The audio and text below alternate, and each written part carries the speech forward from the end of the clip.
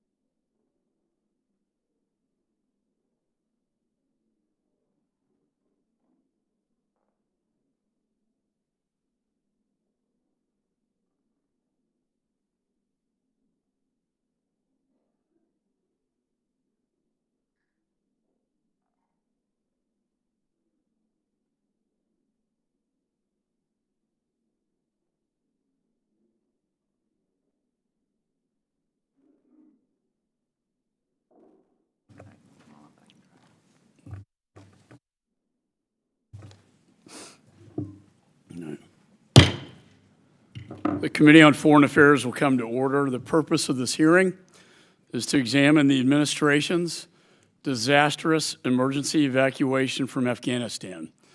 I now recognize myself for an opening statement.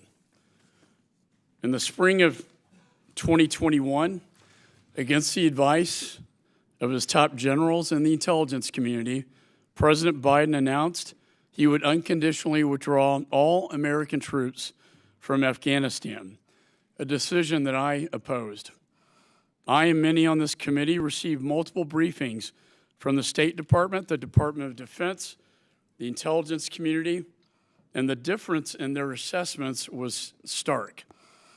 Both DOD's and the IC's outlook were very grim in their assessment, while the State Department, mimicking the White House, consistently painted a rosy picture, ignoring the realities on the ground. The president promised, quote, "There's going to be no circumstances where you see people being lifted off the roof of an embassy like in Vietnam." Yet they were. Multiple people in the Biden administration said they had planned for every contingency. They did not. Instead, they spent the next 4 months ignoring the realities. As a result, when the Taliban rapidly captured territory during the summer of 2021 and entered Kabul on August 15th, we simply weren't ready. Because of the Biden administration's dereliction of duty, the world watched heartbreaking scenes unfold in and around the Kabul airport for the next 2 weeks. A sea of humanity desperately trying to make it through airport gates that represented freedom.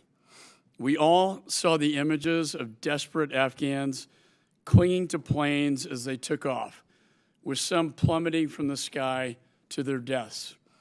Mothers handing their children to strangers over the airport walls, willingly giving them up in the hopes of saving their lives.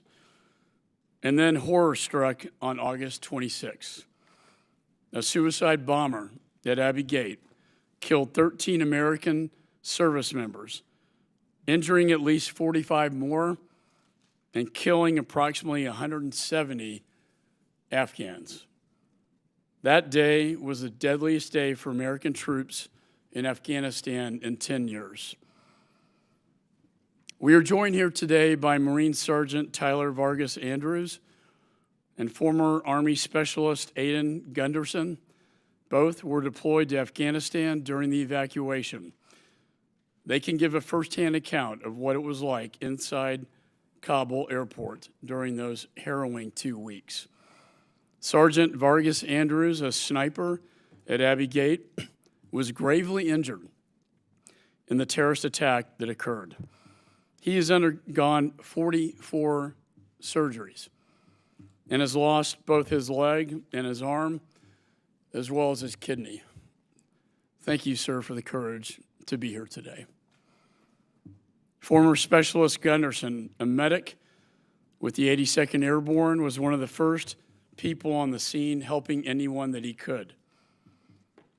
Gentlemen, this nation owes you a debt of gratitude, not just for your service to our country, but also for the work both of you did to help numerous people to safety during the evacuation, saving so many lives.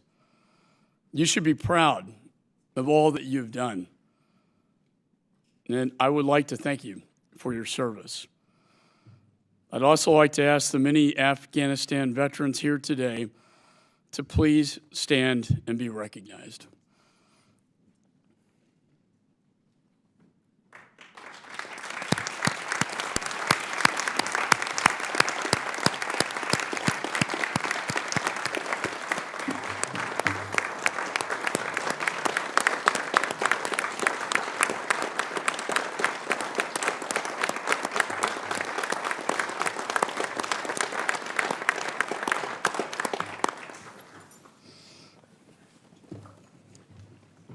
On behalf of a grateful nation, we thank you.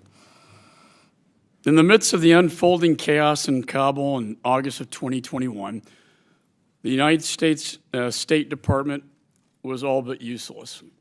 Like myself, many of my colleagues, including people on both sides of the aisle in this room today, were forced to become mini State Departments.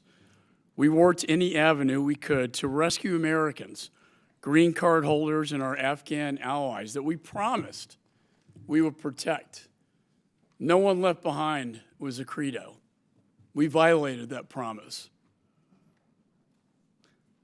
Thankfully, though, in the void left by an absent State Department, many Americans stepped up to fill the vacuum, primarily organized by veterans, groups like Allied Airlift 21, Team America, and Task Force Pineapple, just to name a few that saved thousands of lives.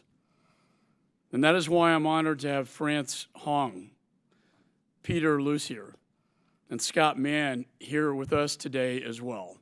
All three of these men worked tirelessly to rescue many people as many as they could during this evacuation. It was often referred to like Schindler's List. If you're on the list, you made it out alive. If you weren't, you didn't. What happened in Afghanistan was a systemic breakdown of the federal government at every level, and a stunning failure of leadership by the Biden administration. Because even though President Biden said, and I quote, "If there's American citizens left, we're going to stay to get them all out," end of quote, we now know that he left more than 1,000 American citizens in Afghanistan. In addition to the almost 200,000 Afghan partners and allies that we promised we would save. We promised them we would help them, only to abandon them to the Taliban. Not to mention the women who were left behind to the mercy of the Taliban under Sharia law. This was an abdication of the most basic duties of the United States government, to protect Americans and leave no one behind.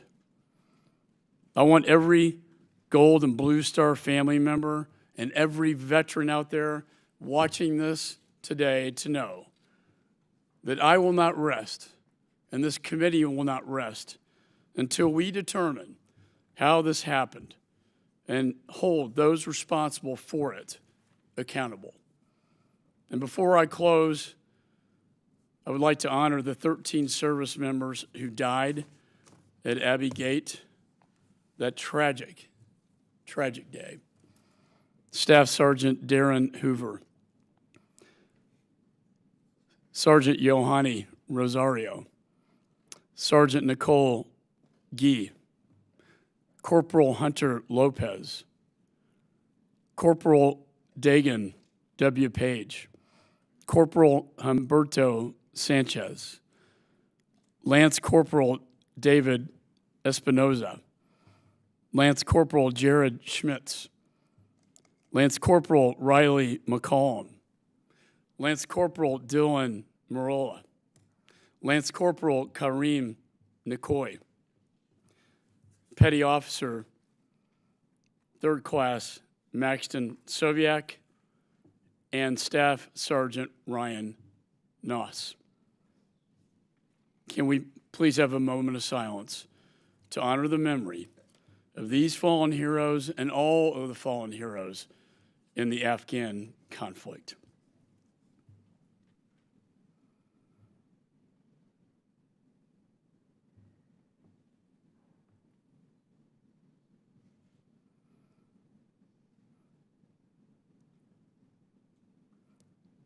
May God bless them, and God bless their family, and God bless the United States of America.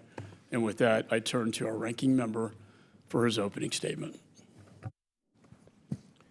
Thank you, Mr. Chairman.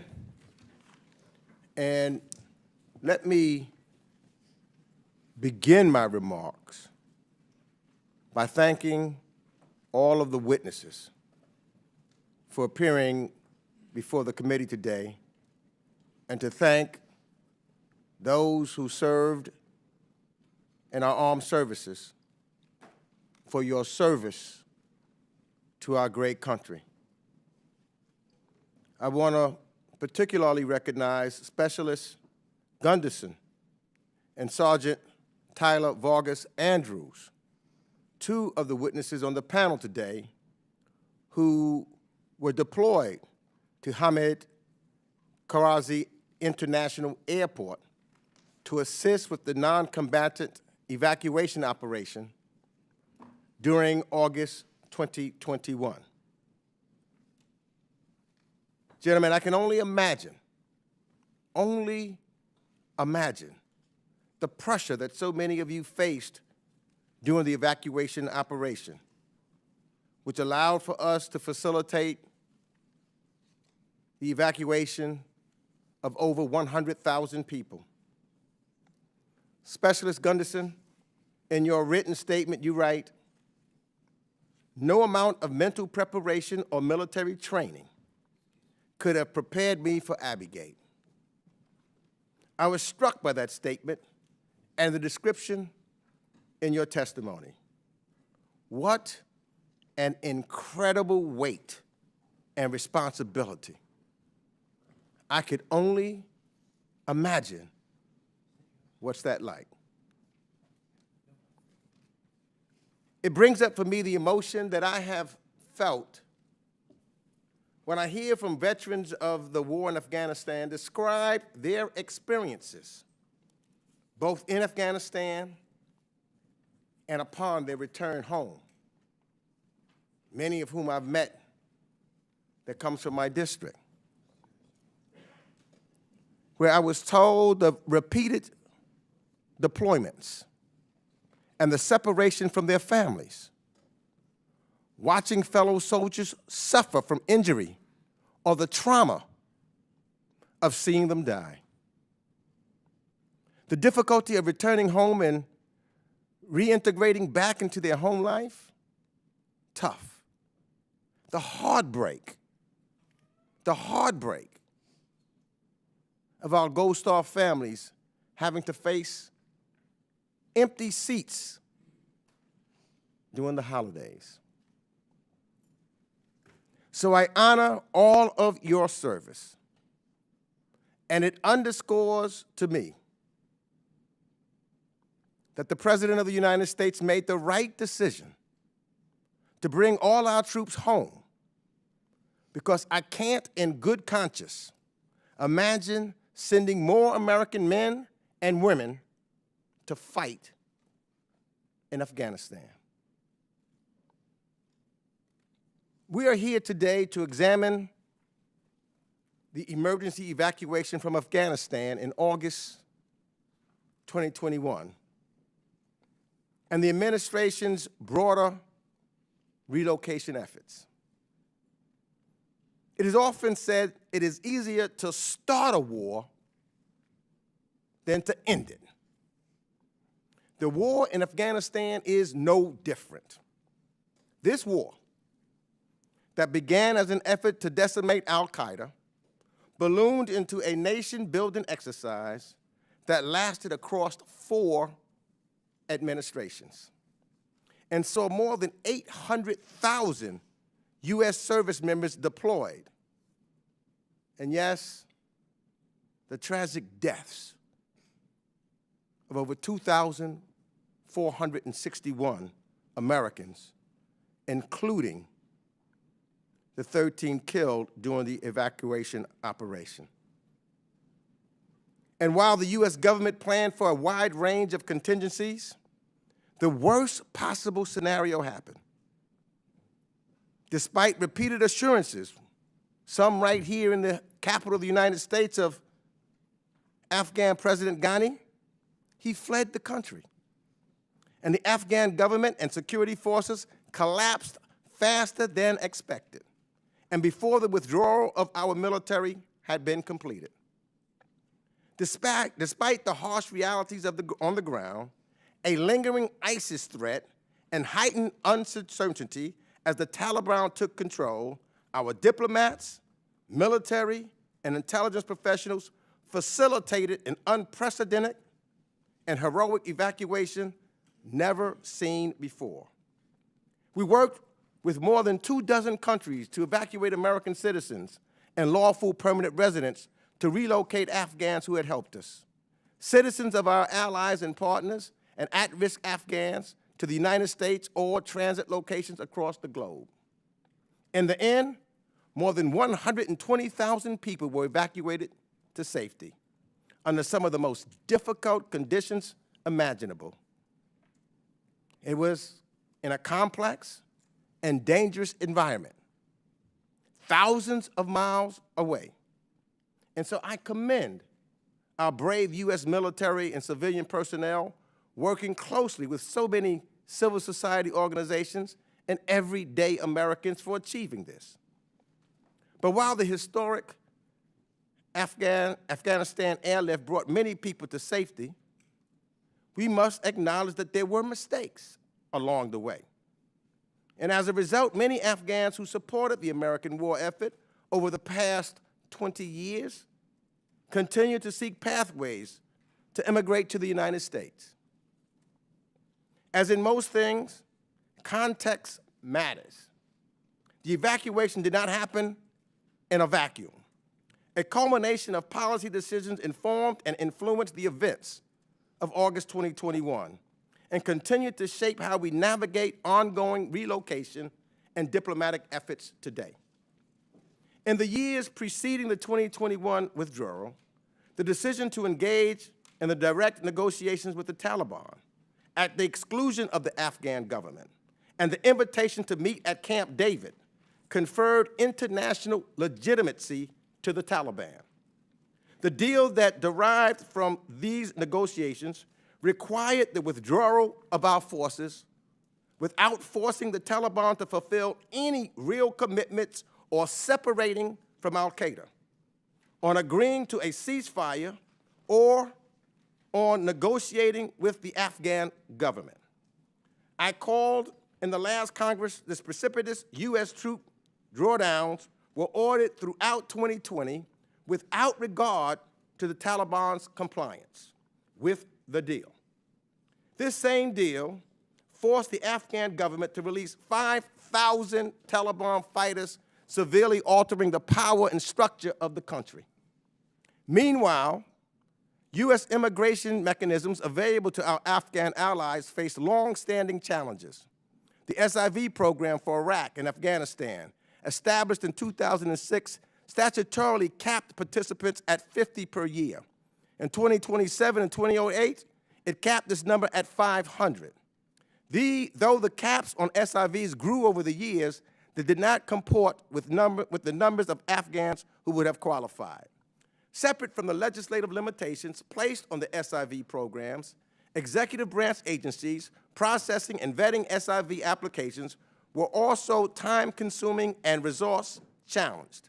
On top of that, the previous administration actively undermined U.S. immigration refugee admissions and mechanisms and specifically paused the processing of special immigrant visas applications entirely in 2020, creating a backlog more than 17,000 applications.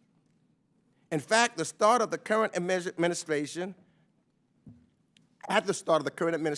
there had not been a single interview of an SIV applicant going back to March of 2020. In total, these policy decisions not only altered the balance of power and reduced U.S. leverage in Afghanistan, but created incredibly difficult circumstances as we work to bring allies to safety and the U.S. war in Afghanistan to a close. So despite these challenges, the Biden administration took decisive steps to honor its promises to the Afghans that have stood with us by restarting the SIV interview process, speeding up the SIV processing, and surging additional consular officers, adjudicators, and other personnel to restart the program. The administration also worked to repair the institutional damage done to the U.S. refugee admissions program and establish priority referral categories for Afghans within. So, as I conclude, we must acknowledge this important effort to relocate vulnerable Afghans, and it is ongoing, and that this administration is actively working to help those still in Afghanistan safely leave the country. But the evacuation and relocation process are not without faults, many of which will require decisive action and legislation from the U.S. Congress, not only our executive branch agencies or the White House.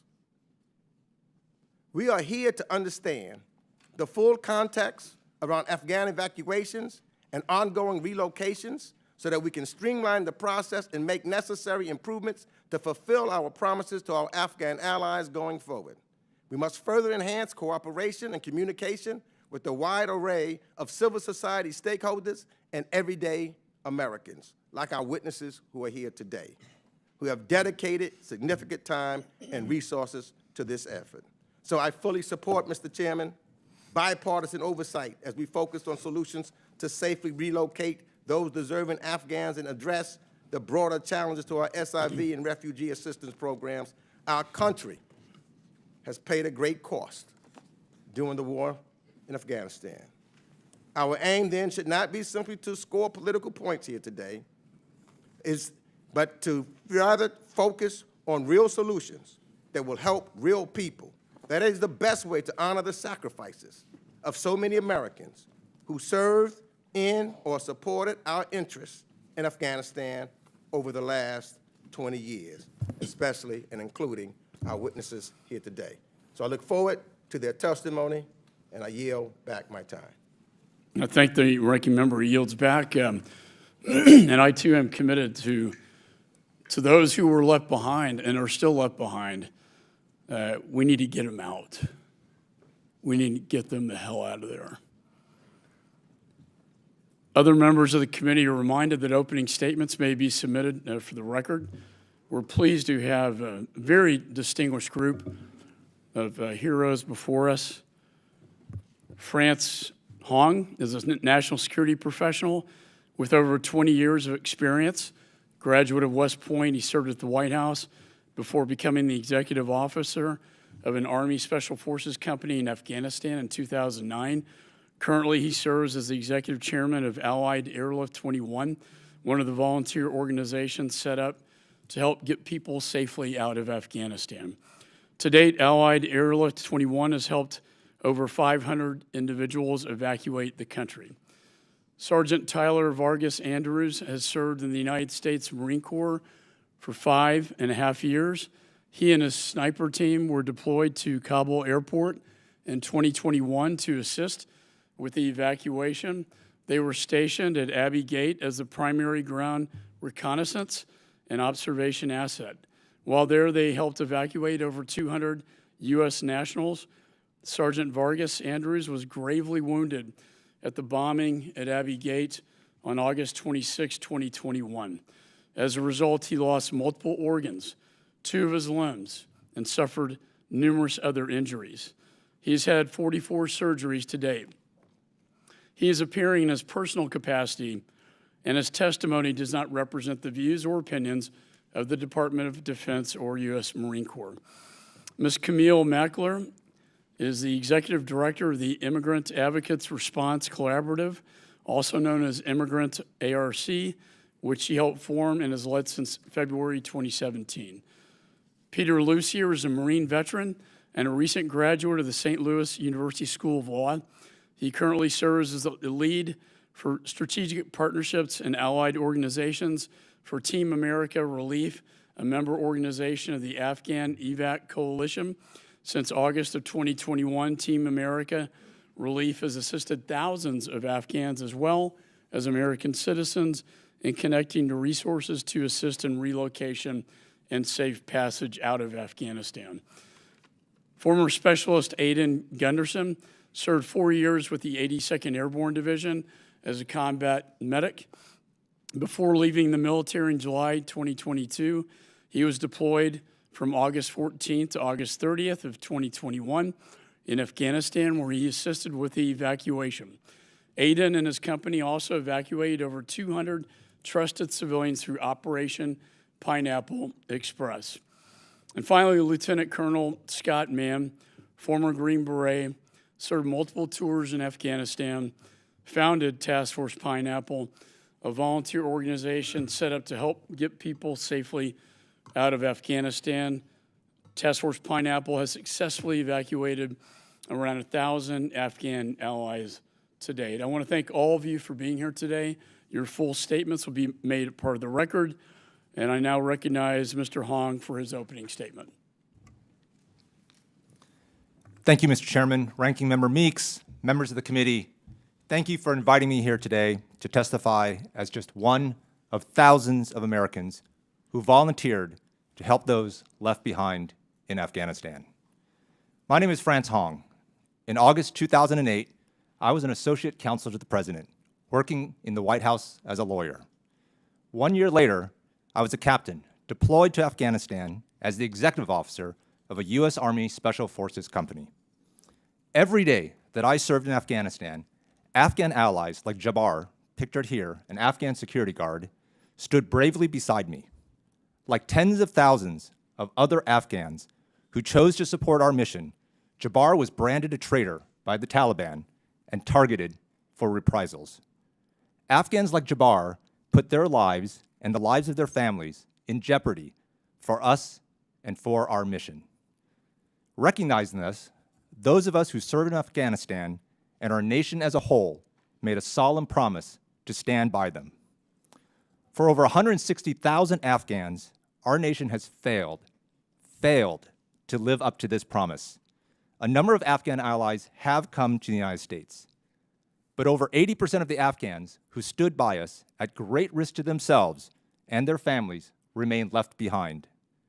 In August 2021, during the rushed and chaotic withdrawal from Afghanistan, I and thousands of others received frantic pleas for help from our Afghan allies whose lives were in peril. Driven by a desire to save those who had stood shoulder to shoulder with us, we did what we could from half a world away. Working from our homes and using every digital tool at our disposal, thousands of us guided tired and scared Afghan families through crowds and Taliban checkpoints. The weight of this work was crushing. We left jobs, drained savings, reopened old wounds. We looked in horror as our screens filled with images of violence and desperation outside the gates of Kabul airport. We wept as we listened to messages left by children pleading for our help. 9 times out of 10, our efforts failed. But every success was a family saved, a promise kept. Hundreds of volunteer groups, including Allied Airlift 21, were responsible for getting thousands of people into Kabul airport and safety. But the work wasn't done.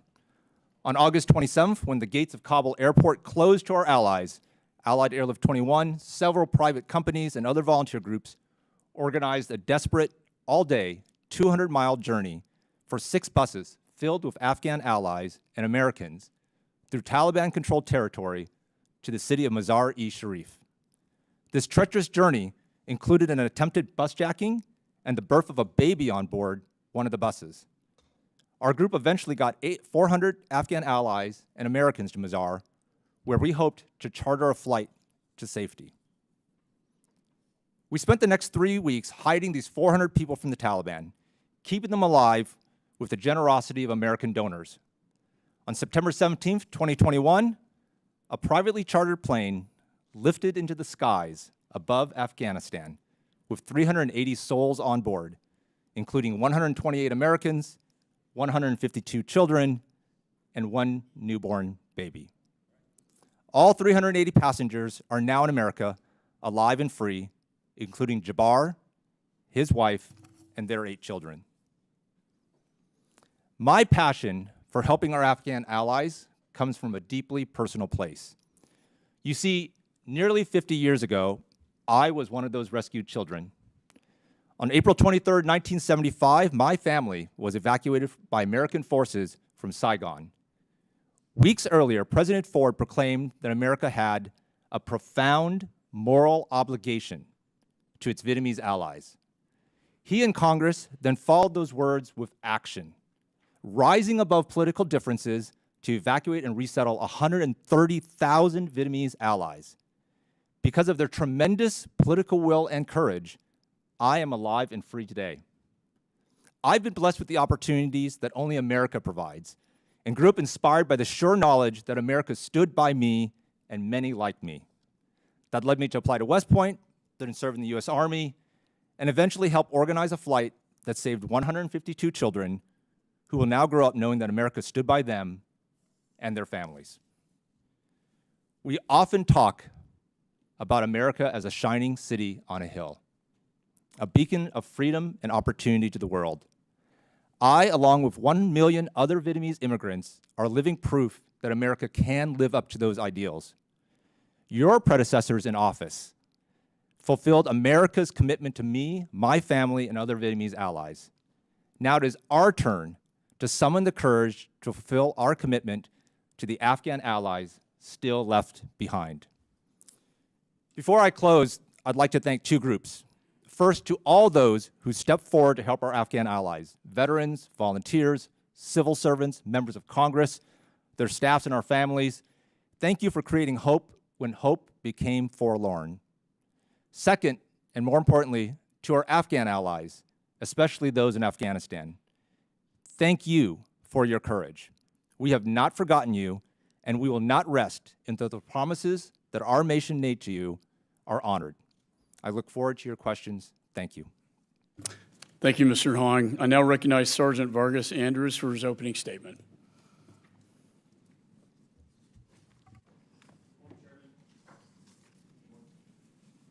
Good morning, Chairman, Ranking Member Meeks, and members of Congress. Thank you for inviting me to speak to you all about my Marine Corps Scout Sniper Team's experience during the evacuation in Kabul, Afghanistan. This is my perspective, this is my account, and not the DOD's. I'm Sergeant Tyler Justin Vargas-Andrews. I'm 25 years old and from Northern California, a professionally instructed gunman and radio operator for my team. My sniper team was Reaper 2, part of Victor 2-1 Weapons Company, attached to Echo Company, 2nd Battalion, 1st Marines from Camp Pendleton, California. In June of 2021, after having just left Kuwait, we were deployed to Saudi Arabia as a show of force. We practiced a few small-scale non-combatant evacuation operations in the event we were needed in Afghanistan. August came, and 2 weeks later, we left for Kabul. Reaper 2 and Echo Company had a close relationship with the colonel of the Special Purpose Marine Air Ground Task Force. He kept us informed of the situation on the ground in Afghanistan, and we were ready to go, so we thought. An infantry platoon of roughly 40 Marines and my assistant team leader left for Kabul on August 15th. They eventually faced the Afghan civilian crowd that overran the Hamid Karzai International Airport. The rest of us arrived on August 16th. All the Marines linked up and staged inside a gym in Kaya, not far from the airfield. We connected with our command and received our first mission later that night. From August 17th to the 18th, we surveilled and reported on Taliban activity from the top platform of a satellite tower near the civilian airport terminals in Kaya. We reconnected with another sniper team and moved back towards our staging area that night. Our team traveled to Abbey Gate Forward in the afternoon of the 19th and set up a position in the tower as Marines in riot gear were sent through the crowd to cordon off a couple hundred people as we tried to begin some form of processing. Hundreds of people came in waves surging through the gate multiple times, physically fighting us. Living out of our tower, we conducted 24/7 operations at the gate. The next 7 days were surreal. Nothing prepared us for the ground experience we were about to encounter. It was chaos, but we worked together to figure out the next best steps. Tens of thousands of people descended upon Abbey Gate. We were looking for anyone with a blue passport first and foremost. People were suffering from extreme malnutrition, dehydration, heat casualties, and infants were dying. Afghans were brutalized and tortured by the Taliban, flocked to us pleading for help. Some Afghans turned away from Kaya, tried to kill themselves on the razor wire in front of us that we used as a deterrent.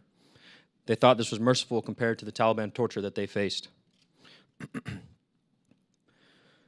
With only shipping, they thought countless Afghans were murdered by the Taliban 155 yards in front of our position, day and night. With only shipping containers between us, the Taliban would routinely murder people under our observation at their checkpoint. We communicated the atrocities to our chain of command and intel assets, but nothing came of it. The troops on the ground had to tirelessly work to control the crowds day and night. Department of State staff in Kaya would completely shut down processing Afghans every evening and into the morning, leaving ground forces with a nightmare. They did not work in reasonable rotations and very much presented an unwillingness to work in other situations as well. No matter our health or condition, the Marines stood watch and engaged in disorderly and dangerous crowds. State was not prepared to be in Kaya. In fact, State would not want to deal with the Afghans unable to be processed. Weakening the security of the perimeter, State would take us away from our mission to walk Afghans out to meet the fate of the Taliban, condemning them to death. The Taliban grew in numbers and strengthened their position around Kaya with gun trucks while having occasional visits by Taliban leadership. On August 22nd, an improvised explosive device, IED, probe took place down in the canal running along the perimeter of HKIA. This was ISIS or the Taliban performing an IED test run. We reported this to our chain of command. Days later, we received word to be on the lookout for 2 vehicle-borne IEDs, described as a gold or white Corolla and a green Mazda convertible. Around 2 a.m. on August 26th, intel guys confirmed the suicide bomber in the vicinity of and nearing Abbey Gate, described as clean-shaven, brown-dressed, black vest, and traveling with an older companion. I asked the intel guys why he wasn't apprehended sooner since we had a full description. I was told the asset could not be compromised. Throughout the entirety of the day on August 26, 2021, we disseminated the suicide bomber information to ground forces at Abbey Gate. He was spotted somewhere from noon to 1 p.m. by myself, then Sergeant Charles Schilling, and another. The anomaly in the crowd, who was clean-shaven and fit the description exactly, traveling with an older gentleman.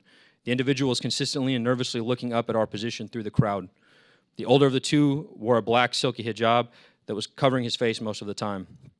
They both had obvious mannerisms that go along with who we believed him to be. They handed out small cards to the crowd periodically, and the older man sat calmly and seemingly coached the bomber.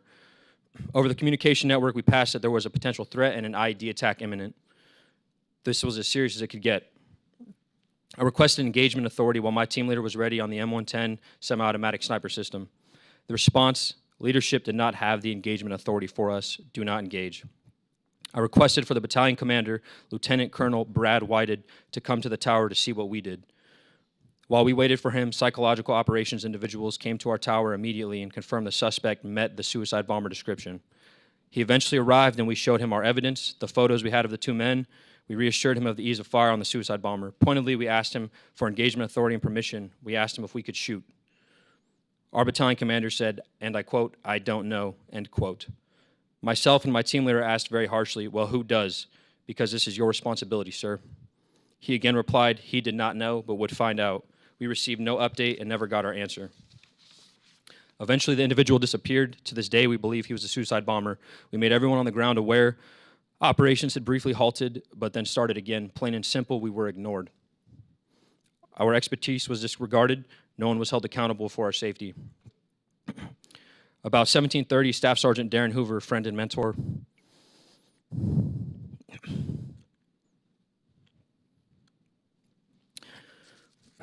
came to get me from the tower to go help find an Afghan interpreter in the crowd.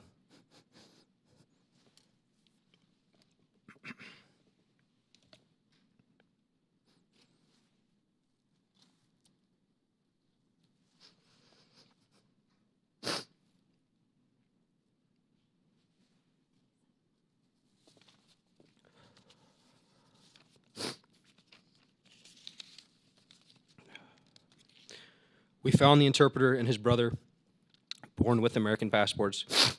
They told us of 5 family members still in the canal. I stayed there waiting for the family members standing against a 2-foot canal wall. 10 minutes passed. Then a flash and a massive wave of pressure. I'm thrown 12 feet onto the ground, but instantly knew what had happened. I opened my eyes to Marines dead or unconscious lying around me.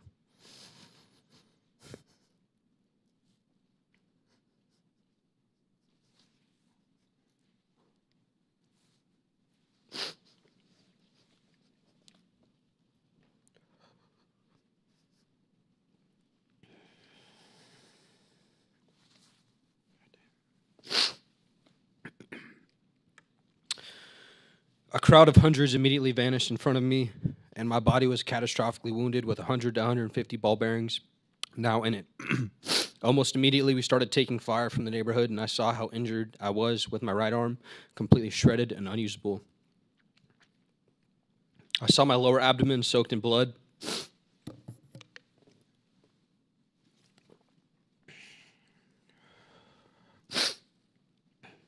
I crawled backwards roughly 7 feet because I thought I was still in harm's way. My body was overwhelmed from the trauma of the blast. My abdomen had been ripped open. Every inch of my exposed body, except for my face, took ball bearings and shrapnel. I tried to get up but could not. Laying there for a few minutes, I started to lose consciousness when I heard Chaz, my team leader, screaming my name as he ran to me.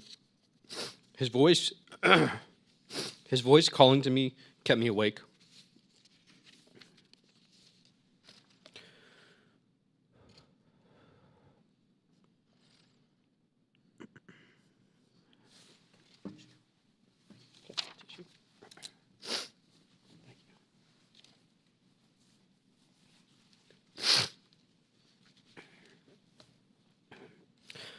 When he got to me, he dragged me to safety and immediately started triaging me, tying tourniquets on my limbs and doing anything he could to stop the bleeding and start plugging wounds with the help of the other Marines.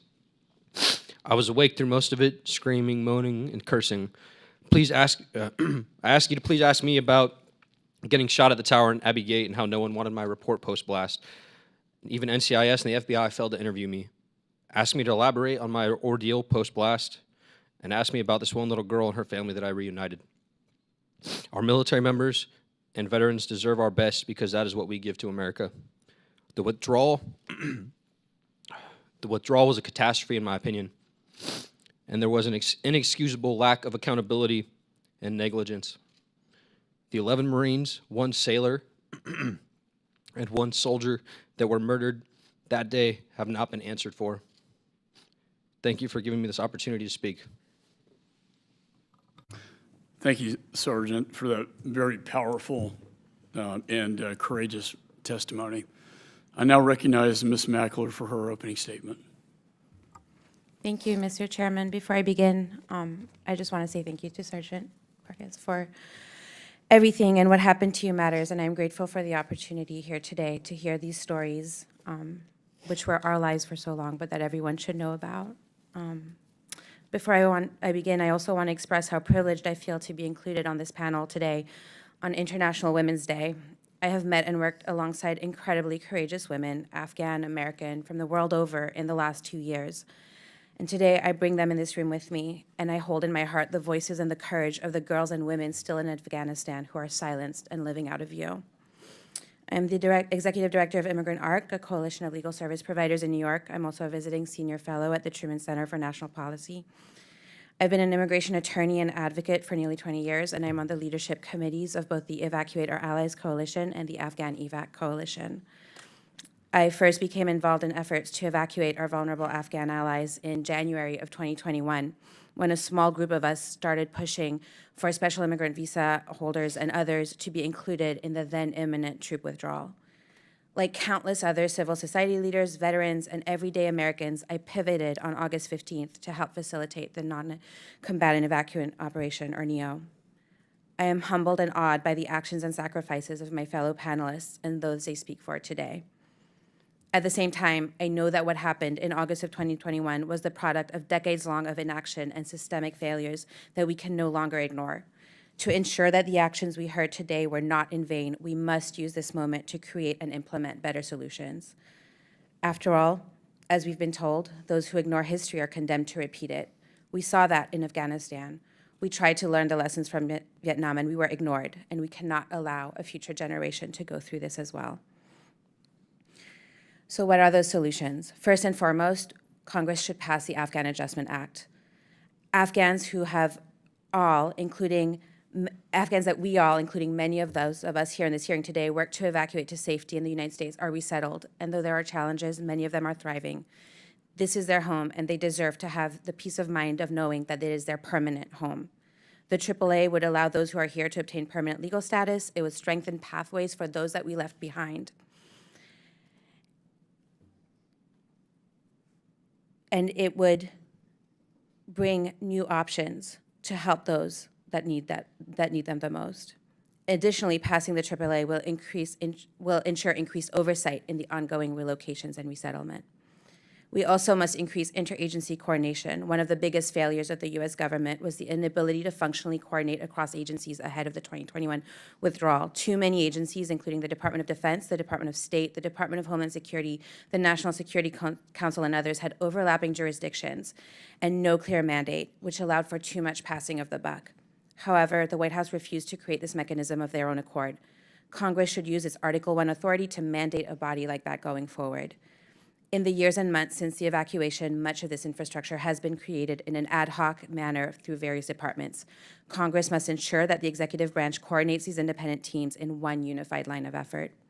We must codify the care team and continue the relocations. One of the most innovative approaches we've seen in the aftermath of the Afghan crisis is the creation of public-private partnerships, in this case named the Coordinator for Afghan Relocate Efforts, CARE, which is housed in the Department of State, and it helps coordinate ongoing relocations. Congress should work on legislation to codify this effort and systematize government civil society partnerships.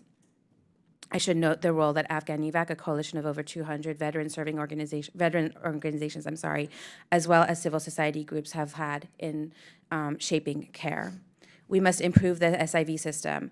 The improvements to the Special Immigrant Visa Program will not only provide avenues to honor the promise we made to our Afghan allies, but it will also be an important foundation and roadmap for how we support U.S. allies and collaborators in future conflicts.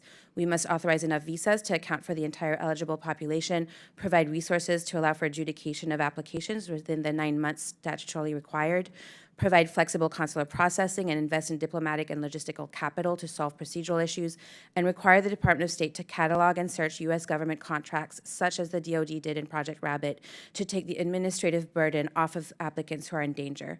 Finally, we need a permanent, lasting, and functional SIV program. We need resources dedicated to protecting current and future allies. The U.S. government relies heavily on local partners during conflict, but falls short on protecting those collaborators after the military engagement ends. We need Congress to create an Ombudsman for Allies office, a high-ranking U.S. official with the authority and responsibility to serve the interests and protection of wartime allies so that this never happens again. And finally, we need better pathways. We need to modernize and invest resources in the U.S. refugee system, which is administered by the Department of State, and we need to pass comprehensive immigration reform. Every week, me and my colleagues get asked for help on behalf of an Afghan or an Afghan family, and every week my answer is the same. I simply have no options to offer you. If they did not come through the NEO, they have no pathways to come to the United States. Our immigration laws prevented us from being able to meaningfully help tens of thousands of Afghans, to help those who were left behind, as well as to prevent the same catastrophe from happening in the future. We must make legal pathways to the United States broader and easier to navigate. Mr. Chairman, you said at the end of your remarks, we need to get them out. We need to get them the hell out. We need immigration pathways to do that. Help us change our immigration laws so that we can get them out. Thank you. Thank you, Ms. Mackler, and I also appreciate your assistance getting so many Afghans out of there. And I agree with you, we have to get them the hell out. I now recognize Mr. Lucier for his opening statement.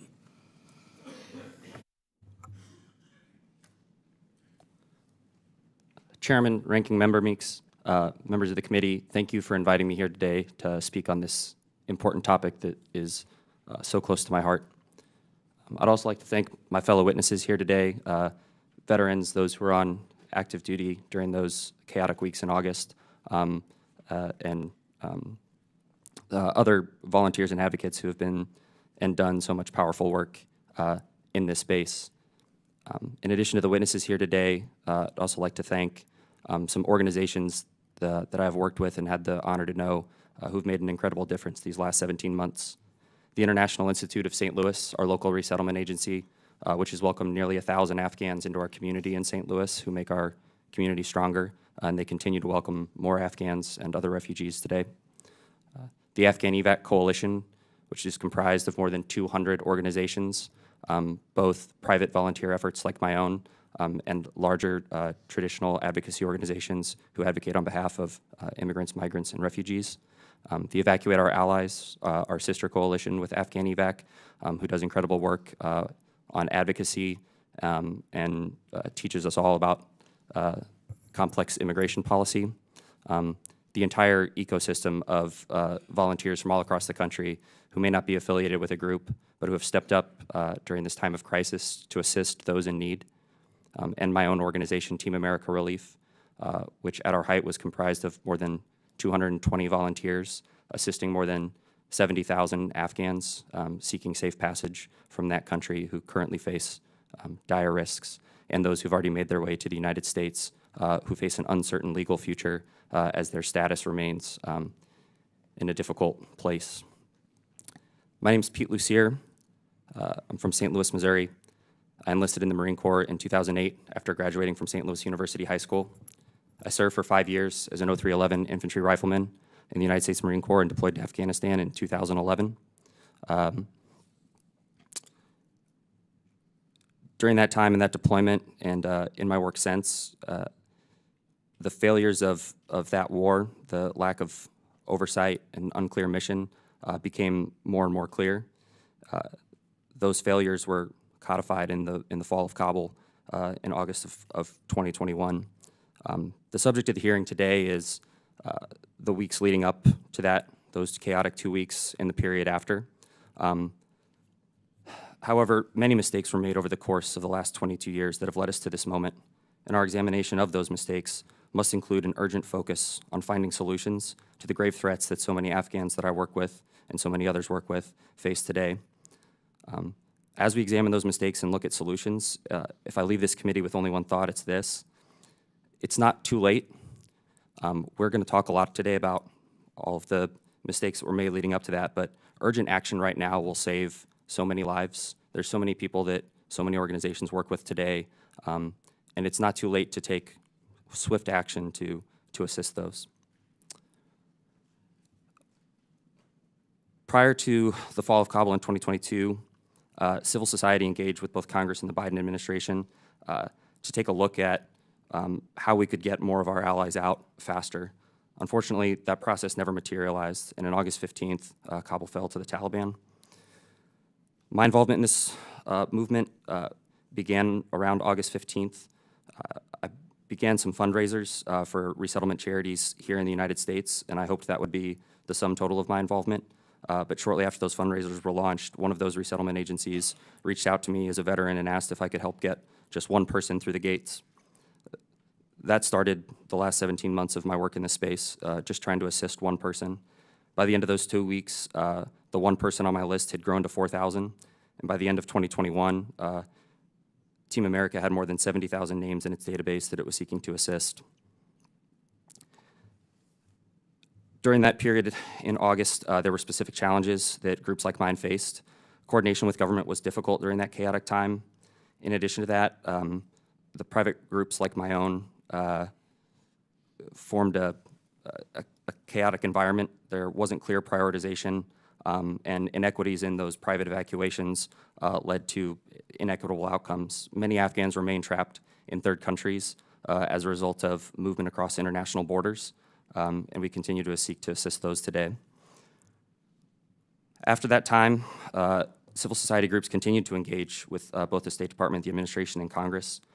We broadened our efforts to continue to assist so many left behind. I apologize. We cannot ignore the roots of this crisis. Systemic issues over multiple administrations from both parties contributed to a major humanitarian need that neither party was willing to address. But this is not the story of a Biden failure or a Trump failure. This is a story of an American failure and the effect it has had and continues to have on Afghans who served alongside myself and so many others. The failures that led to this point are owned and shared by 4 administrations, by Congress, and by 320 million Americans. This was our war. It's crucial that we learn from these failures to know what actions must now be undertaken. And most importantly, as I said, it's not too late. For years, we have failed our allies, folks who fought and bled along folks like myself and my brothers and sisters in arms. But even now, swift action will make a dramatic impact on the lives of many. Moreover, such action will be keeping in with the highest ideals that we share as a nation. Thank you for the opportunity to share my testimony today, and thank you for your questions. Thank you, Mr. Lucier. I now recognize Specialist Gunderson for his opening statement. Good morning, Chairman McCaul, Ranking Member Meeks, and members of the committee. It is an honor to be here today. Thank you for inviting me to speak and conducting this hearing on the disastrous withdrawal of Afghanistan. I was on the ground in Hamid Karzai International Airport, known as HKIA, in Kabul, Afghanistan during August 2021. I want America to know the truth. The Afghanistan withdrawal was an organizational failure at multiple levels. My name is Aidan Gunderson, and my desire to serve came from my mother, a former Army medic. I enlisted in the Army as an airborne combat medic before graduating high school in 2018. Stationed at Fort Bragg with the 82nd Airborne Division, I saw 2 deployments, one to Camp Taji, Iraq in 2020, and then to Kabul. On August 12th, 4,000 soldiers prepared for a rapid deployment, destination unknown. 48 hours later, on my 21st birthday, 100 soldiers and I boarded a plane with no further confirmation on the mission. During the travel day, I went through many emotions, thinking about every possible scenario that we could face. Just before we landed, we learned that the president of Afghanistan fled the country and we would land in Kabul soon. I vividly remember the wheels touching down the night of August 15th and thinking to myself, are we going to land in a firefight? Not a single person on that plane was prepared for Kabul. A sense of dread spread over me, and to make matters worse, the only food and water we had was what we packed in our rucksacks before leaving America. To say that all the supplies were scarce is an understatement. After 12 hours on the ground at HKIA, we finally had our first mission. On August 16th, we were told to secure the part of the northern boundary of HKIA. In the Army medic stay with the company first sergeant, I remember checking in on the soldiers in the Northern Guard towers. Up there, looking over Kabul, I saw large buildings and highways filled with Toyota trucks. These truck beds were loaded with 20 Taliban fighters with AK-47s and RPGs pointed in the air. The entire airport was surrounded. I also remember the chaos of hundreds of Afghans gathering on the runway. The U.S. troops needed support. We found an unmanned fire truck, started it up, and drove off. We came to the middle of the runway where there was where blood-saturated, dusty clothing and headscarves smoldered on the ground. These covered the dead bodies that had fallen from the landing gear of the plane that just took off. At this moment, I truly understand that the Afghans were risking everything, even death, to escape the Taliban. The crowd grew so unruly and dangerous that the U.S. leadership called Afghan allies to the airport to help us gain control. These Afghan partners did so by brutal means, but these actions saved our lives and allowed the evacuation to start. From August 19th on, I remained near Abbey Gate in a small shack where my company performed security operations and I treated injuries. As days passed, we heard round-the-clock gunshots and screams from Abbey Gate. The gunfire was either Taliban executing someone or a warning shot used for crowd control. It was complete chaos, and to make matters worse, there was no interpreters. On August 22nd, my first sergeant, my commander, and I went to Abbey Gate because of the escalating situation with the crowd. An Afghan man approached us with his wife and young daughter shouting, 82nd, 82nd, 82nd. At first, we avoided him because our mission was security. He begged us to call the number on his phone. We did not understand, but we could see that his 8-month pregnant wife needed medical attention. The crowd had trampled her, and she needed to get to the hospital. However, we did not know where that was within the airport because no one had given us a map of HKIA. We searched for the Norwegian hospital and an abandoned Ford Ranger, and the family seated in the back. While First Sergeant drove, the Afghan handed his phone over. Congressman Mike Waltz was on the line. This Afghan man was his interpreter. The congressman thanked us for helping, and soon after, my first sergeant and my commander's phone numbers were spread to the various people back in the United States. This became the digital Dunkirk. Today, I sit beside retired Lieutenant Colonel Scott Mann of Task Force Pineapple, who was one of many that coordinated through my first sergeant and commander nonstop. As texts came in, First Sergeant would say, "Come on, Doc, we got more people to save." We received a pre-established system. Anyone with the pineapple image on their phone was then matched to our phone records. We searched the Afghans for explosives and weapons, and then rushed them through the gate. I still carry these horrific scenes of Abbey Gate, even the smell. Mothers carrying dead babies, and the Taliban mercilessly beating people and civilians begging for their lives. The crowd grew more desperate and erratic, and they knew they would be left behind. On August 26th, after 11 days on the ground, I exited my vehicle near the Abbey Gate. I took 10 steps from my vehicle and felt a heavy punch to my chest. I looked up and saw a large plume of smoke and debris shooting into the sky. Immediately, we ran towards the explosion, and the smell of feces and urine that constantly filled the corridors of HKIA was replaced with an overwhelming stench of iron. Screams from little children, women, and grown men echoed in the tight corridor. Marines and corpsmen around me fought through tears to provide life-saving aid to our motionless and severely injured American brothers and sisters. Over the next hour, I tried to save the lives of countless Marines. We all tried our best. It was a nightmare. An injured Marine with blood-soaked pants squeezed my hand as tightly as he could and looked into my eyes, yelling, "I don't want to die," as we took the first truckload of Marines into the hospital. I reassured him that he would be fine, but as they carried him inside, I did not know if he would survive. I was born 1 year before 9/11. For 20 years of my life, we were at war, and there I was watching the enemy take over the country's capital. Departing on August 31st, on one of the last flights out of the country, I was relieved to be headed home. But I wondered how the horror I just witnessed had changed me, how it would change us all. I can assure you that it has. This war is not over for millions of people in Afghanistan and the U.S. Thoughts of those 2 weeks have plagued my mind since coming home. I see the faces of all the people we could not save, all those that we left behind. I wonder if our Afghan allies fled to safety or they were killed by the Taliban. Every day I think about my brothers and sisters that died in Afghanistan and the family and friends missing them. Mostly I think about the 13 Americans killed at Abbey Gate. Their deaths should not have happened. They should be alive today, and I, like many others, should not be forced to be carried this burden for the rest of our lives. Please consider those 13 and me as you conduct this investigation. Please consider the youth of America who continue to serve and never put them in that position again. Please remember our allies left behind to face death because they served alongside us. Thank you for hearing the truth, and I look forward to your questions. Thank you, Mr. Gunderson. I now recognize Lieutenant Colonel Mann for his opening statement. Chairman McCaul, Ranking Member Meeks, committee members, thank you for this opportunity to testify before you today. I'm here to relive August 2021 with all of you, not as a Democrat or as a Republican, but as an American combat veteran that's going to do my best to represent over 800,000 Afghanistan war veterans and their families, but with my own point of view. I'm a Green Beret and a retired lieutenant colonel with nearly 23 years in service and 3 combat tours in Afghanistan. I'd like to start with a question. What does an American promise mean today? There's a promise in the military that is both explicit and implicit. I have your back. We were trained that way. It's in our blood. But in August 2021, the leaders who held us to that standard went silent while our Afghan allies were left behind.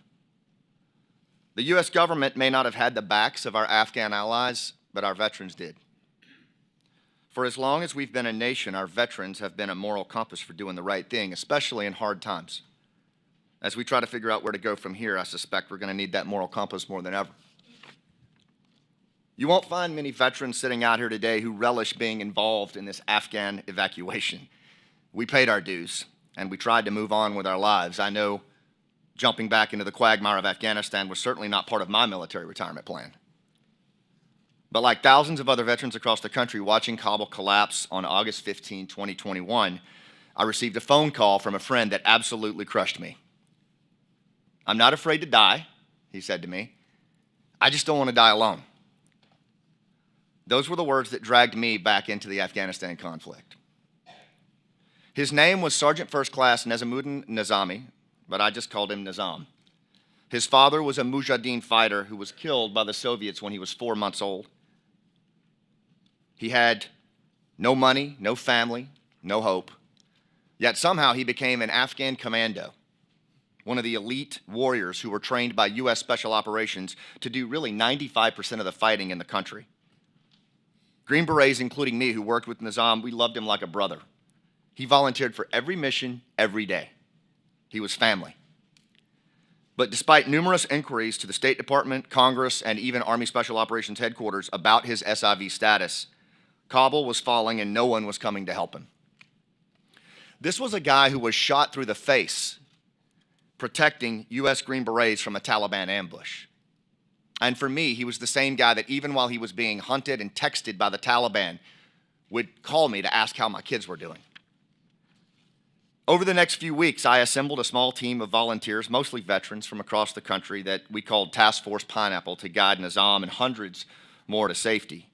We didn't have any resources or battlefield access or time, but we had something that a lot of people didn't: relationships and trust.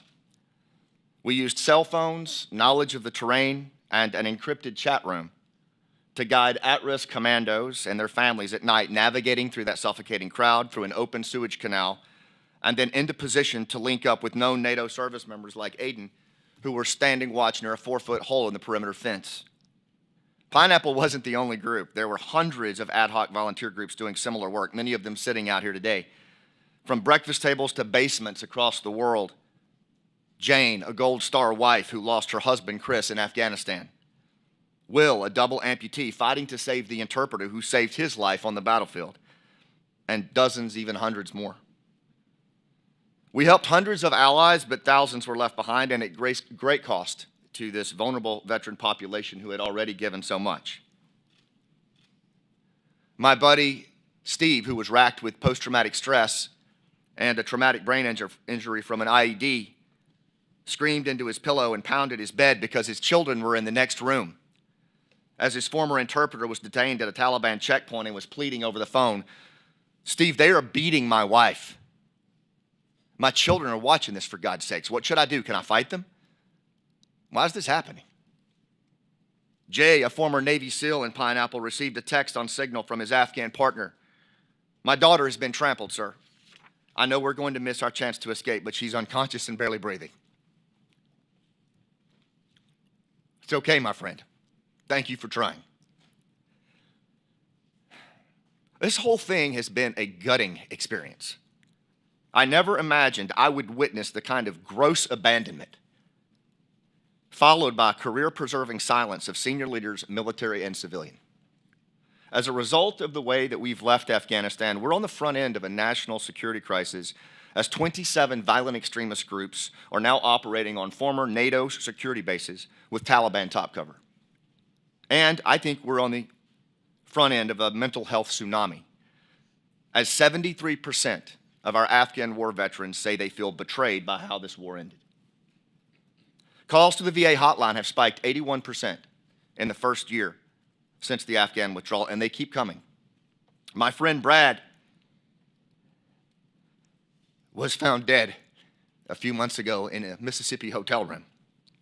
His wife Dana confirmed to me that the Afghan abandonment reactivated all the demons that he had managed to put behind him from our time in Afghanistan together. And he just couldn't find his way out of the darkness of that moral injury. America is building a nasty reputation for multi-generational systemic abandonment of our allies that we leave as smoldering human wreckage from the Montagnards of Vietnam to the Kurds in Syria. Our veterans know something else that this committee might do well to consider. We might be done with Afghanistan, but it's not done with us. The enemy has a vote. If we don't set politics aside and pursue accountability and lessons learned to address this grievous moral injury on our military community and right the wrongs that have been inflicted on our most at-risk Afghan allies, this colossal foreign policy failure will follow us home and ultimately draw us right back into the graveyard of empires where it all started. Thank you, and I look forward to your questions.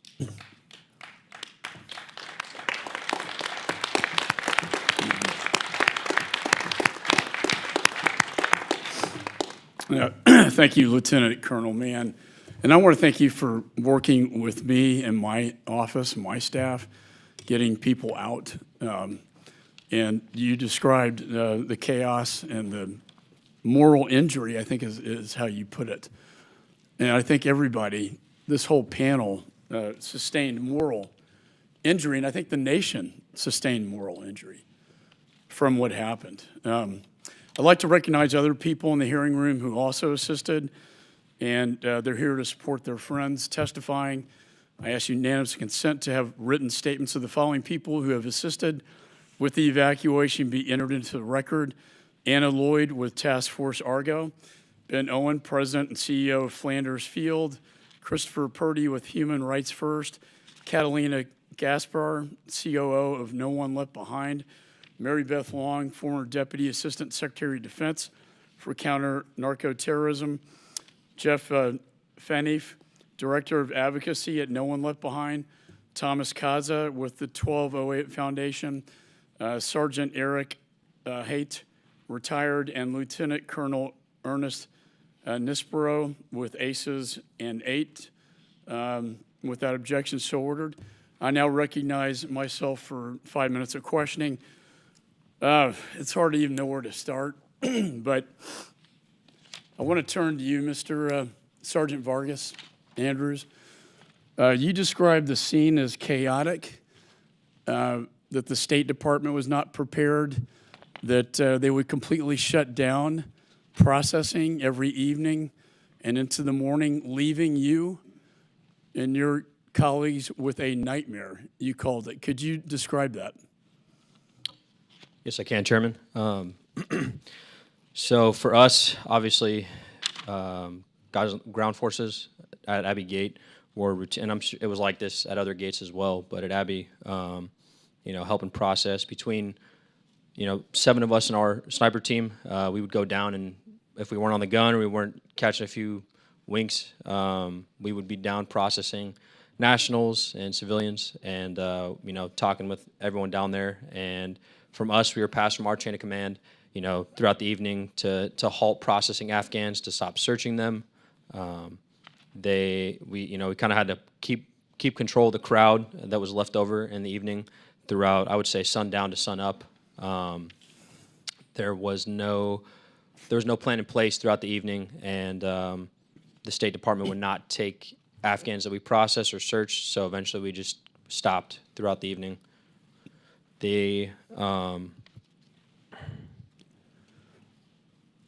I'll go back to you. Yeah, and I think because you're correct. There was no plan.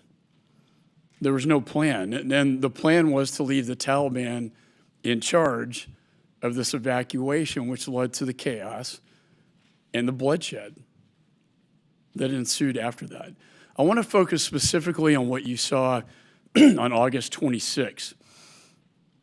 I know be on the lookout, an intelligence bulletin went out identifying 2 individuals as a potential IED threat. That is correct. To the Abbey Gate. Yes, we routinely would send 2 or 3 guys back to collect intel from our intel assets over in the Joint Operations Command. And that morning around 2 a.m., we were passed that a suicide bomber was in the vicinity and in the surrounding neighborhoods, potentially moving towards the gate. We were told that he was wearing a brown man dress, a black vest. He would look clean-shaven and be younger, with an older man traveling as his companion. And we saw just that on the 26th, around 12:30 in the afternoon. And in fact, you said you passed along the communications network that there was a potential threat, an IED attack imminent. And in your words, this was as serious as it gets. That is correct. We had eyes on these 2 individuals that fit the exact description that we were given from our intel assets. And we had pictures. We had them clear as day to be able to see through our scope with ease of fire on both individuals, as well as through our spotting scope. We have high-powered optics with quality lenses on our cameras to take clear-cut pictures of everything that we see. That is an enormous part of our job. Do you still have those photos? They were taken on an SD card when we turned them over to intelligence. Then you said you requested from your commander, Lieutenant Colonel Brad Whitted, to come to the tower to see what you saw. And the psychological operations came to the tower and confirmed that the suspect met the suicide bomber description. Is that correct? That is correct, yes. So you had him. We did. And then you showed this evidence and you asked your commander if you could shoot. We did, Chairman. Both myself and my team leader asked for engagement authority, and he responded with he did not have that authority. So we asked who did. He told us he did not know and would go find out. In that time, in the time of talking with him and keeping eyes on this individual over the course of 30 minutes, the 2 individuals both disappeared into the crowd of thousands, as shown on the slides as I was talking. I mean, I think everyone can understand by looking at some of those pictures that I had up there how enormous the crowd was. I mean, it was unfathomable. Very easy to move through and conceal yourself, and that's what happened. So you asked for engagement permission, and your commanding officer says, I don't know. That is correct. He doesn't know if you have permission to take out the threat. Yes. There are no rules of engagement on the ground. We were told to pass to our command if we saw any suspicious activity or hostile intent, and that's exactly what we did. We were not returned with an answer. And then you ask, well, who does Yes. know? And he says he doesn't know, but would find out, and he never got an answer to you. He never did. And the individual disappeared. That he did. And you believe that that was a suicide bomber. We do. And then you said, we made everyone on the ground aware. Operations had halted, started again. Plain and simple, we were ignored. Our expertise was disregarded. And then lastly, no one was accountable for our safety that day. That is correct, Chairman. No one was held accountable. No one was, and no one is to this day. Did your battalion commander run that request up the chain of command? He should have. That was his responsibility to. I don't know if he did. Wouldn't I that can't be the answer to normal that. protocol? That would be the normal protocol, Chairman. But we don't know. And as a result, we have 13 dead servicemen, women. We have 170 Afghans killed, and 45, including yourself, sir, injured. That is correct. Because that threat could not be taken out because your commanding officer couldn't give you the order. That is correct. Amazing. I now recognize the ranking member. Again, let me thank each witness for their testimony.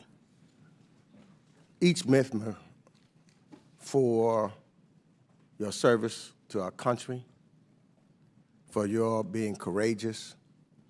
I've listened very intently. And in listening, you know, I started thinking about a number of members of the service, many who had served in the military, and I've had conversation with several Gold Star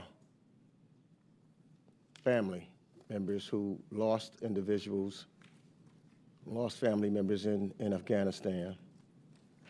And I began to think then, what is the one real question that I have, and I want to address it. I guess I'll address it to you, Peter, and then to you, Lieutenant Colonel Mann. The one decision that I know that the President of the United States made was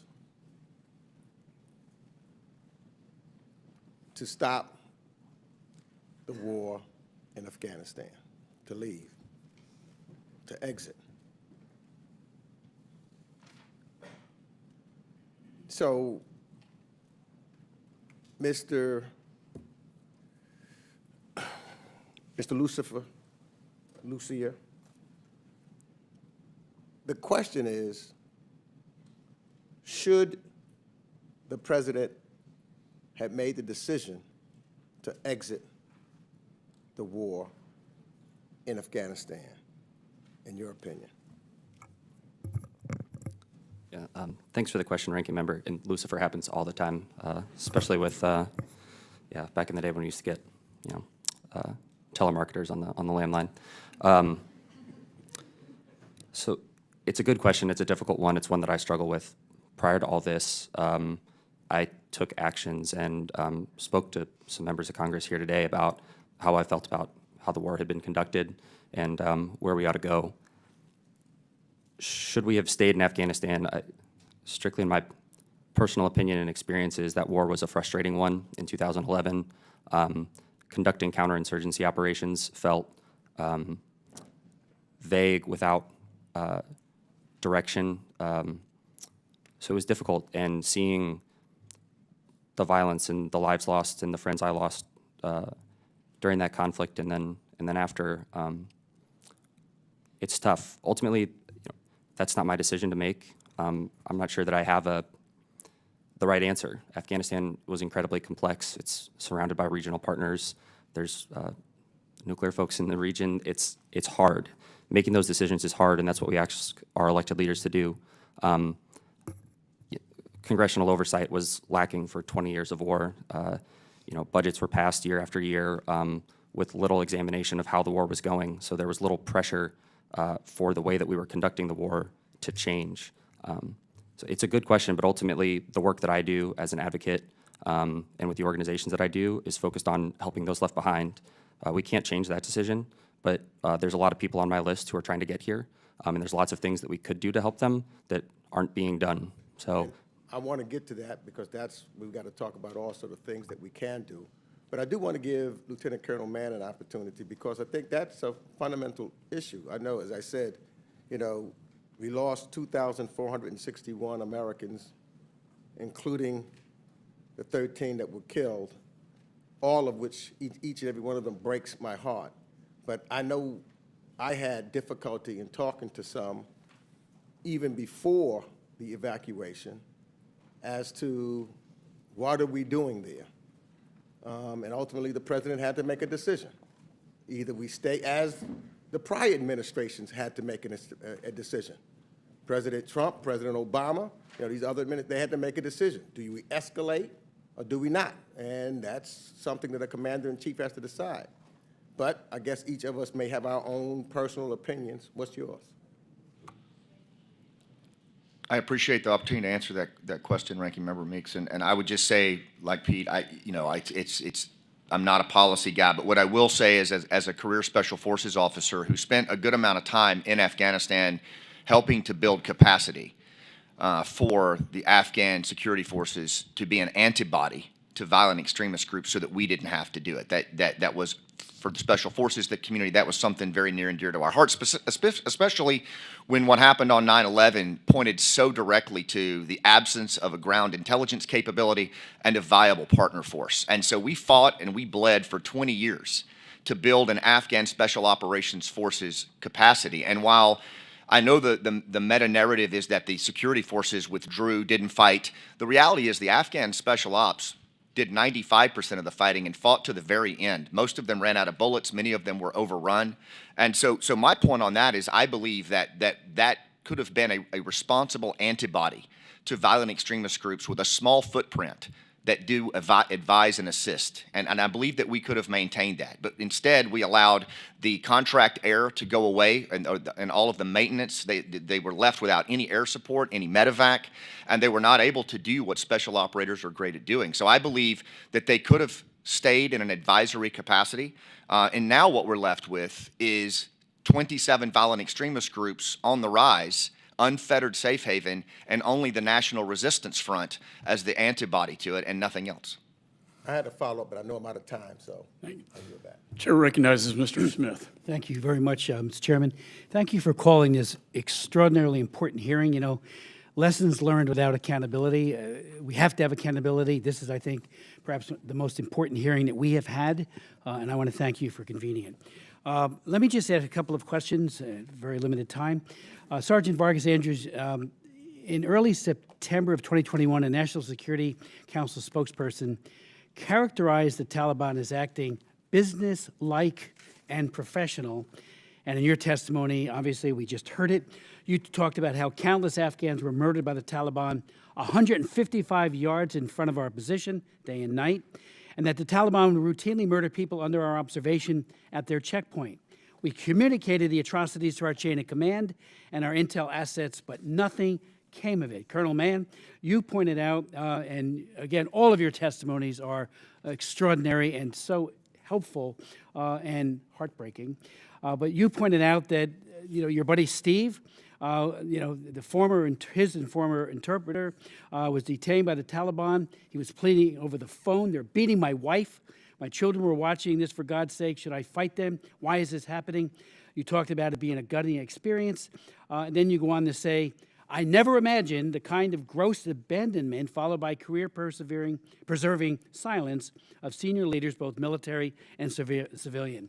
And coming from you and from all of you, that kind of sentiment today, where are our top leaders? Have any of us heard President Biden and Vice President Harris at the State of the Union or at any other venue talk and convey to those left behind, both the Americans and our allies, you're not forgotten?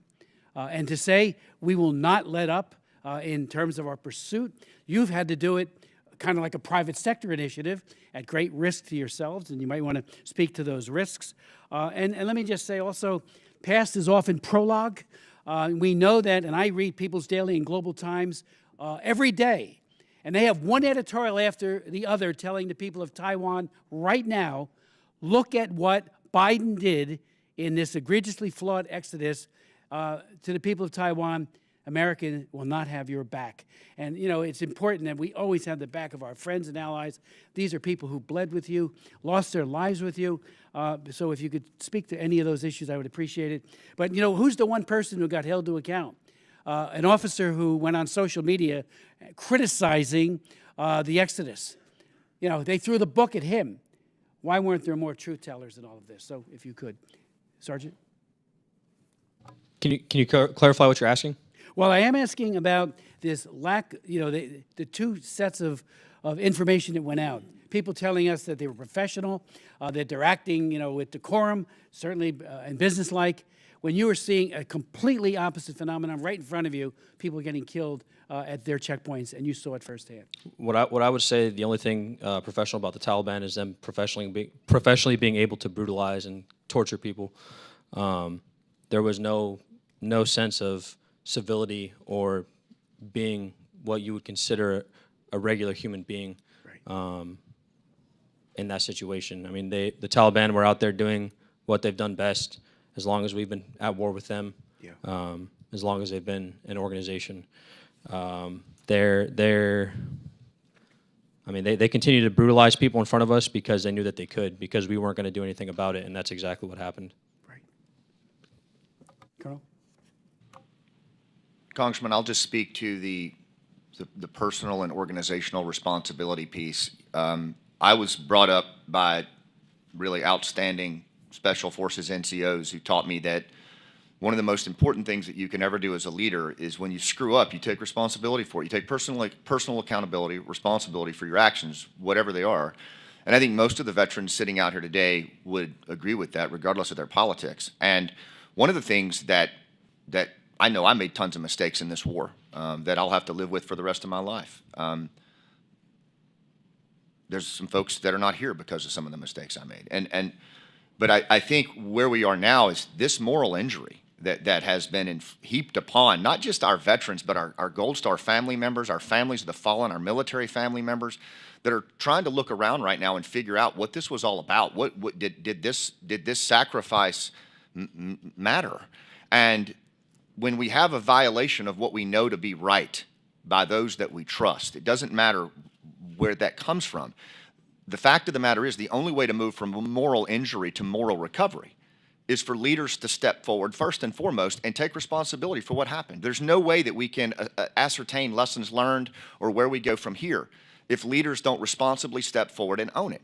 And I think yes, it starts with the commander-in-chief, but it needs to go all the way down to our retired admirals and generals and sergeants major, all of them. We're going to have to really lean into this mental health issue to address this thing. It's going to take all leaders at all levels to acknowledge that this thing was a serious mistake and it can't ever happen again.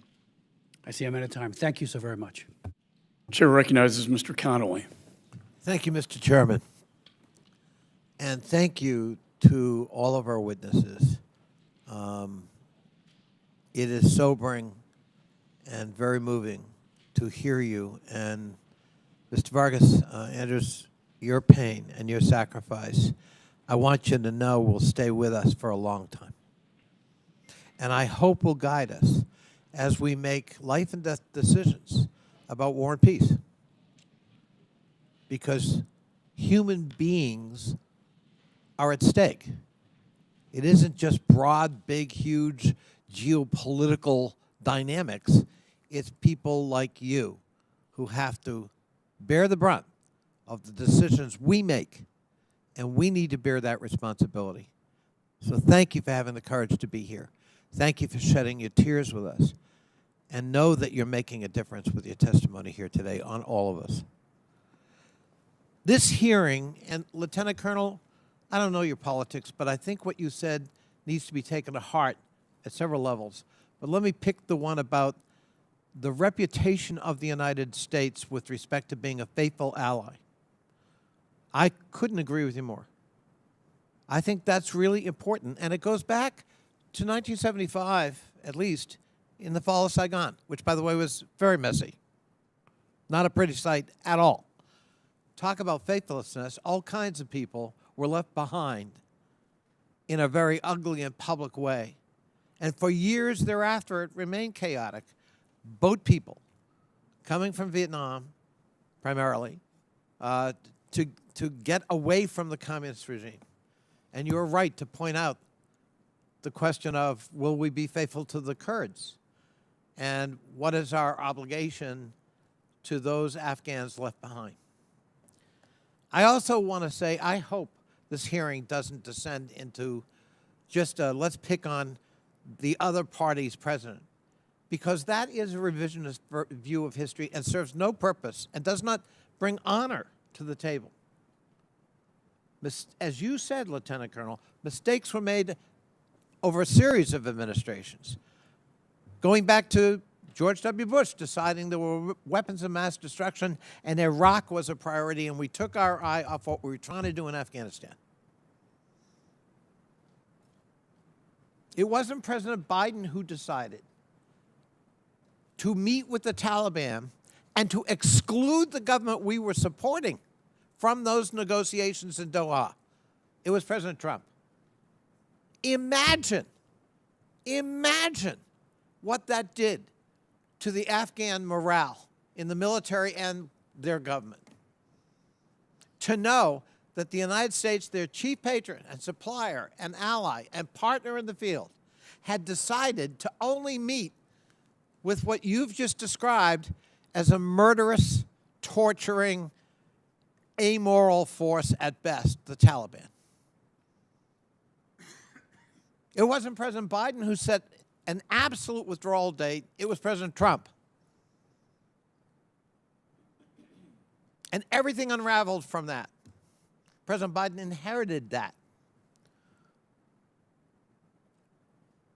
Yes, what happened in August of 2021 was messy and violent and something to be avoided at all costs if we could. But it didn't happen sui generis in August of 2021. It had a history. There was a context, and there were previous decisions made that led to that tragedy. And to try to now make this a partisan advantage cheapens the experience of so many who gave so much, including our Afghan allies. And I hope we keep that in mind, and I hope we can use this hearing to good purpose instead of narrow partisan political purpose, which in my view serves no purpose at all. Thank you, Mr. Chairman. I yield back. Gentleman yields back. The chair now recognizes Mr. Wilson. Thank you, Chairman Mike McCaul and Ranking Member Greg Meeks. And we certainly appreciate the service of each of you and the other veterans who are here today. And I agree with President Donald Trump, and that is that the Afghan abandonment was the most colossal military and foreign policy mistake in the history of the United States. We had 13 of our service members murdered. We have had an unknown number of our allies and Americans left behind in Afghanistan to the murderous Taliban. It's inexcusable. I had the opportunity to visit with our troops 10 times in my service, and I saw the great work that you did. First of all, the veterans of Afghanistan, you kept us safe for 20 years after 9/11, and we should have learned from 9/11 that Osama bin Laden operated out of a cave in Afghanistan. We're setting our country up, Colonel, as you identify, with 27 different terrorist groups in a safe haven to attack America again. And the thought that we would not have had, as Congressman Smith and I were just talking about, President Trump made it clear that he would maintain Bagram Air Base. With that in mind, my 10 visits, I first went and there was rubble. The Soviets had destroyed the country up to the just one lane of traffic. I saw the roads clear. I saw the roads paved. I saw the sidewalks built. It was so inspiring to see young boys going to school in groups with baseball caps, and then to see young girls going to school in white scarves. We saw a society being developed, and then sadly, it was abandoned. It's personal to me. My National Guard unit, the 218th Brigade of the South Carolina Army National Guard, served for a year in Afghanistan with the Adjutant General Bob Livingston, and it was so inspiring. Our troops were all over the country in small outposts, and they developed a great affection for their Afghan brothers. And then I'm grateful my youngest son, First Lieutenant Hunter Wilson, served for a year in Afghanistan as an engineer. So it's very personal to me, and that's why I just consider it so disgraceful, the betrayal of the people of Afghanistan, the betrayal of the service by NATO allies, by American troops. And disgracefully, on August the 26th, the President had a press conference, and I want to quote what he said. "The military have all contacted me, usually by letter, stating that they subscribe to the mission as designed." End of quote. I, that day, sent a letter to the President asking him for copies of these letters. I know the letters don't exist. I have faith in the American military. And so every 2 months, I've been asking for the letters. I've never got a response. And it would seem like to me the American media might be interested too. Where are these letters? that designed this disgrace, which has paved the way for war criminal Putin to threaten and to invade Ukraine, to threaten by the Chinese Communist Party to threaten Taiwan, to provide for the mullahs in Tehran, to plan for the vaporization of the people of Israel and the vaporization of the people of the United States. With that in mind, I'd like to ask a question to Sergeant Vargas-Andrews and to Specialist Gunderson. Were the troops given clear and consistent direction as to who should be granted entry into the airport?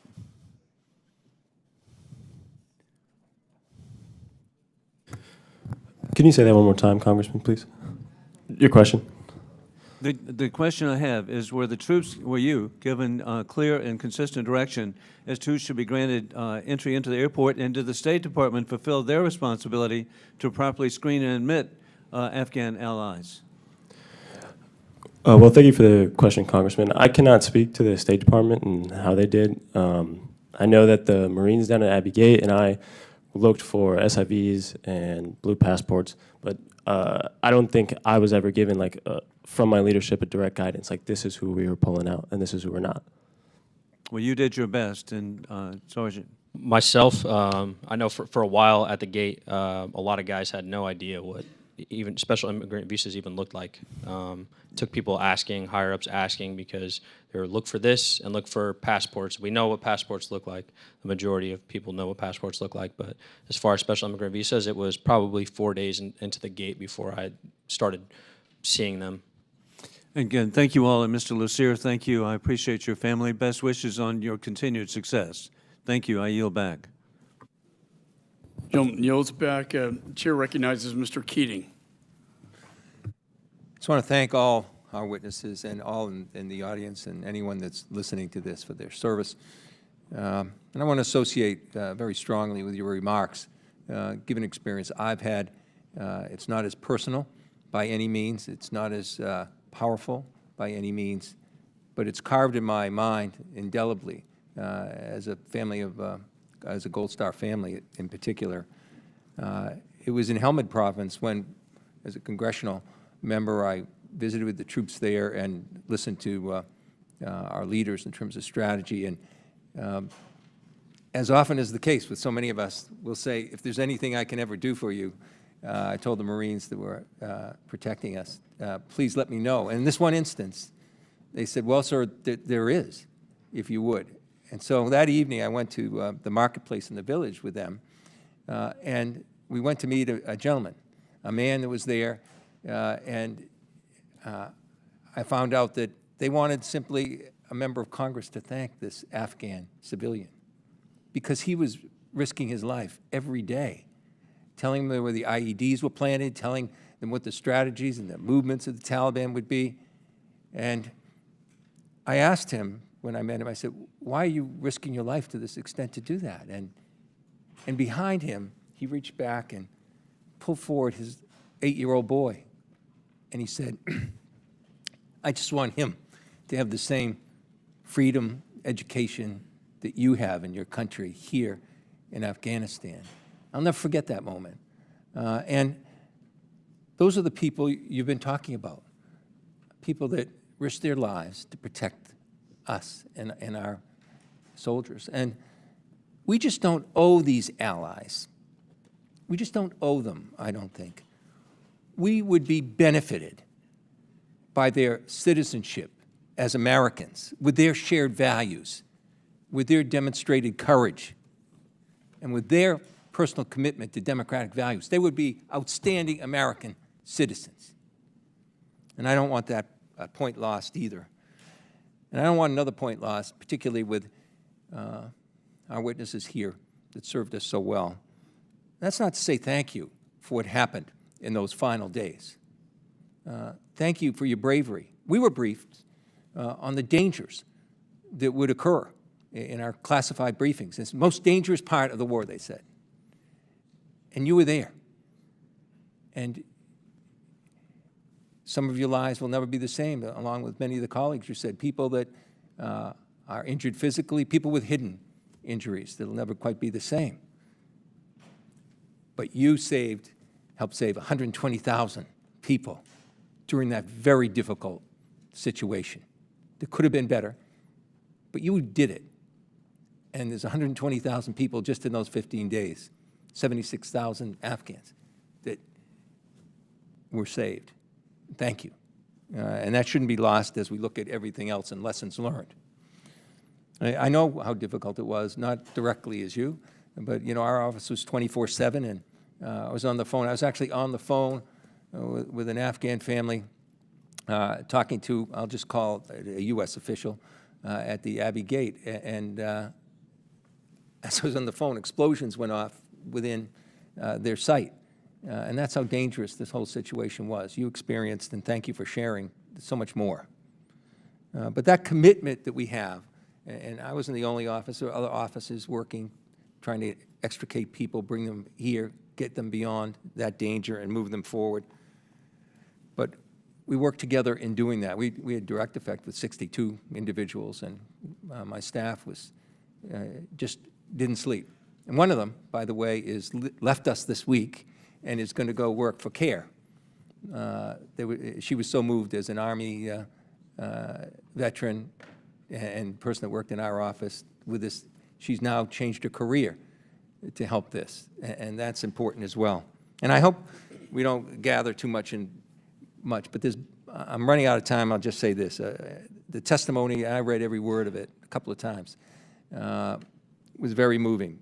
Most important words that stuck out to me, beyond just looking at lessons learned or the bipartisan back and forth of whose fault it is. It's 21 years. There's a lot of fault to go around.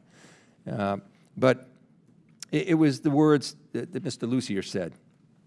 It's not too late for us to evacuate our remaining Afghan allies and settle them in the United States. It's not too late. So I'll work with all of you, I pledge, not just as a co-sponsor, a proud co-sponsor of the Afghan Adjustment Act last Congress, and wanting to do that again in this Congress, and continuing to work with groups as we have like Afghan EVAC going forward. The purpose of this hearing, as was your purpose in serving, was to help other people. So let's take this hearing and put aside the who did it, and for once, in a bipartisan way, let's say, take the words that I just quoted Mr. Lucier of. It's not too late to go forward, and let's do that. And I yield back. Gentleman yields. Chair recognizes Mr. Perry. I thank the chairman. I want to submit the following items for the record. The Senate Committee on Foreign Relations Minority Report titled Locked Up, and the Special Inspector General for Afghan Reconstruction Report titled Why the Afghan Security Force Collapsed. Without objection, so ordered. Thank you, Mr. Chairman. I want to thank the individuals that have spent the time, the energy to come here today. It's important that we hear, that we listen and hear your message and feel your message. It is important that you get to tell your story. But I'm frustrated. Today, you should be here telling your story, and there should be some other folks here to hear your story. The Secretary of Defense, the Secretary of State, the Chairman of the Joint Chiefs of Staff. Where are they? Mr. Chairman, there better be a hearing with the full committee with them here. This is the biggest foreign policy failure since we left Vietnam. Very similar, right? The only difference maybe in some ways is the cost and the fact that a Huey was leaving the embassy in Hanoi, and instead a Chinook was departing with billions of dollars on it, and the president of Afghanistan. That was the image that the United States saw. That's the difference of this foreign policy failure. And while my friends on the other side of the aisle say, don't ascribe any blame to it, and then go on to ascribe blame to what happened, remind everybody that the President of the United States, the Commander-in-Chief, knew this was coming, had 6 months, over 6 months to deal with this, and ignored everything he was being told. And what's the cost of that? 13 U.S. service members murdered. Our American service members deserve better. Our country deserves better. How many did we leave stranded? The Senate Foreign Affairs Committee report, Locked Up, said the State Department continuously misled or outright contradicted themselves. Well, isn't that coincidental. How many times is this government going to lie to us and cost us our lives? The coordinator for Afghanistan relocation effort, Beth Jones, said at times there were 100 waiting. And then we found out maybe it's thousands. We don't even know how many because they didn't know how many, because they were incompetent. They were unprepared. And these folks did the work that our government would not do, forced into a position because of incompetence and lack of preparation and, quite honestly, lack of care. Billions of dollars worth of assets left in Afghanistan. We don't know where they were. We don't know where they are, sold to Russia, Ukraine, cartels, Syria. We have no way of knowing because the server storing the records crashed in March of 2021. How convenient. How convenient. We do know this. We left biometrics behind, facial images, fingerprints, the addresses of the people that helped these people for the Taliban to go round up and publicly murder, torture, and kill. Unacceptable. Unacceptable betrayal. Unacceptable. Yet we're still not talking to those who were involved. My friends on the other side of the aisle say, well, don't ascribe any blame.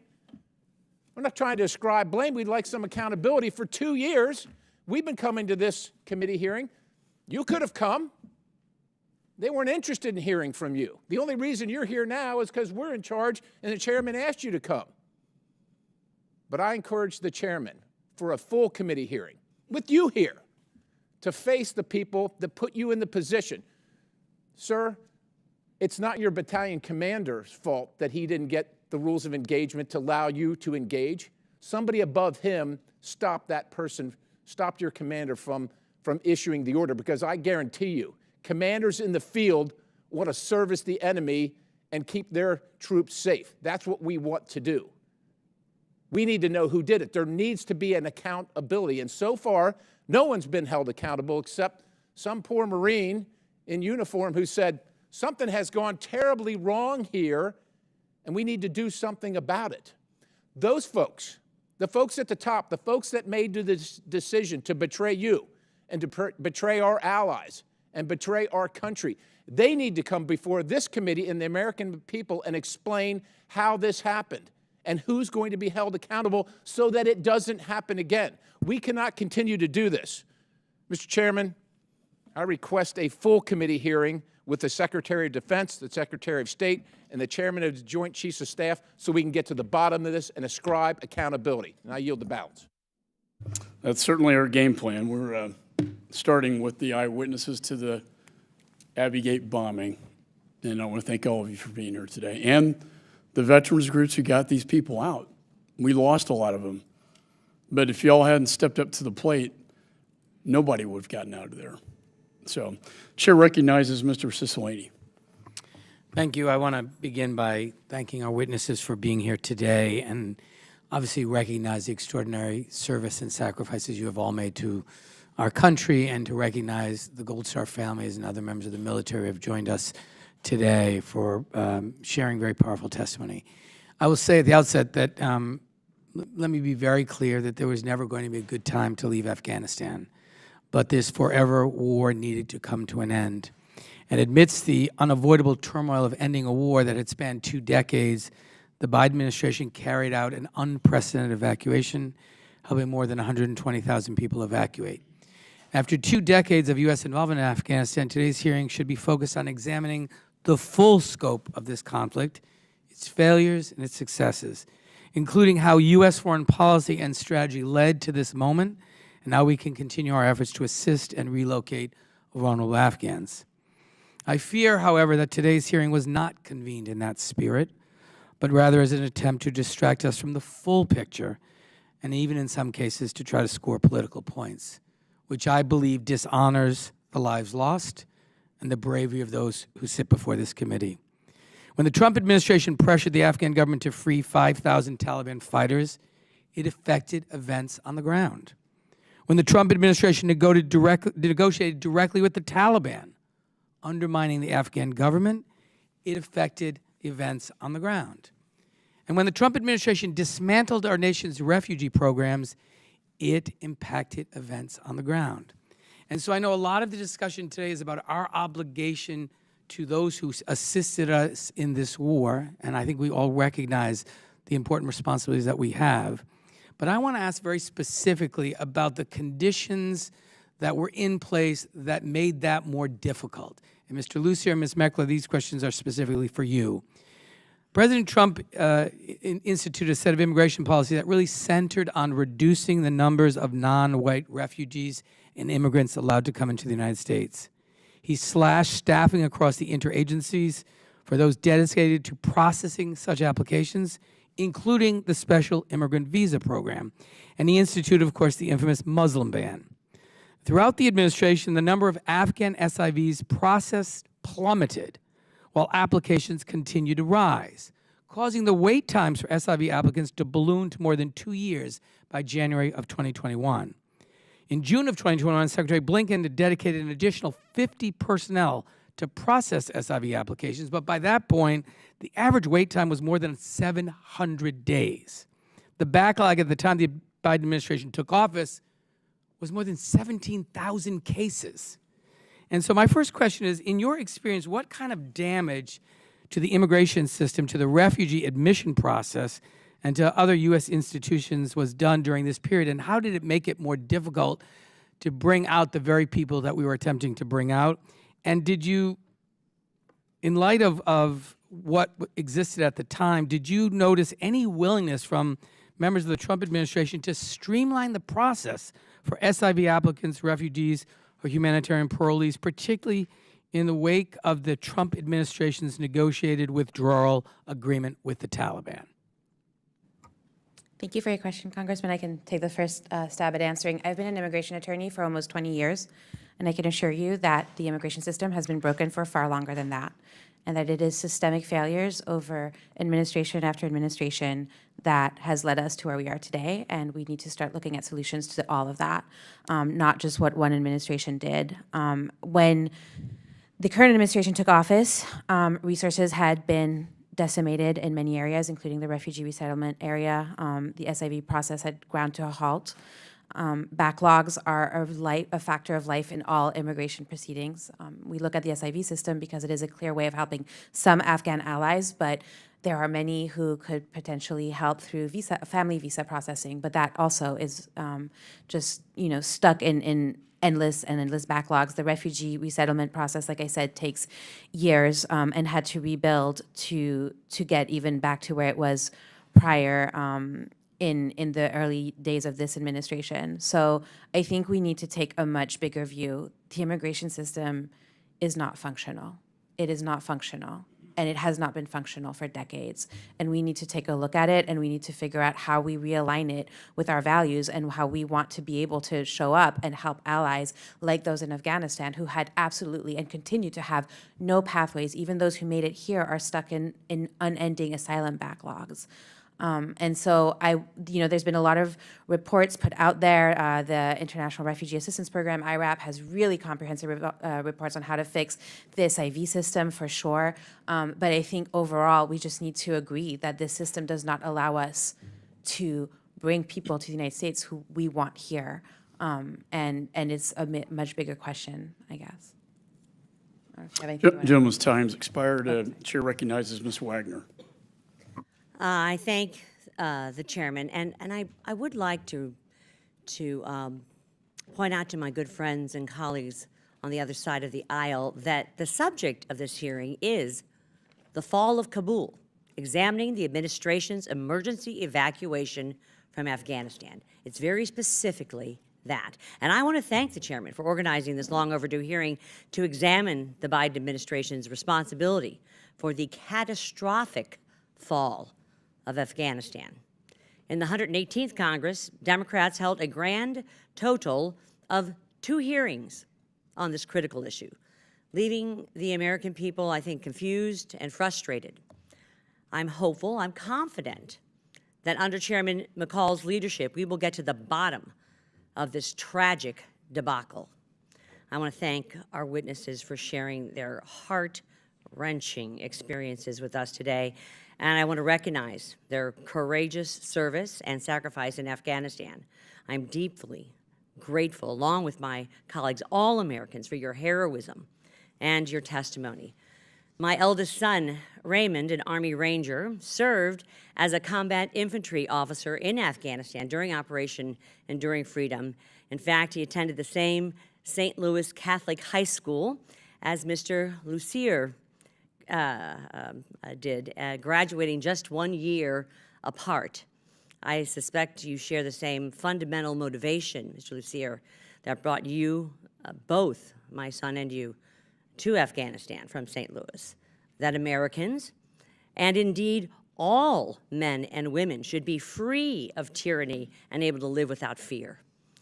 U.S. service members' achievements in fighting terrorism, protecting human rights, and advancing women's equality should be celebrated as an example of America's compassionate leadership and dedication to human dignity and to our own safety and security. The Biden administration's dishonorable flight from Afghanistan was a betrayal of our service members and the brave Afghans who lived, worked, and fought alongside them.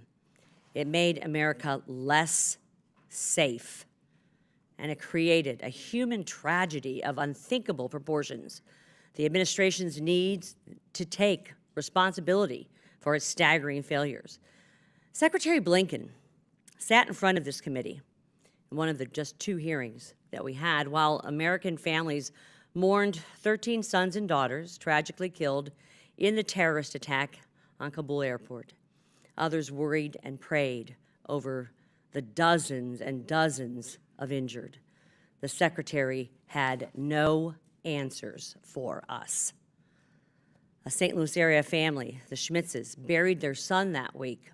He was killed at H. Abbey Gate at just 20 years old.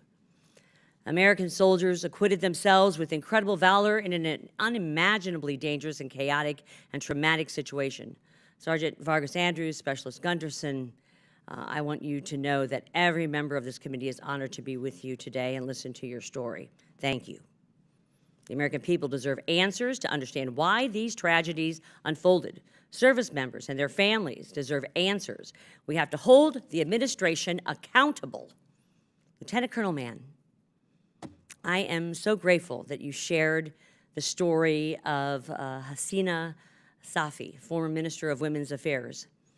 Today is International Women's Day, and it is heartbreaking beyond words to think of thousands of brave, smart, capable Afghan women and girls barred from their schools and workplaces, confined to their homes, prevented from accessing basic necessities and even life-saving health care.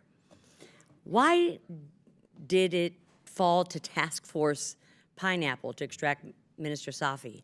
Shouldn't the Department of State have made every diplomatic effort to bring her out of danger?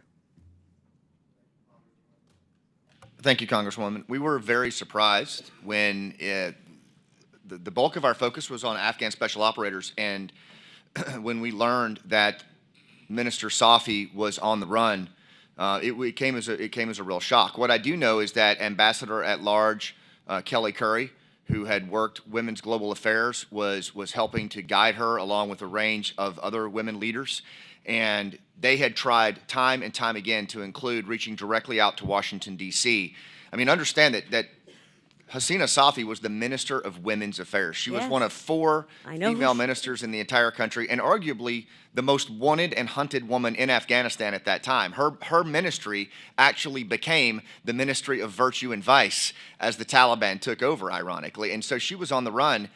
No one from the State Department brought her in, and so what she ended up doing was it was coordinated for her to move into what we called the Pineapple Express, which was moving through the open sewage canal with her family and up to a point of recognition where this young man right here and a couple of other paratroopers pulled her inside the wire. And one thing I'll just say, I have to throw a shout out to the 82nd Airborne on this one. She had a terrible fear of soldiers from when she was a child as a refugee. The Russian soldiers, the Soviets, had really abused her father. So when she learned that it wasn't the sewage canal that terrified her, it was going and having to be confronted with NATO soldiers. And she was terrified about it. And it was his first sergeant, Jesse Kennedy, who, in the middle of the night, reached down and grabbed her hand and pulled her out. And he said, "My name is Jesse, you're safe now." And Hasina says that when she went into that canal, she had 5 brothers, but when she came out, she had 6. And they're still in contact to this day. So I don't know fully why a sitting minister was not brought in by the State Department, but I do know that had it not been for the 82nd Airborne and the people right there at that hole in the fence, that she probably wouldn't have made it. I thank you. All. I appreciate the chair's indulgence. I yield back. Chair recognizes Mr. Sherman. Thank you. One of the most difficult things for our intel community to do is to apprise will to fight. They can look at the number of weapons and capacity and see who can fight, but the question is who will. And they've gotten it wrong a couple times in just last couple of years. They analyzed the Afghan army, determined that they could fight successfully for at least, say, 4 months. And then they looked at Ukraine and they thought the Ukrainian people might cave in 4 days. Turned out to be wrong in both cases. That doesn't mean they're not the best in the world. It just means determining the will of a soldier to fight is very difficult. One of the things that strikes me not only about this evacuation, but others, is American citizens go to a war zone and they say, I just want to go anywhere I want. My government's supposed to protect me. And there are limits on what the U.S. government can do. So I put forward the SAFE Act, and I'd like to have some more co-sponsors when I do it again this year, to say that if Americans go to a war zone, they would register. They're encouraged to now, but we would require them to register. We saw 15,000 American citizens in 2006 in Lebanon with a lack of registration, and that was identified in the GAO report as a significant problem in getting Americans out of Lebanon. We started this evacuation, and obviously we're focusing on Afghans who are our friends and eligible for immigration, but the absolute core of the American government's responsibilities to American citizens and green card holders. Mr. Lucier, in October 2021, before this committee, the Deputy Secretary of Management and Resources for the State Department said that the withdrawal would have been easier as to U.S. citizens, and that's the focus here, if those citizens had been required to register with the embassy. You have experience in dealing with the withdrawal of American citizens. Do you agree? Thank you for the question, sir. Yes, this was one of the areas in which my organization sought to assist and make the evacuation go smoother. We had an open intake form through which folks could either be referred to us or could self-register. Among those were many American citizens, at least about 88 during the 2-week NEO period. If I can interrupt, were there people who hadn't registered 2 or 3 months before the withdrawal that then were seeking help and we didn't know where they were, situations where had people registered when they went into the war zone, it would have been more helpful? Yes, sir. That was one of the primary difficulties. That's what make groups like mine necessary, is that data submission that you're talking about that could have happened ahead of time. Hope to get some more co-sponsors on the SAFE Act. I've got another question for you. I don't know if it's come up here, but there has been criticism of the Biden administration for the fact that weapons that we provided the Afghan army we did not recover on our way out. So these weapons were spread out over a very big country, or fairly large country, Afghanistan. They were, by definition, in the hands of armed men. Mr. Lucier, if we had wanted to go and reclaim these weapons and sent American military all over where those weapons were and demanded their return, could we have done that and gotten those weapons back without any American casualties? While I'm not a military logistics expert, that certainly would seem just common sense to have been an incredibly difficult task as we attempted to retrograde from that country, sir. Yes. The fact is that it's very difficult to leave a hostile situation and withdraw and do it in a pristine manner. we saw in Vietnam, and I know Mr. Hoang's family saw in Vietnam, how difficult that is, and that was with a South Vietnamese military that was far more impressive than the Afghan military. We had, but just around the world, withdrawals are difficult. They're never pristine. They're never organized. They never go to plan. And finally, of course, the Trump administration did not do any of the interviews to identify the SIVs, did not prepare for this withdrawal. America decided we didn't want a forever war, and there's no pristine way to withdraw. I yield back. When he yields, Chair recognizes Mr. Issa. Thank you, Mr. Chairman. I didn't plan on responding to the previous round of questions, but I just want to contrast perhaps what was just said. President Trump left office in January. Colonel Mann, when did you first know there was going to be a hasty withdrawal or withdrawal of Americans? I started to suspect that things were coming off the rails and that it was going to be a very, very chaotic withdrawal around late April. And that was mainly because my friend Nizam was sending play-by-play signal texts on the falling of each district. Okay, so areas of this of the conflict began to change in April. When were you first notified by the State Department that your services would be needed to help evacuate American citizens? I never received direct notification from the State Department that our help would be needed. To your knowledge, were either you or our American allies, were they aware of anything before basically the embassy evacuated in the night without notice? No, Congressman. August 15th was when everything started for us. Okay. So in the 8 months between the departure of President Trump and the hasty withdrawal in the night without telling our allies, our NATO allies, if there was planning, it certainly didn't come to those who then took it on themselves to help get American citizens out, right? I think that's correct, Congressman. Okay, I want to go over some numbers very quickly. To your knowledge, you and the other partners that were helping get Americans out, you totaled numbers, by names and numbers of people. Was that a handful of people that you totaled up were left behind as of August 15th? It was a much larger, I would think of a handful, was much it larger.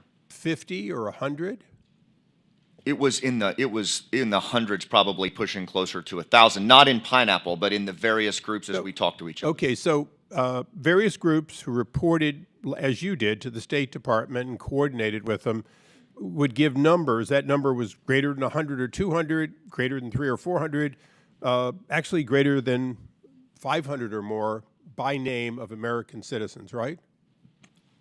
Memory's a little foggy, but I would feel comfortable saying greater than 500. So how is it the State Department and the President's spokesperson were talking about numbers that were always less than, a handful and then later less than 100? Did you give your numbers and did the other organizations give their numbers to the State Department and thus to the administration? I can only speak for, well, I know for Pineapple, we were consistently submitting names and information on American citizens and green card holders that we were helping. Okay, and the only way somebody got out essentially was after the fall was names were given, the State Department then passed that on to the Qatar government, and they allowed them to be manifested onto those planes coming in from Doha Airlines, right? Qatar Airways. Well, the first challenge during the period of the NEO was to actually get them inside the perimeter. For us, that was an even bigger challenge than getting them on an airplane, was getting them inside the wire. Did you ever get, or you or your people ever get to the fence with blue passports in hand and be turned away? Yes. So American citizens got to the fence, there's American or NATO person on the other side, and they were unable to get through the fence. Why was that? Just to be clear, the American citizen that we were helping was told to go to a specific gate by the State Department. When he got to that gate, thinking he was going to load a bus with his family, it was actually a Taliban checkpoint, and they were beaten. And so Taliban turned him away. Correct. Yes. Okay. One of the challenges that I keep asking, and for any of the one on the panel is, Did any of you get or participate in any part of planning of this, what Mr. Sherman called a always chaotic withdrawal? Did any of you participate in April in any planning for withdrawal of Americans? Did any of you participate in May? Did any of you participate in June? Just raise your hand if you participated in June in planning for the withdrawal. We didn't participate in the planning, Congressman, but starting in April, we started calling for the inclusion of Afghan allies in the withdrawal of troops. And we had a sustained advocacy strategy that crescendoed over time and culminated on August 15th when we had to pivot to the civilian-led evacuation. Right, but I'm talking about the actual plan for the embassy personnel to leave, the base to be closed. So at any time before August 15, did any of you have any contact with American leaders, DOD or state or other agencies, that gave you an alert and the ability to plan the withdrawal of American citizens? So it's fair to say that the administration's chaotic withdrawal certainly included the fact that they didn't, the very people who got Americans out after August 15th, none of you were informed or given any opportunity to prepare prior to August 15th. Is that correct? Well, Mr. Chairman, I know there's a lot of other things we're going to delve into, but I think the one fact that I would hope that we get to from the administration is, if they were planning between January, when they said that they were given this requirement to get out, and August, when they left, if they were planning, I would like us to have the record of who they were planning with, so we would know why our NATO allies found themselves without transportation in addition to those Americans. With that, I yield back. Yeah, duly noted. Chair recognizes Ms. Titus. Thank you, Mr. Chairman, Ranking Member, and thank all of you for being so brave for what you did before and what you're doing today to tell your story.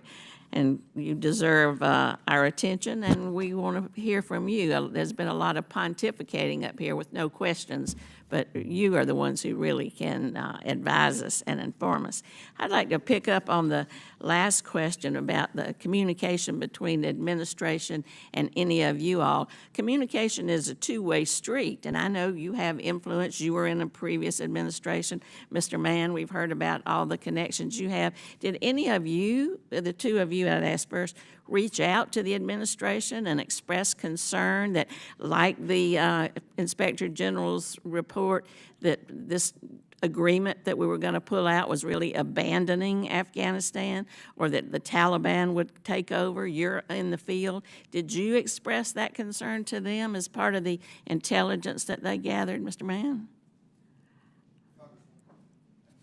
Congresswoman, I did not explicitly engage the Biden administration or any of the governmental organizations. And the reason, if I could offer it, was leading up until August 15th, I really didn't intend to get involved with this. Well, how about the Trump administration when the agreement was first made that set all this in motion? What I will say is that I was very vocal publicly about both administrations and how they were handling the withdrawal, and that it was going the wrong direction. But that was the extent of my involvement with that. Mr. Hoang?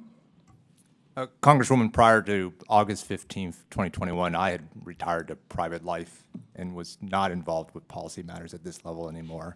Okay. And it was only because of the urgent need that myself and many of the volunteers you see seated behind me saw that we jumped back into the fray. All right, well, thank you. Sometimes hindsight's 20/20, and if we'd gotten involved earlier, we might not be able to have so much to criticize later. You know, you talk about abandoning the Afghans. I don't want to abandon them again. So I'd like to ask you, every one of you, how you feel about the Afghan special immigrant visas. We heard from Mr. Cicilline how it took longer. There was a backlog. A lot of them had been cut out. We know that members of this committee, including 16 Republicans, voted against speeding up the Afghan special visas. Would that not be helpful now to maybe right some of the wrongs that occurred back August? Just go down the road and tell me if you do support extending those visas. Yes, I think the SIV program is a very important program to help our Afghan allies. I think that there is a tremendous need to enable the executive branch to increase both the throughput and capacity to process those visas and transport the people who have been granted a visa or approval for a visa out of Afghanistan post-haste. Okay, I know the immigration problem is bigger than this, but let's focus on this. I mean, we could be talking about temporary protected status or other things, but just this particular program. Do you I would support agree. that? I would agree with extending SIVs continued as long as individuals are properly vetted and not bringing more threats into America. Okay, so you feel comfortable with those people getting to come and be here and be by our side and a pathway to citizenship or whatever? As long as they're properly vetted, yes. Okay, thank you. I mean, yes, I support expanding the SIV system. It needs to be fixed. There's a lot of different fixes that we can get into in more detail at some other time. I would also say that SIVs are a very small slice of the Afghans who are left behind. Only a very small number of those would qualify for SIV visas as it's currently written. Well, do we need to reform that process and expand that visa and so that more people would qualify for it? Reform, expand the definitions of who is included in a family member would be a start. And we can do that while still answering the question for gentleman next to you about keeping people safe and secure.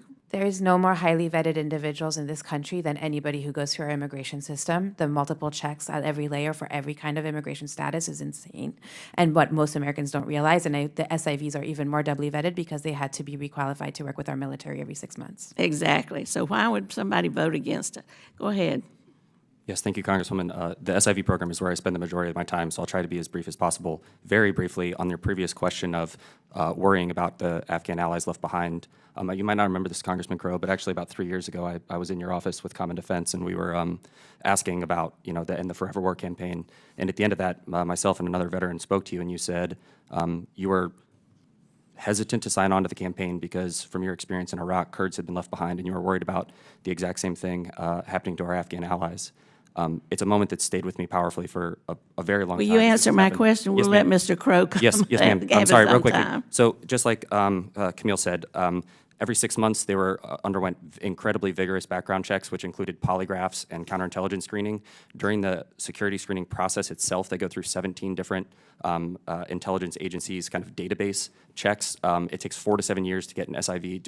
I'm in support of extending the program, but more so this backlog issue. There are both administrative and congressional fixes that could make this problem incredibly faster. And also, like she said, it also could be expanded or using other pathways to bring other at-risk people who currently are not included in the statutory requirements, who don't meet SIV, but who are incredibly at risk, who are also equally vetted, and who are facing a dire circumstance in Afghanistan right now. So absolutely, ma'am.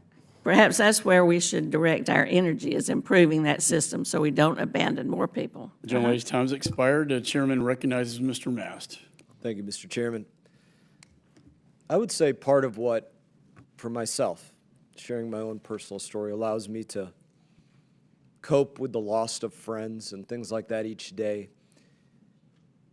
is being haunted by the questions of, what if we took a different road? What if we were a foot to the left, a foot to the right? Constantly thinking about, what if we would have done that thing? Caring about it. The fact that I still care about it and still think about those people that I visit in Arlington, that helps me personally to cope with loss. And to answer Ranking Member Meek's question about should we have withdrawn from Afghanistan or not, whether somebody believes we should or should not have withdrawn, it is evident to everybody that it should not have been done in the manner in which it was done. But this administration is perfectly comfortable not being haunted by the losses that took place. I don't know how they live with that, because I wouldn't be able to. I want to ask some questions of you, Sergeant. You essentially lived in a tower with your team, your rifle, your ammo, a camera for 10 days? That is correct. Over those 10 days, those 10 nights, you were in there day and night? Yes, we were. In those 10 days and nights, did you witness the Taliban not letting people through their own checkpoint to get to your checkpoint? Multiple times. Did you witness the Taliban beating people? Yes, we did. Did you witness the Taliban executing people? Yes. Was this recorded? We had footage of it, yes. For those last 10 days, essentially, of the withdrawal, you were literally the front line. You were the front line of the withdrawal. It nearly took your life. So since that day, and in the 558 days in a wake-up, since that time, have you ever been interviewed by any part of the United States government about what you witnessed on the front line? Not by a single individual or organization. So the Pentagon has never come to you and say, hey, you were in front, you were with your team, you were looking through the scope on your rifle. What did you see from those thousands of individuals out front? Never. The Marine Corps never asked you when you woke up in Walter Reed, hey, Sergeant, can you tell us from your perspective what took place? No, they did not. The State Department, Secretary Blinken, others, they never came to your room in Walter Reed and said, hey, can you tell us what did you see about the SIVs or others that were trying to get through to be processed? No, they did not. They never came and asked you, hey, is it true that people in the State Department were essentially knocking off at 6 p.m. or not processing individuals at nighttime when you were still having to sit in a tower at all hours? No, they did not. Battalion commander, company commander, did they ever come and ask you for your story? A company commander in a personal capacity, yes, but not through the chain of command or on behalf of the Marine Corps. CIA, FBI, anybody else, they never came to ask you, hey, can you tell us when you were looking through the scope on your rifle, what made you think that you identified the bomber? No. The intel folks that said, hey, this is what you're looking for on this day. We think it might be an individual that appears like this and traveling in this way and undertaking these actions. The intel folks didn't come and ask you afterwards, hey, what did you see through your rifle scope? No, they did not. Are you aware that at some point, some folks in the Pentagon made this statement that all the people near the blast were concussed or unreliable? I am aware of that statement, yes. How does that make you feel that you have not been asked as somebody that was on the front line of this, that apparently they don't care to hear what you saw and what you witnessed? Makes me feel like my service is not valued to this country by the government. Thank you, Sergeant. Gentleman yields. Chair recognizes Ms. Wild. Thank you, Mr. Chairman. And let me just start by saying, Sergeant Vargas-Andrews, that your service is very much valued by many of us in the U.S. government. I just want to be on record as saying that Afghanistan has to serve as a lesson about forever wars that the U.S. gets involved in. And I say that as the daughter of a proud Air Force career officer who served in 2 wars. And I have a huge respect for the military, having grown up in that environment my entire childhood. And but I do think we also have to be very cautious about forever wars, and we have seen that for sure. I really appreciate the opportunity to have this hearing. In August of 2021, I made it very clear that I did not think this evacuation was executed in a way that reflected the extraordinary sacrifices of our U.S. service members and our Afghan allies. As a Democrat, I was critical of the execution of this withdrawal. Having said that, let me just be perfectly clear that I long ago thought it was time for us to get out of Afghanistan, and I'm not changing that. It's just the manner in which this withdrawal occurred. I continue, though, to have very deep concerns about the number of Afghan allies that were left behind and whose families now face unspeakable dangers from a Taliban regime that is once again persecuting women and girls and shows absolutely no respect for human life. But at the same time, here's what I am not willing to do. I'm not willing to ignore the 2 decades of intelligence failures that led our country to sacrifice the lives of so many of our brave service members and to spend hundreds of billions over 2 decades propping up an Afghan government that was utterly incapable of defending itself. And I'm not willing to ignore the fact that the previous administration did, in fact, negotiate the underlying agreement for withdrawal with the Taliban. This was not the failure of a single administration. It was the failure of multiple administrations of both parties over 2 decades. And unfortunately, our service members who put their lives on the line and those who lost their lives and lost parts of their bodies, our Afghan allies and the American people deserve real answers on why we found ourselves in a 20-year war that was impossible to win. And I just want to close with my remarks by saying, I started by saying that this should be a lesson in forever wars. I haven't heard it yet today, but I categorically reject any comparison of the Afghanistan war to what's currently going on in Ukraine and the United States' support of Ukraine, and I just want to make that perfectly clear. With that, I'd like to move to Mr. Lucier, please.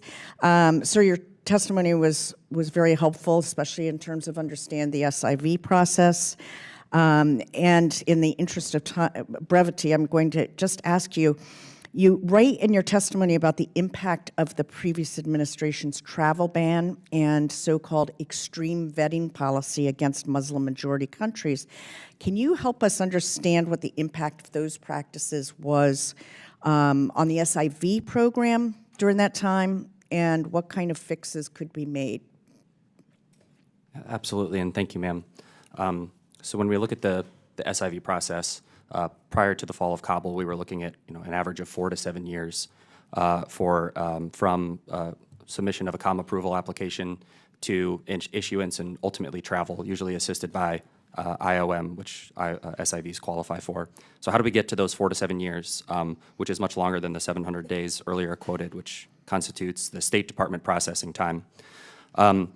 So during the previous administration, one of the ways in which we saw this number particularly grow, COM adjudication and that approval process does take a very long time. But in the previous administration, what we really saw was a wait for folks who had submitted their DS-260 visa applications and were waiting for interviews, or after their interviews, a long time waiting for visas. So long, in fact, that SIVs are unique among all IV applicants, and that they will wait to do their medical panel screenings until they've been notified that they've passed security vetting, because medical panels expire after 6 months.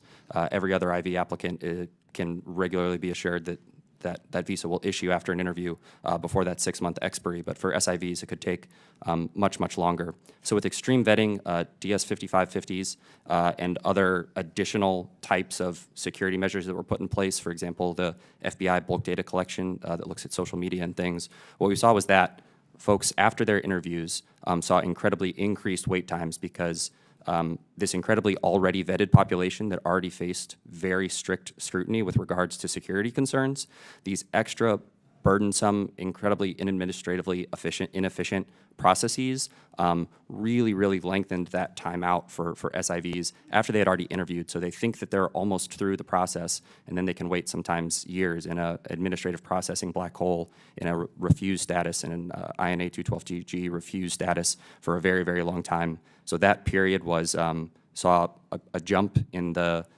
length of time it took for an SIV to become issued and make their way to the U.S. safely, as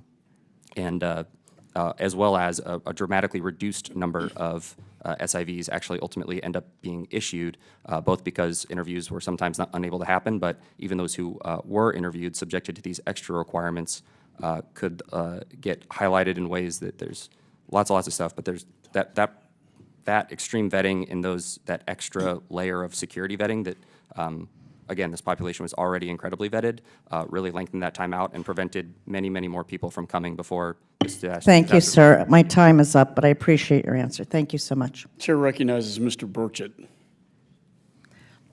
Thank you, Mr. Chairman. I appreciate all the witnesses and the incredible sacrifice y'all made. In the first 2 weeks of the Afghanistan evacuation, staff in my district office were contacted by nearly 30 Afghan citizens. Of those 30, we were able to get 15 out. A year and a half later, 5 others are still waiting on special immigration visas in Afghanistan. We don't know what happened to the others. A young lady in my office, Madison Heinschen, worked around the clock on that. I say around the clock. With the State Department checking out at 6 o'clock, a lot of the calls remained unanswered. And on August 26, as you know, a suicide bomber attacked innocent civilians near the Hamid Karzai International Airport in Kabul. 182 people were killed, including 13 U.S. service members. One of those service members was my constituent, Army Staff Sergeant Ryan Knaus. That's his picture right there. I know Ryan's mama and daddy and stepmama and his family, and they're just wonderful people. We live in the same community there in Knoxville, and they're dear friends of mine. And Staff Sergeant Knaus was transported to hospital where he was pronounced dead. He is listed as the last casualty of war in Afghanistan and was laid to rest in Arlington National Cemetery. I attended that funeral. Mr. Gunderson, you were one of the first individuals on the scene to provide medical assistance, and of course there's a chance that you did so for Staff Sergeant Knaus. I know I speak for me and the rest of the good folks in East Tennessee and his family, and we thank you for that, brother. Sergeant, it wasn't in my notes, but your testimony was very compelling to me, and I'm not sure the proper way to do this, Mr. Chairman, but I'd like to make an official inquiry into how his requests were denied, from the State Department to the U.S. military, and I'm sure I'm stepping on some toes, which is purely intentional, and I'd like to, maybe we can get to the bottom. That will be the part of our investigation for sure. I would love that, Yeah. and I'd appreciate that. I want to make that in the form of an official inquiry due to Mr. Mass' questioning that brought a lot of things to mind. But let me switch gears again. Colonel Mann, what is at stake for Afghans who worked with the U.S. if they are unable to get out of Afghanistan?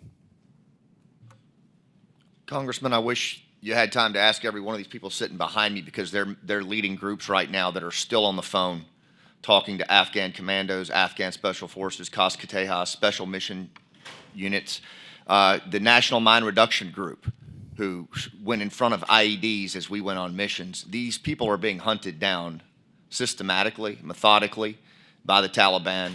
Most of their homes of records have been compromised. Their records have been compromised. They've been ratted out in large degrees. They can't get a job, because if they go and get a job and present any type of credentials, they're immediately identified as a member of the Afghan Special Operations community. And we have seen scores of these individuals who have disappeared, who have been detained, who have been tortured, and who have indeed been executed. And many times these veterans behind me, who have seen a lot of combat and a lot of trauma, they're getting these pictures as they're sitting at the breakfast table with their kids and trying to find some way to help the family out. So what I would say is that the Afghan Special Operations community in particular, and even higher than that, the National Mine Reduction Group, the small group of Afghans who stood between special operators and IEDs, are at extremely high risk right now of being hunted and killed as time goes on. Thank you. Sergeant Vargas, can you explain to me a little bit about the mental toll that the withdrawal has had on our veterans? Yes, I can. As another member stated earlier, and as Lieutenant Colonel stated, the moral injury is moral and mental injury is I mean, it's, I don't think you can quite measure that. You can't see those wounds, can you? No, you can't. You know, my father served in the Pacific Second World War, and he got out without a scratch, and I think he suffered from what people call survivor's guilt, because he was in the worst of it. His colonel was Chesty Puller, as a matter of fact, so you know where he was. I definitely thank you for your father's service. I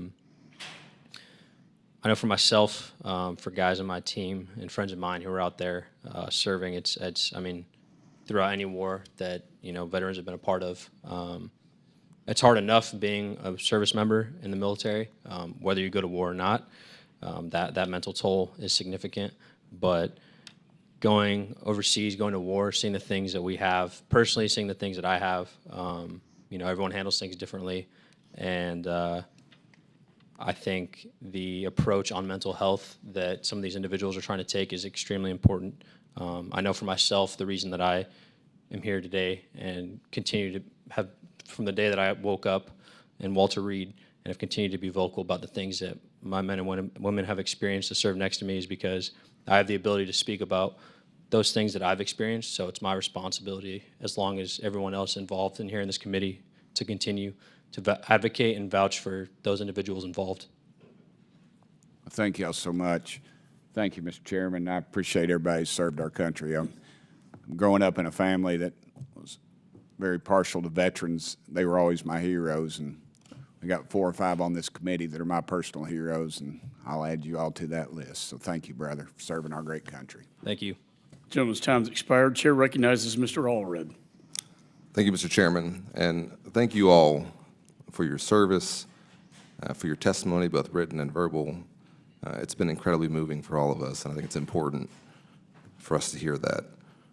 The bravery and efficiency of our armed forces allowed us to, even in the darkest times, rescue 124,000 Afghans and Americans who were saved from a very dark fate under Taliban rule.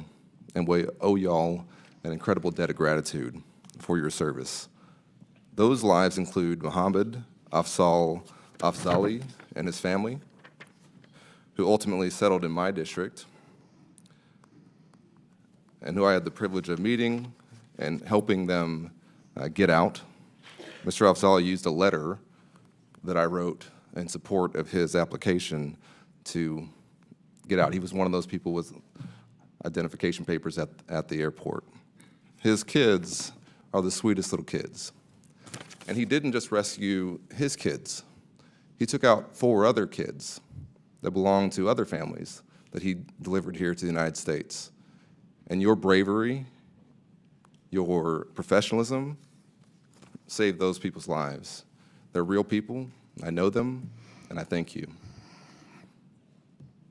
It's true that those were dark days, but I also felt that watching our servicemen and women care for babies and families, to me, represented the very best of America. The professionalism, the empathy, the humanity that y'all showed, I think, set an example for the world. It's also true that you should not have been in that position. The fact that American troops found themselves dependent on the Taliban for perimeter security and assistance is a disgrace. But we have to come back to the question of how we got to that point. And that answer is not one, honestly, that just begins with the final chaotic days of the withdrawal, but dates back to the decision to withdraw under the previous administration, a decision that I questioned when Secretary Pompeo was sitting in your seats in this committee 4 years ago this month. I asked why we had abandoned previous U.S. policy regarding negotiations directly with the Taliban, undercutting the Afghan government, why we were not insisting that they agree to respect the Afghan Constitution and its provisions protecting women and minorities, and Secretary Pompeo dismissed me on the record in this committee. And it's also true that ending our presence in Afghanistan was and is in our national interest. And we should all note that 2022 was the first year in this century that no American service member lost their lives in Afghanistan. Any fair analysis of the events of this withdrawal have to include all of the context. And not recognizing that reality is disingenuous and taints with partisanship, something that should be bipartisan. Bring American troops home, acknowledging their sacrifices, and making sure that we serve our allies. To me, the question now is, what do we do with the lessons that were learned, and how do we support the 100,000 Afghans, like the Afzalis, who are here now? So, Ms. Mackler, I want to thank you in your testimony for raising the Afghan Adjustment Act. I agree with you and the sentiments from others on the panel that we should support the Afghan nationals who put themselves in harm's way by supporting our mission and who are here in the United States now. So if you could, in the minute that I have left, discuss why you believe the Afghan Adjustment Act is important and what it would do. Thank you, Congressman, for the question. Briefly, when those 75,000 or so Afghans landed on American soil after the NEO, they had no pathways under immigration law to be admitted into the United States, and so they were here on a temporary permission called parole, which will expire for the most part in August of this year. They have no ways of staying here for the future without the Afghan Adjustment Act. They have no way of setting down roots. They have no way of simply having immigration legal status. And all that confers of maybe even one day becoming U.S. citizens. And so I think first and foremost, to give that permanency and the sense of welcome home that we are hoping to offer these Afghan allies, we have to pass the Afghan Adjustment Act.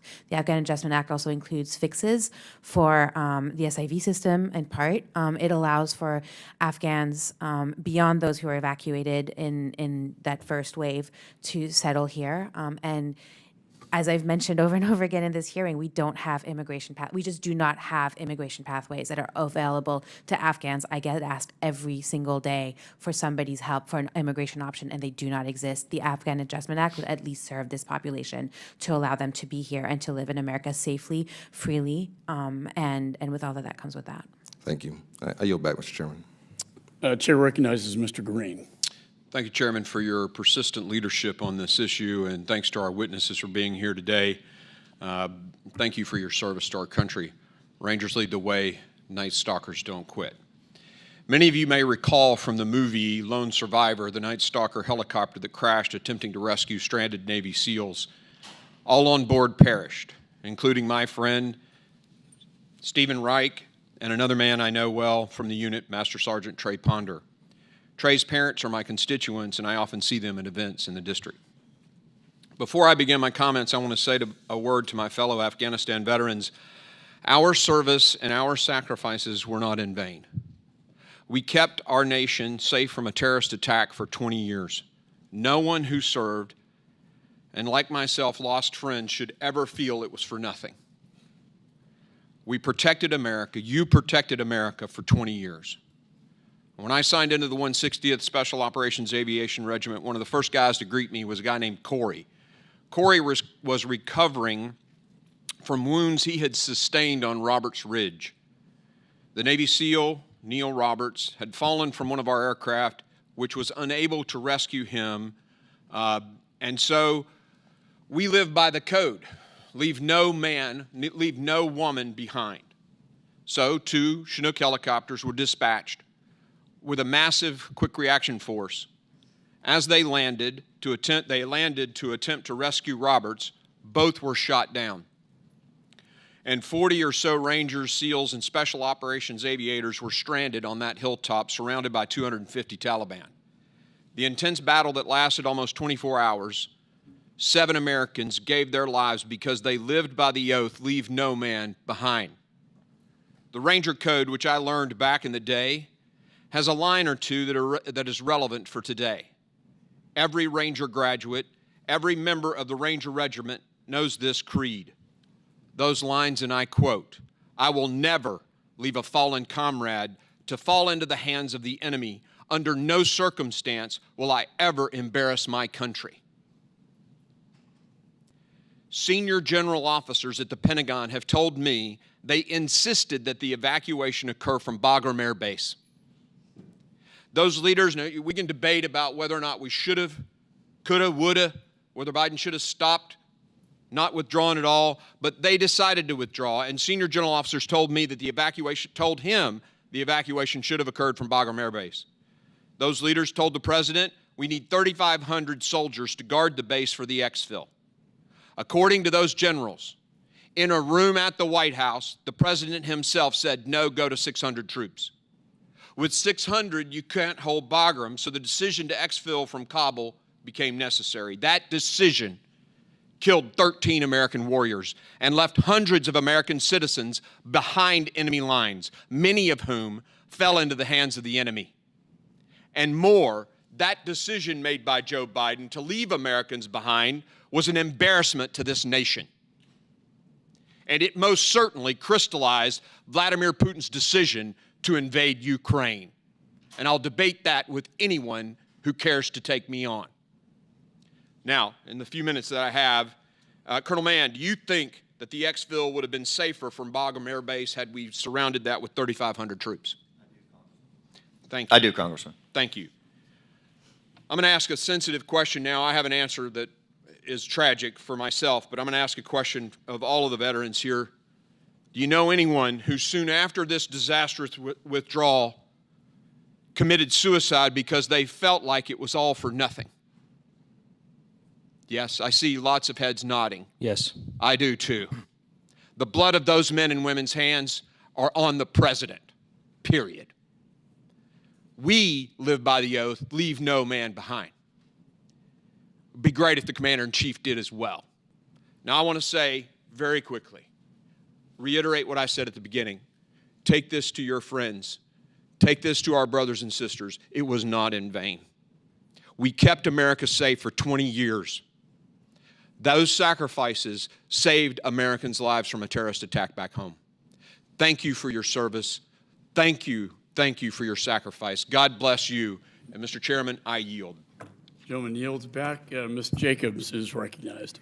Well, thank you, Mr. Chairman. And first, I want to thank all of our panelists for your service to our country, both if you served in the military, but also all the work that you did to help get people out of Afghanistan and get them to safety. And Sergeant Vargas-Andrews, I know you deployed from Pendleton. I represent the San Diego area, and I want to say a special thank you to you for your service and your sacrifice.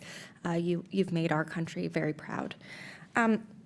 We've talked a lot about the criticisms of how the evacuation happened, and I share many of them.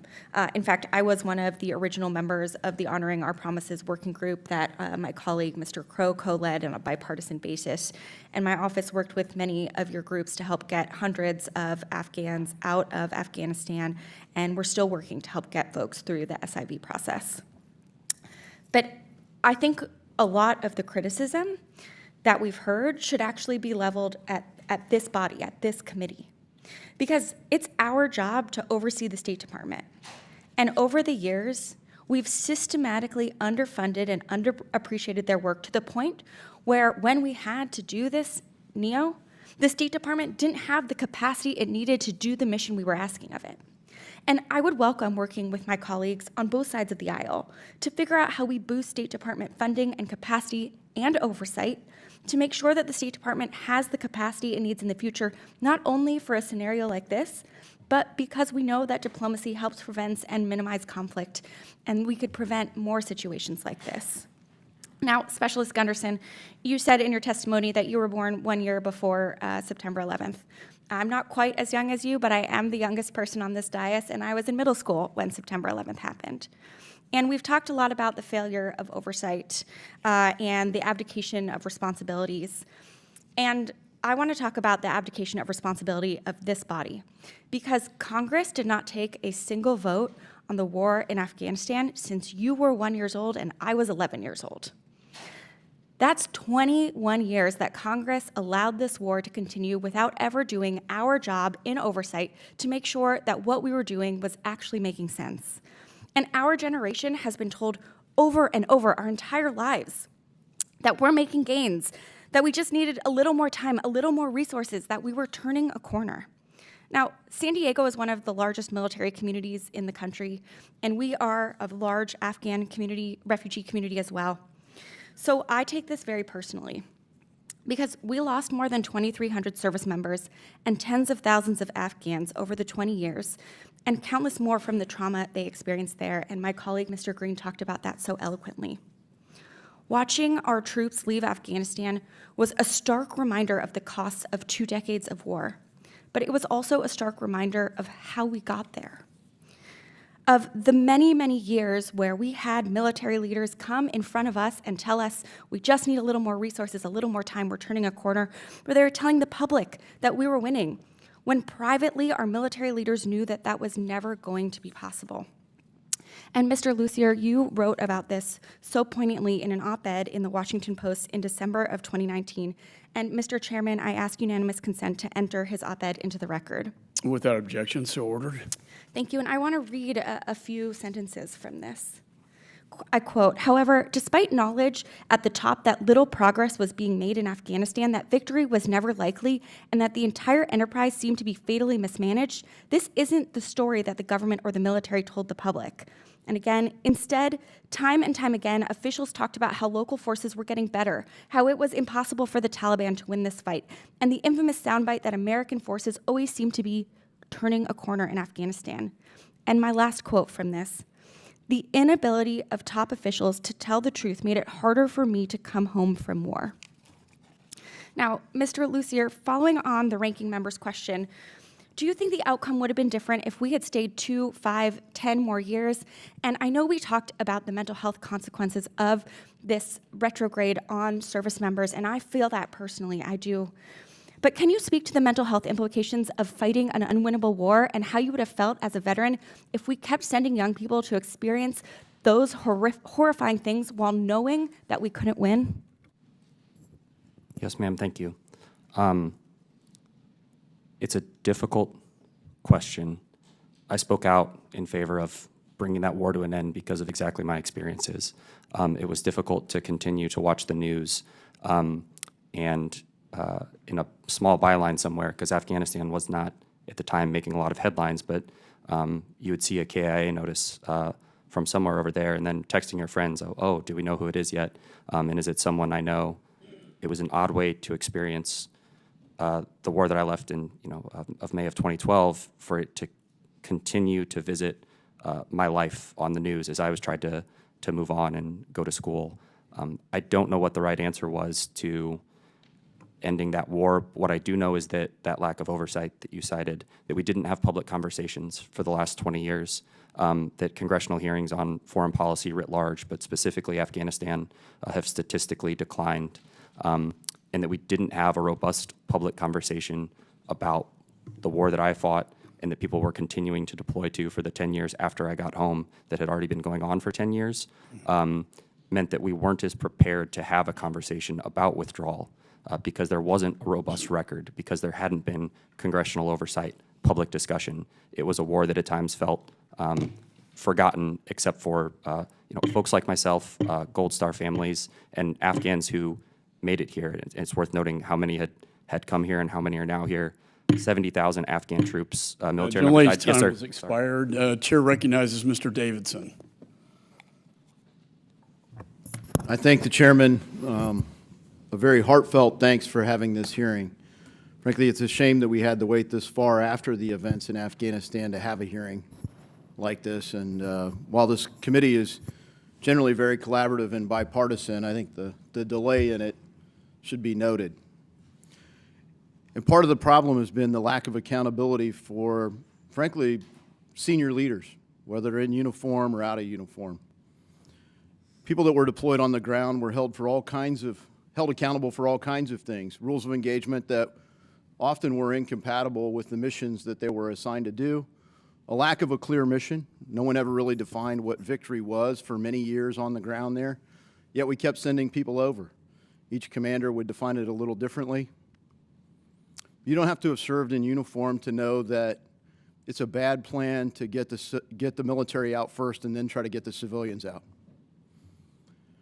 The fact that it turned out the way that it did is probably better than you would think if you took the military out first and then you got the civilians out. But I just wonder, Mr. Hoang, if you could comment about the challenges you faced as a member of Congress, as the chairman highlighted in his open remarks. I was dealing with people who were sending me copies of American blue passport holding citizens, dozens of them, in areas of the country, Mazar-e-Sharif, for example, trying to get out, desperately trying to get out, manifests with hundreds of people on planes, working with the State Department, and finally, the people on the ground there would get a safe third country that give them clearance to leave. And rather than help, our own State Department contacted the safe third country and worked to cancel the clearance so that people stayed on the ground. Now, I still can't figure out a motive for that, but I know that it happened. So I can't imagine the people that were stuck on the ground, the people that risked their own lives to help us accomplish our disjointed mission there over years, and some of whom were lost after they had to disperse and wait and hide and be hunted down because our State Department gave control of our embassy and all of our known allies over to the Taliban, and it basically turned into a hunting list. They hunted them down in their homes, and I just can't imagine that, but I know a lot of you had a hand in this, but Mr. Hoang, if you could comment on what it was like and the kind of role that you and others played, because frankly, the idea that we needed civilian dollars to come in and do this is mind-blowing. I mean, this is clearly the mission of the United States of America, yet we were trying to bridge it from people who felt a bond of loyalty and did. So thank you for doing that, but also just what were you confronting as you were dealing with that? Congressman, thank you. I appreciate the question. There's been a lot that has happened in the last year and a half that has shaken my faith in our government. There was a yawning gulf between our obligations to our allies and what our government was able to do in August of 2021. However, thousands of our citizens saw that yawning gulf and jumped in and helped. And they did it from their bedrooms, they emptied out their savings accounts, they took on challenges that they shouldn't have been in a position to have to take on. So my faith in America and Americans has never been stronger. It was unreal at times to get requests, and I'm not the only person on this panel that has received these requests, from congressional offices, from executive level agencies, from high-ranking officials asking for help evacuating their allies. Me, us, private citizens, receiving requests from our own government to assist what is essentially a governmental function. So it was humbling, it was terrifying, it was at times stupefying. Well, it's well said.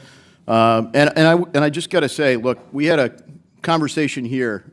Republicans, particularly Republican veterans, came back here to Washington, D.C. to basically plead with the administration to make this an event-based exit, not a time-driven thing, but an event-driven thing. When do we get all of our people out? Well, okay, that's the last day there, and not until then. Instead, the administration stayed on a timeline of 31 August, and inconceivably to me, we had colleagues who wanted to deny that the missions that you guys were part of in the private sector, trying to save people in other parts of the country, were even happening. And but for the records that we preserved and were on State Department computers, I truly believe they would have continued to try to deny and lie and say that they weren't even there. Thankfully, we had the evidence, we had the proof, and your statement, we still have faith in the American people, is well-founded. And may God bless this country, the people who are still trapped in Afghanistan, and may we finally do the right thing. I yield. Gentleman yields. Chair recognizes Ms. Manning.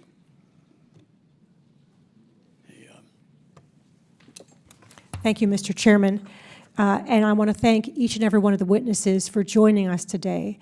I want to express my deep gratitude to those of you who served for your selfless service to our country, and to all of you for helping Americans and vulnerable Afghans to get to safety. As we all know, the war in Afghanistan lasted for over 20 years, over 4 administrations, and over 10 Congresses. And the American people fought and paid for this war in so many ways. They deserve a full accounting, as many mistakes were made along the way by many, many decision makers over many years. So I'd like to start with the February 2020 Trump-Doha agreement. Mr. Lucier, when I read that agreement, I was shocked by how few conditions there were in that agreement. There were no protections for the women and girls in Afghanistan, for the Afghan people who had helped us and worked side by side with our forces. Frankly, there were hardly any requirements for the Taliban to meet. So in retrospect, what should have been done differently in negotiating or reaching that agreement?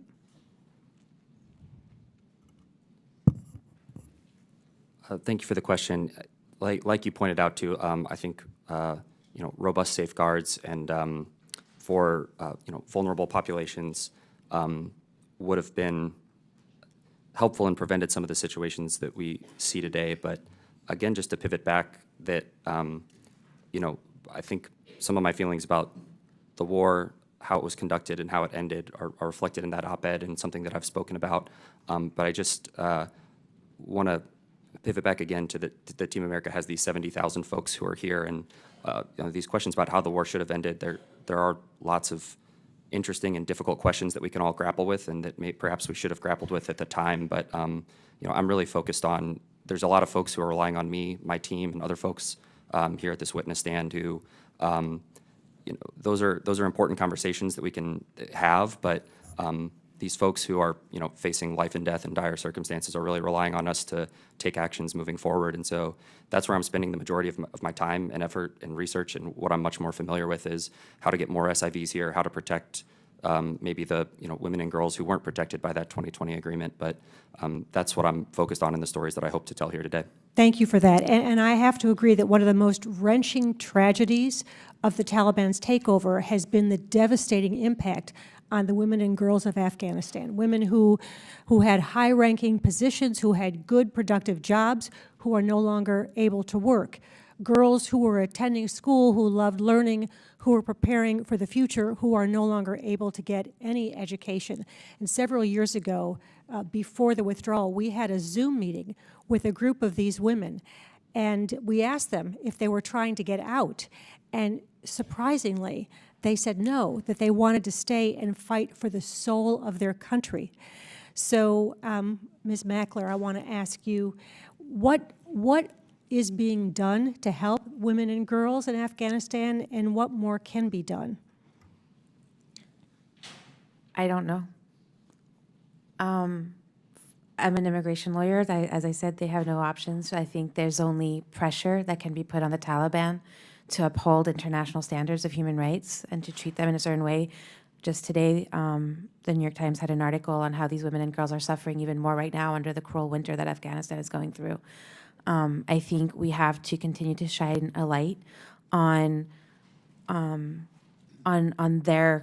conditions that they are under and continue to exert pressure. I will say I have met some truly extraordinary women. I was very privileged in the early days of the evacuation to help one young woman, barely 23 years old, who escaped hours before the fall of Kabul and had been running a nonprofit in Afghanistan to educate women, and she continues to do that from the United States. And she is not the only one who I know has come here and continues these efforts within other networks of women to continue the work that was happening, even if it's less visible now by necessity.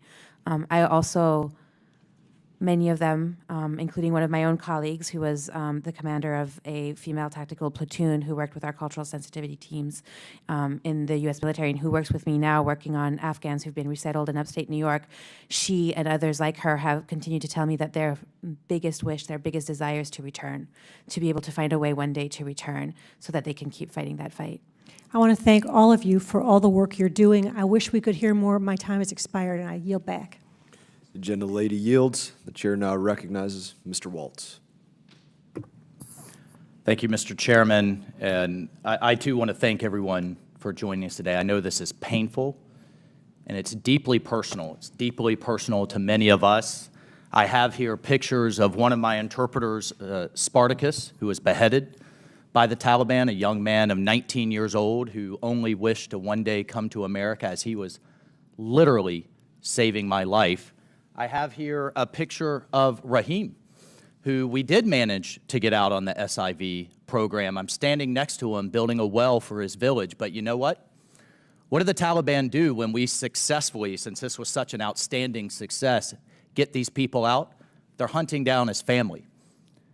They've captured his cousin, tied him up behind a Taliban truck, drug him through the village, and killed him to say, don't you dare ever work for America or work with America or work with the West again.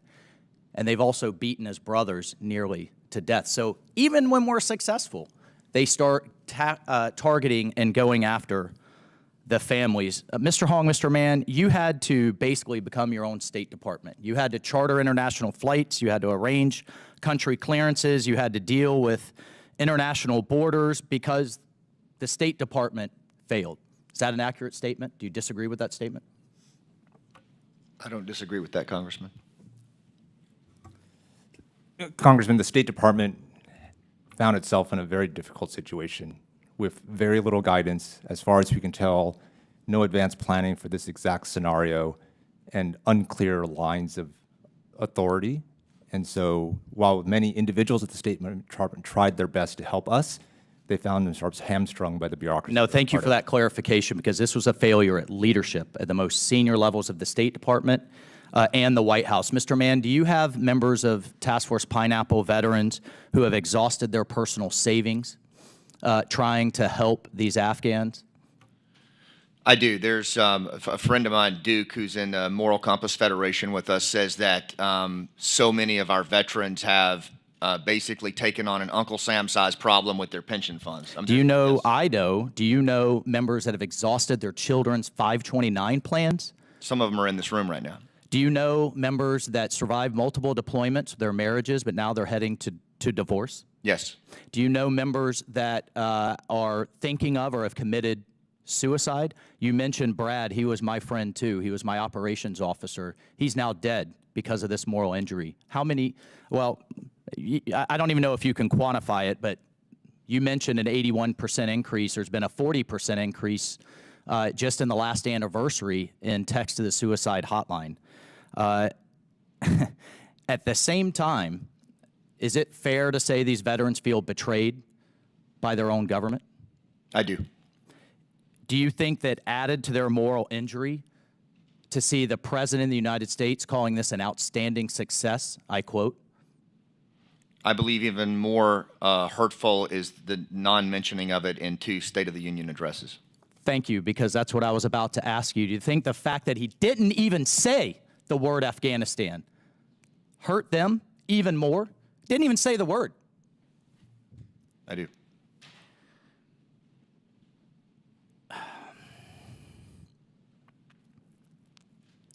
Mr. Hoang, actually, for everybody on the panel, is this war over? Does anybody think this war is over? Because we've had members of this committee, the House Foreign Relations Committee, Foreign Affairs Committee of the United States government, United States House of Representatives, and the President of the United States, and the Secretary of Defense, and Secretary of State celebrate the fact that the war is over. Did the Taliban, Al-Qaeda, ISIS get the memo that we decided, that the President decided the war was over? Is this war over? Do we still have people trapped behind enemy lines, over 80,000? I know the answer is yes. In fact, today, this morning at 9:23 a.m., I received a desperate email from one of my interpreters who was formerly a school teacher, but decided to work for a better future for women and children in Afghanistan. He's now being hunted. He's been in hiding for 2 years. 9:23 a.m. this morning. Do you think he thinks this war is over? Are the Taliban systematically hunting these people down? Anybody disagree with that this is top-down, top-driven? I'll just end with this. Mr. Mann, you're absolutely right. What happens in Afghanistan does not and will not stay in Afghanistan. Members of this committee celebrated when President Obama pulled us out of Iraq in 2011 with no follow-on plan. ISIS caliphate comes roaring in 3 years later, and we now have more members there, more military members back dealing with that than when we left in 2011. They were wrong then, and they're wrong now. And Mr. Chairman, I'll just close with saying I have never been more proud of my fellow Americans and veterans as I am with this group, but I've also never been more disgusted with my own government. This was a callous, cold-hearted, incompetent episode on the part of this administration, and it is not worthy of the men and women that we all carry on these bracelets and their sacrifice. I yield. Mr. Waltz yields back. The chair now recognizes Ms. Sherfilis McCormick. Thank you, Mr. Chair. I want to first start off by saying thank you so much for your courage, your testimony, and your service. More importantly, our focus is to get this right. We are dedicated to ensuring that you're supported, and the next time around that we hear your testimony, that we can actually move forward. And with that being said, I have a question for Mr. Lucier. Tell us about your experience helping American citizens to evacuate. In particular, what were the challenges and what worked well? Thank you, Congresswoman. Yeah, happy to talk about that. So at Team America, as I said earlier, either friends and family of American citizens who are in Afghanistan or those who were there themselves identified themselves to us. And then our goal was to, do kind of a pre-verification on that data, make sure that they actually were blue passport holders in whatever ways we could, and then coordinate with government entities on the ground at the time in order to try and arrange for their safe passage to the airport, and then offer some guidance and the best intelligence and information available at the time to help them make that trip safely from their homes and apartments in Kabul to the gates, and have that coordinated ahead of time so that they could swiftly move through. It was a difficult process when you have folks self-identifying because of the lack of identification ahead of time, where they're not required to register with the STEP program. Lots of information was coming in very quickly. That was one of the challenges. Many folks self-identified as American citizens who weren't, in fact, not, because they thought it would get them through the gates faster. So having to kind of adjudicate that for 220 volunteers who had no experience adjudicating immigration paperwork was difficult and required a lot of oversight, cooperation. We had a relatively good amount of success and felt it wasn't perfect, but for the situation that was there, getting American citizens through the gate, my experience was that typically, if we found the right person and were able to identify somebody and were able to kind of prove out that blue passport holder, usually heaven and earth would move. I think, like I said, we had 88 American citizens who identified who we were able to verify. At the end of the NEO process, only 4 were remaining, and all 4 had self-selected to remain. They had been offered multiple times that U.S. Special Forces and other types of operators would go out into the city to get them, but because they had extended family members who they could not bring with them, we call it a refusal to separate from those extended family members, they chose to remain in Afghanistan. That was my experience, and that's what occurred with Team America. I know that there are other stories, but that was mine, and really quickly I'd like to talk about the story of one of those folks. At Team America, we have people assigned case numbers, but we called her Afghan Betty White. She was a grandmother, and she was with her grandchildren and other folks and nieces, and one attempt was made, I believe, to actually get to her, and then 2 more times she was offered that assistance, but she chose to remain. The Taliban knocked at her door. She yelled back at them, but Afghan Betty White also had diabetes, and she was unable to access her medication while she was there. We knew that. We urged her to leave, but she did not want to leave her family. But the opportunity was available, but she chose to stay, and it was a courageous act. Unfortunately, in December of 2021, because she did not have that access, she passed away. It was a tough moment and a tough day for Team America. We had all talked to her, and so it was hard for us, for somebody that we knew who was eligible to leave, but who chose not to and who made that courageous choice, and ultimately, in a way, kind of gave her life for her family. So the process with American citizens was incredibly difficult. It was hard. We had to learn a little bit on the fly, but generally the cooperation with government on American citizens and with ACS, American Citizen Services at State, for us at least, maybe we were just lucky, was very good. Ms. Mackler, beyond an immigration pathway into the United States, what do you see as other necessary lines of efforts in terms of diplomatic engagement, humanitarian or economic assistance, multilateral work with partner countries or areas to ensure we are helping vulnerable Afghanistans and defending the U.S. interest and values in respect to Afghanistan? I think the answer when we talk about immigration is always going to be that we should allow people who want to come and people who want to stay home. I know that our Afghan partners have spoken a lot about not supporting sanctions or other ways that reduce the Afghan economy because they are really suffering right now economically. And so continuing to support them, continuing to fight, especially for women and girls, but for all Afghans, continuing to allow them to live with dignity and, without the starvation or the poverty or the disease that we're seeing right now are all efforts that we should be looking into, and then supporting our allies. I mean, not everyone wants to live in the United States either, and allowing them the choice of migration and not having it be by force. Thank you for your testimony. Mr. Chair, I yield back. The gentlelady yields. The chair now recognizes Mr. Keene. Thank you, Mr. Chairman. First, I would like to thank our witnesses for their service to our country and to actions during the withdrawal in August of 2021. Like so many of you, I cannot forget the images on TV showing Afghan civilians crowding around the gates of H-Kaya and the aftermath of the Abbey Gate bombing, which claimed the lives of 13 American service members and 169 Afghan civilians.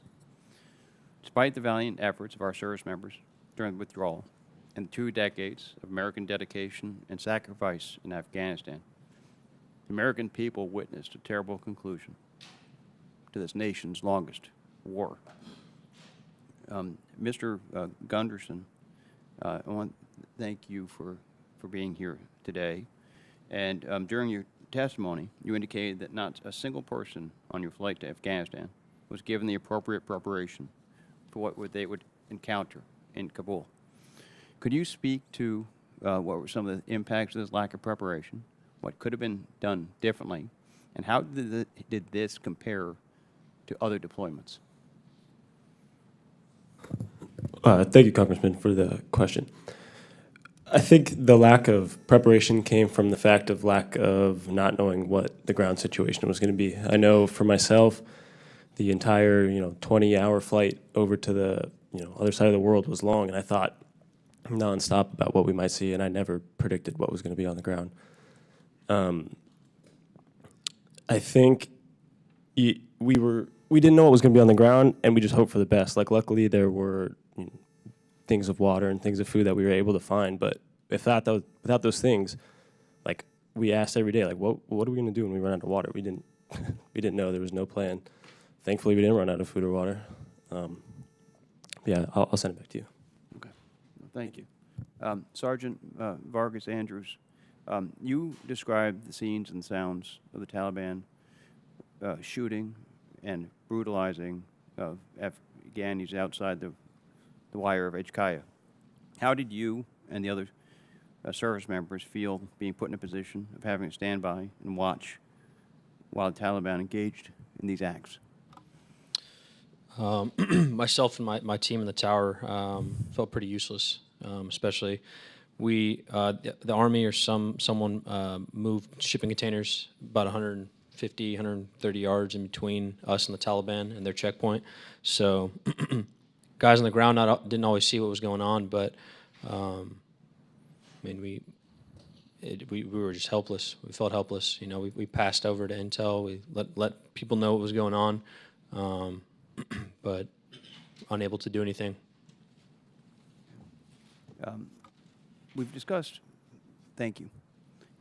We've discussed today at length much of what went wrong during the withdrawal, and we've heard the witnesses share their stories about those chaotic and frightening days.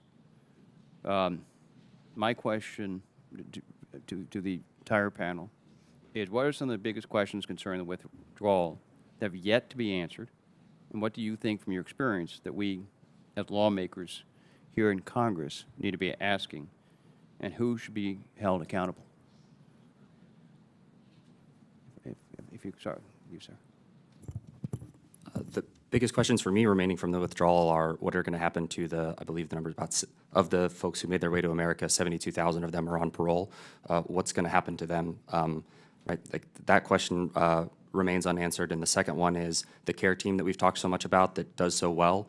Their funding isn't secured right now, so the next administration could move away from that, and we would lose all of the lessons learned in the robust public-private partnership that is developed. So those two questions remain very large over this community, and until they're answered, our work will remain largely in this kind of nebulous, difficult period where we don't have certainty whether it's for the Afghans for how they'll continue to live in America, or what's going to happen to this partnership.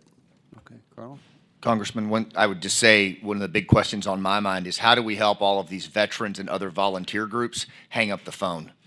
They've been on the world's longest 911 call since this happened, and as we've talked about, they've cashed in their pension funds and retirement accounts, and it is taking a massive toll, not just on their fiscal capability, but on their mental health, and they're not going to quit. They are never going to quit doing this until we figure out how to responsibly relieve them of what they are doing to provide this humanitarian support, and we've got to figure it out. Thank you. Gentleman yields. Chair recognizes Mr. Stanton. Thank you very much, Chairman.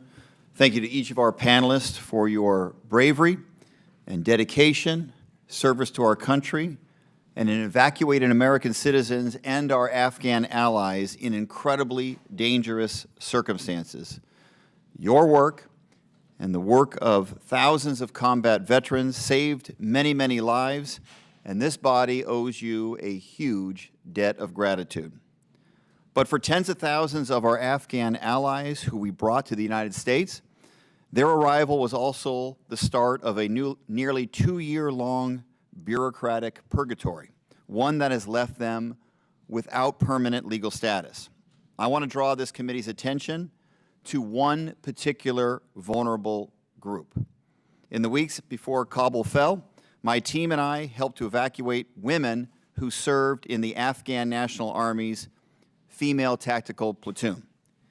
These FTPs, as they're called, were combat soldiers who were recruited, rigorously vetted, and trained by elite U.S. strike forces.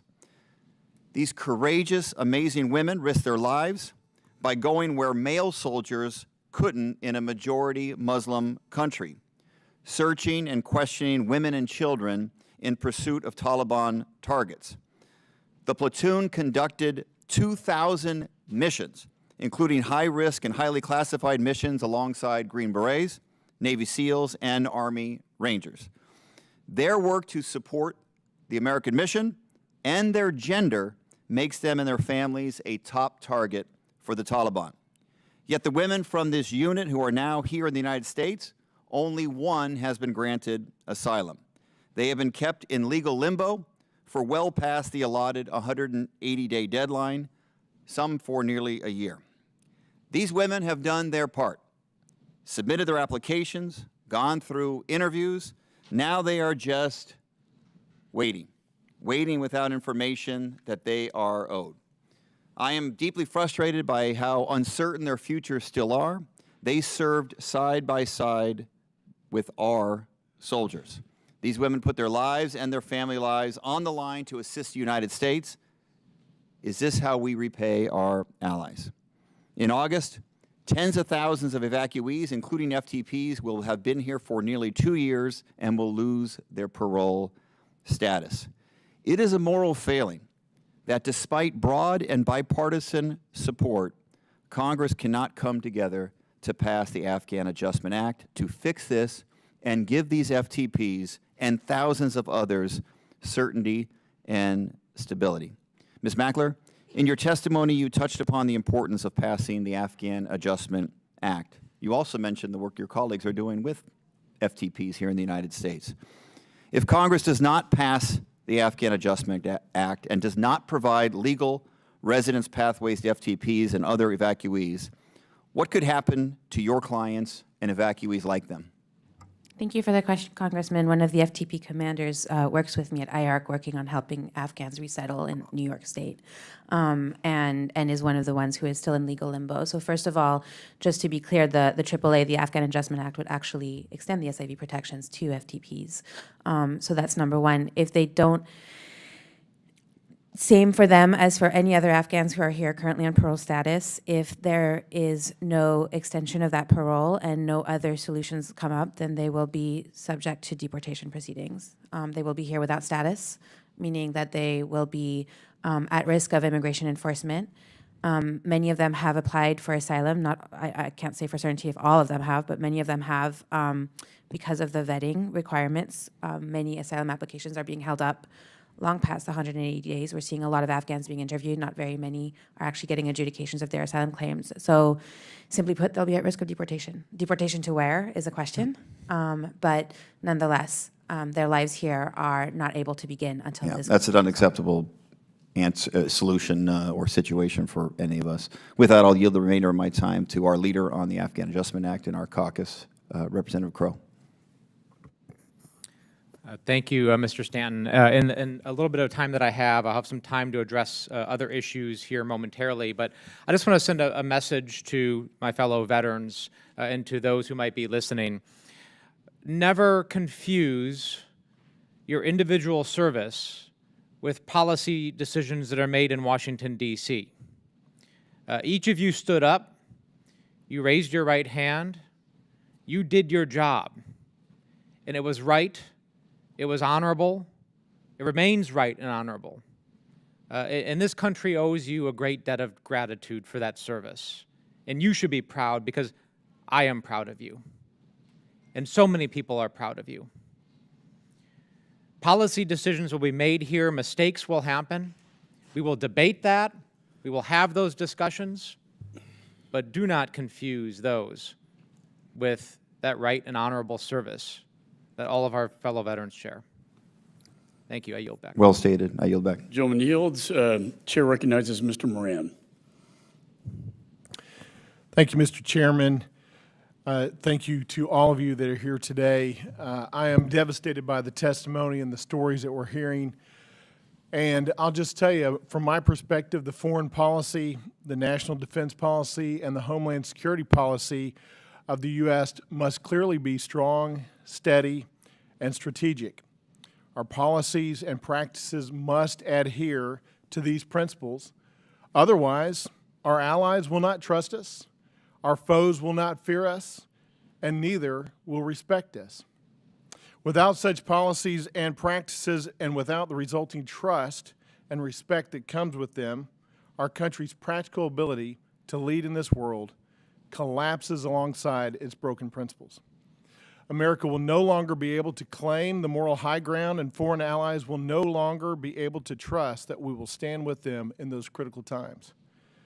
Additionally, I'm convinced that it will incentivize our foes to become more aggressive, and it will disincentivize anyone from partnering with us. Both are devastating to this nation and heightens the chance for additional military conflict and additional loss of both military and civilian life. Now, I want to turn to Sergeant Vargas-Andrews, and in your testimony, I want to give you an opportunity to address some of those things, because you asked us to give you the opportunity to elaborate on your ordeal post-blast. If you haven't had sufficient opportunity today to do that, I want to give you some more opportunity to elaborate on what you've been through since then. I appreciate that, Congressman. For myself, at the time leading up to the blast, I was behind our gun in the tower. We had another individual, Sergeant Andrew Valencia, observing as well. We were continuing to scan the crowd for any threats. And about 17:30, Staff Sergeant Darren Hoover came and retrieved me from the tower to go gather an interpreter and his family member from the canal. The other half of our team was back staging gear in case we had to pull out quickly. And I walked out there to the canal with Staff Sergeant Hoover and talking about the situation. He was a combat veteran, and prior to that, and had explained how that was unlike anything that he had ever experienced in his time in Afghanistan prior. We walked out to that canal and pulled out an interpreter. He had a sign with what we had suggested putting on it to identify him. Pulled out his brother and did a search on them for weapons and any threat. Moved to take them to the main search area for processing, and he stated that he had family still in the canal. He had a wife and 4 kids back there, and so we stayed down in the canal that day. I told him, I assured him that he had proper documentation, he had passports for them, and I assured him that we would do everything we could to pull out his family, the remainder of them. And so that I would stay down there for 20 to 30 minutes and then ensure another individual was helping him while we waited for his family to appear. I stayed down in that canal facing the far side of the canal against the canal wall, and with Staff Sergeant Hoover within 4 or 5 feet of me. About 10 minutes went by, and that's when the suicide bomber detonated. Post that, I opened my eyes. Finally, I knew right away what had happened, and started crawling due to the sound of gunfire from the neighborhood, and started crawling backwards. And over the course of a few minutes, could not I was overwhelmed by my injuries, and but I was awake and aware. And the other half of our team had just come back. Charles Schilling and the rest of the guys had gone up to the tower to convene and make sure everyone was okay. He asked for bolt cutters that I carried on my pack, ran out there, disregarded his own life, got to me, and him screaming my name and getting to me and throwing tourniquets on me, as well as triaging me along with other Marines, saved my life. He cut open a hole in the fence at the base of that tower and cut down the casualty carrying distance probably by 120 yards at least, and to this day has not been recognized for that. So I wanted to publicly recognize him for that. Him and the actions of my friends that day saved my life. And I'll leave it at that. Back to you. I certainly appreciate that testimony. I know it's difficult for you. Mr. Hoang, you were talking earlier about, I think you used the phrase, thank you for hope when hope becomes forlorn. As I recall, that comes from that speech, duty, honor, country. And I want to ask you, when you think of those three hallowed words, duty, honor, country, do you think that our withdrawal in Afghanistan met with those principles in that moment? As I said earlier, I think that there's a lot that has happened that's shaken my faith in government. And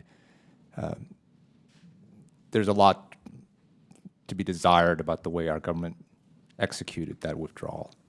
However, as I stated earlier, the way our Americans, my fellow Americans, stepped in and did what needed to be done when they saw our government falling short will forever inspire me.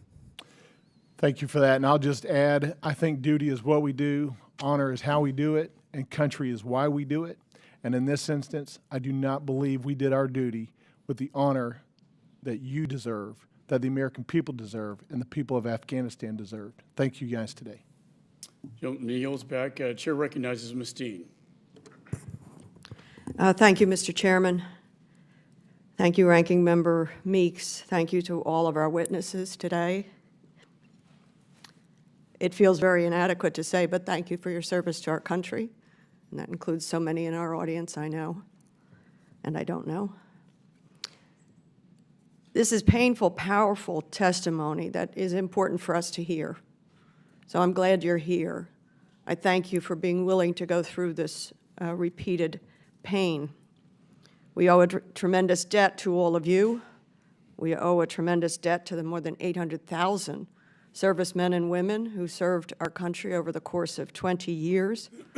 More than 2,400 lost their lives, more than 20,000 wounded, and I'm not even beginning to touch those who will never be the same in spirit and following post-traumatic stress. We've lost so many, as you've cited, to death by suicide. I come to this hearing awash with awe in all of you, sadness with the reality of this war and other wars, of course. But I also come to it with great humility, knowing that I can't get near what you do, what you've done, what you've sacrificed. I can't get near it. But I do think this is important to bring out the facts, the truth of the end of this war. As some have cited, it is not over. So I'll start with Sergeant Vargas-Andrews. Thank you for your service, your sacrifice. It's inadequate to say I'm sorry. But man, oh man, we are proud of you. I wanted to follow up on two of the questions you wrote in your testimony that I had read, and then you also mentioned it again. You said, ask me about one little girl that I reunited with her family. Would you tell us that story? I would. Thank you, ma'am. I think what I can say is for a lot of people out there, the actions that they had, specifically at Abbey Gate and around the airport, there were a lot of moments to them that were worth the mental strain to the service members. For myself, that first day at Abbey Gate, after we were working to push back the crowds, I was on the ground, and a little girl had squeezed her way through the crowd of about 7 or 8 years old, holding a 4-month-old, I would estimate 4 or 5-month-old baby in her arms, and holding the hand of who I assumed to be her little brother, who was about 4 or 5 years old. And they were all dirty and bruised, tear-streaked faces, and kind of in this chaos, it was just like I had tunnel vision and saw her, and I was like, I need to help them. It was just a very odd sight to see. And I picked up the baby and the little boy, and she followed me, like motioned for her to follow me. And to get to a safe area away from the crowd, I noticed that the baby's face was blue and purple. And so I went to the nearest person that resembled a medic and started asking if they had a small breathing bag, a BVM, to conduct CPR, because I didn't know if the baby had already passed, but assumed it wasn't breathing, and didn't want to injure the baby by trying to perform CPR on it myself.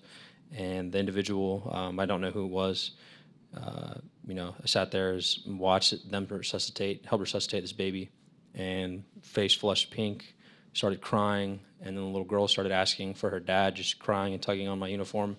I took her back to the gate and could tell that she was asking for her father, and climbed up on the SUVs overlooking the razor wire and held her up, and was just trying to ask her, do you see your dad, like Abba, like trying to, make her understand what I was saying, and she understood, and we sat up there for a minute or two, and in this crowd of hundreds of people below us, she just pointed in the direction, maybe 30, 40 people back, and there's just all these hundreds of people holding up papers, documents, whatnot, and there's this one individual just holding a bunch of family's luggage with his hands on his head, just crying and looking at her, and I was like, that is her dad. And I let the troops down right there at the opening of the gate know to help get this guy through, pulled him through, and the little girl hopped off the SUV and ran to him and hugged him, and he hugged her. Both cried, took and reunited them with the other two children,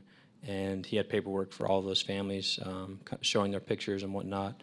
And so for me, that was a moment that my personal injury was worth it. And I know those three little kids will have a life of freedom and opportunity now because of that. Thank you. There's an expression in the Jewish tradition that I always lean on, even though I'm a person of Catholic faith, and it is, to have saved a single life is to have saved the whole universe. So many of you have done that. You're in the process of it. Help us make sure we live up to our obligation to the remaining people whom we must save, rescue, get on with their lives, as we also try to help the women and girls. Mr. Chairman, I yield back, and I thank you. General yields. We have votes on the House floor right now, so the committee will stand in recess until 2:20 for votes. I know it's been a long hearing, but if you could stay, we'd greatly appreciate that. I think there's still 8 more members that have questions. So we stand in recess until 2:20.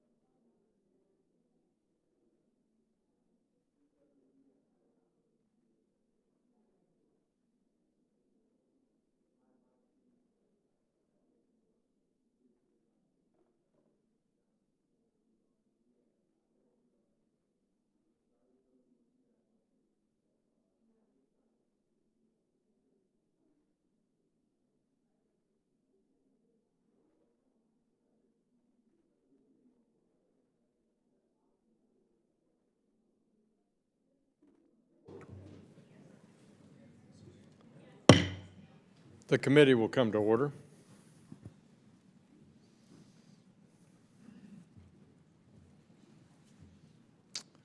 Mr. James, if you're ready, I recognize you for 5 minutes.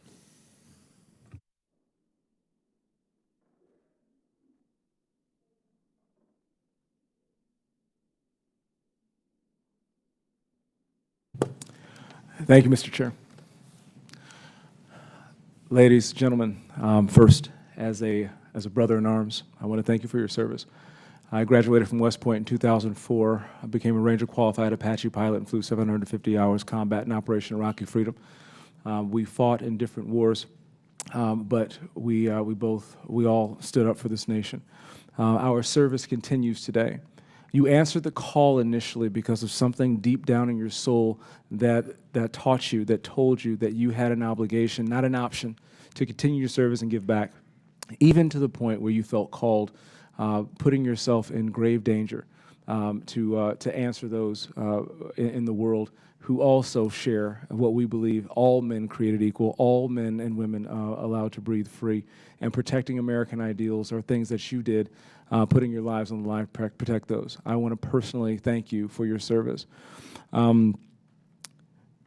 You've said many times that there is a feeling that's palpable amongst the American people that we have betrayed our allies and we have betrayed those who stood up with us during our time of need, and we abandoned them in theirs. We also got some feedback on addressing the 72,000 who are already over here in a probationary status, and also care teams not being funded. My first question is, in the little recess that we've had, it's been a long day, I grant you that, and I appreciate it.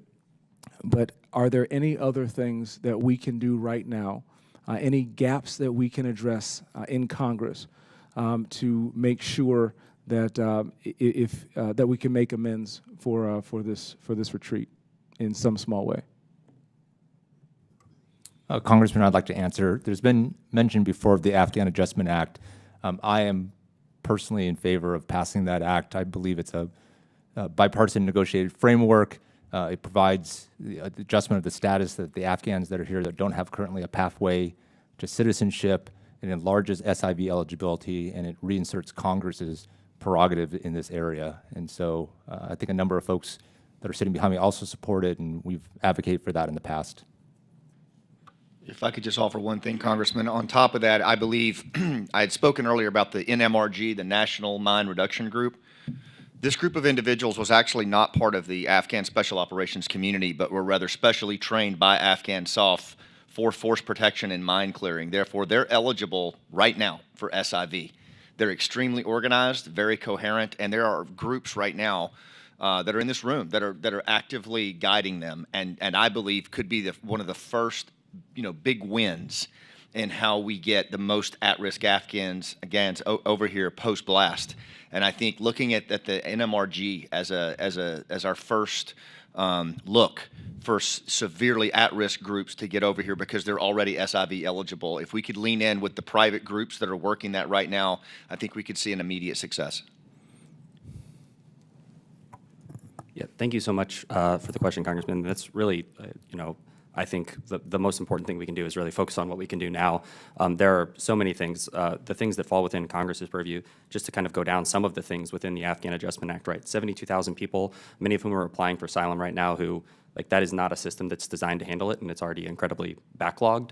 So by creating a separate pathway, it will allow all of those 72,000 to go through an additional vetting process, but also provide for their continued employment status, all of the things that come with immigration status, and prevent them from falling into, right, not just being out of status and subject to deportation hearing, but employment authorizations and all these other things. So just to double down on how important that is, some of the other provisions that were within that act that failed to pass in December and then March last year include expanding the SIV program for folks like Lieutenant Colonel Mann is talking about, both the NMRG group, the FTPs, certain Afghan Special Forces groups. So, we needed the Afghan Adjustment Act yesterday. We really needed it last year because we are coming up on this parole deadline for so many people, and it's going to affect, in St. Louis, our local communities, employers who took, a lot of responsibility on giving these people jobs. If those folks fall out of employment authorization status, that affects them and their ability to make a living, but also, it's going to make it difficult for small businesses in the future to be able to,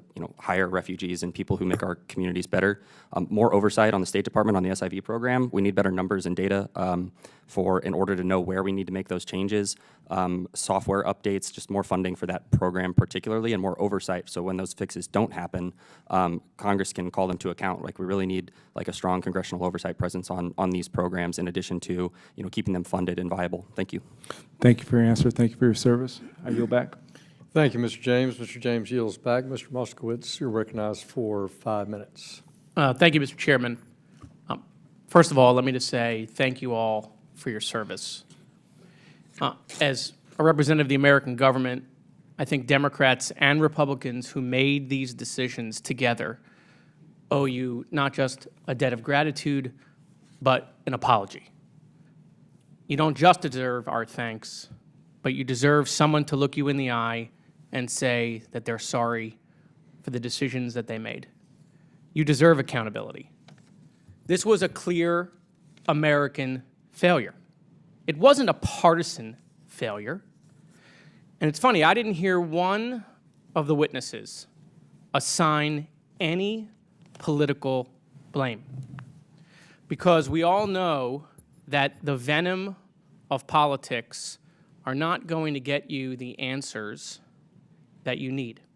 It's not going to get you the accountability that you need, and it's not going to prevent this from happening to young servicemen and women again.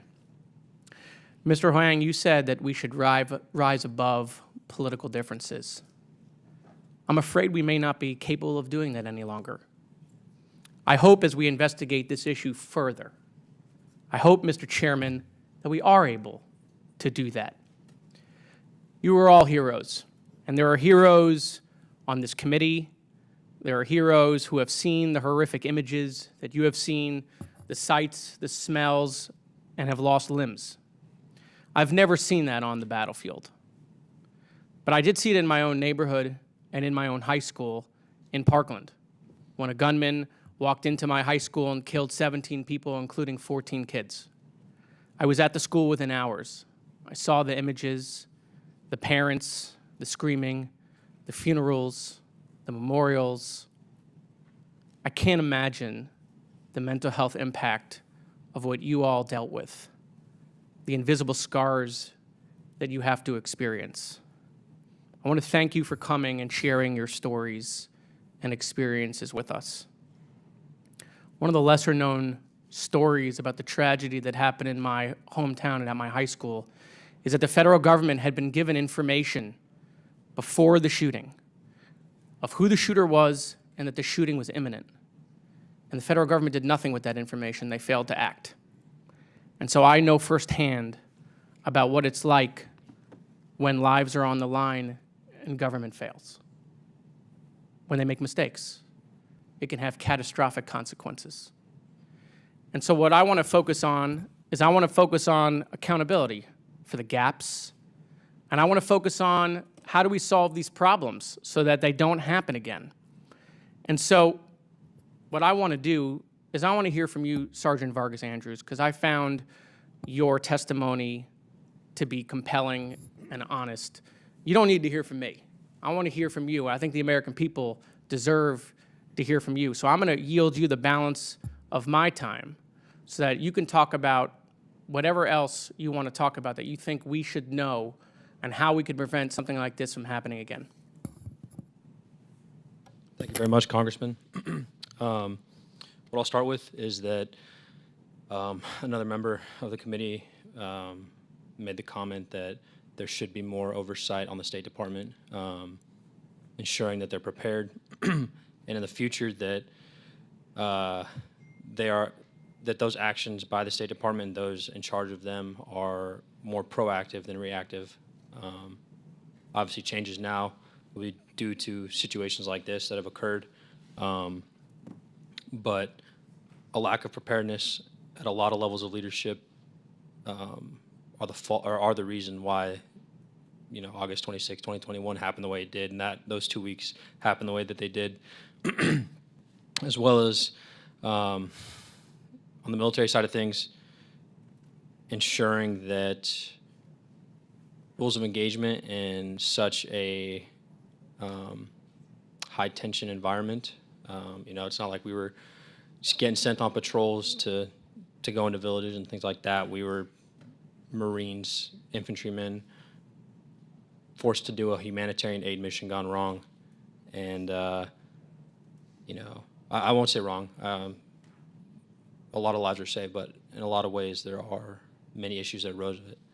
And any way that the committee can help to enforce that between the State Department and the military. Back to you. Gentleman yields back. Gentleman from Texas, Mr. Self, is recognized for 5 minutes. Thank you, Mr. Chairman.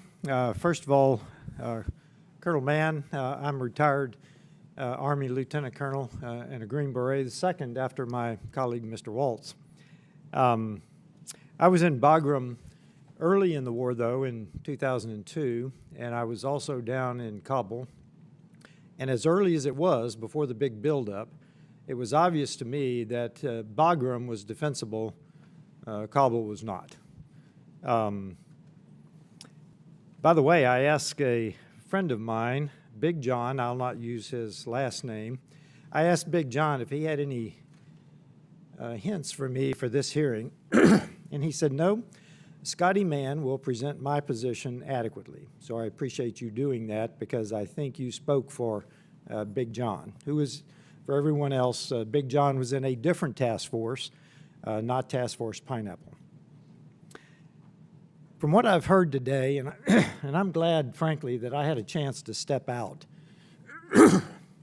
because I think I was hearing echoes of the past from another Democrat from 2012 era where we lost 4 soldiers, 4 service members in a place called Benghazi, excuse me.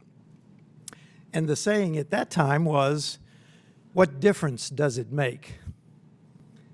It makes a difference. It makes a difference that this committee is going to hold someone accountable. And I intend to join my colleague, Mr. Waltz, and my colleague, Mr. Perry, in demanding that this committee hold someone accountable for this. I also want to comment on one, and before I do that, I want to say thanks for everybody coming. None of us want to relive our experiences in the Middle East, and I regret that you have had to do that in this public of a forum.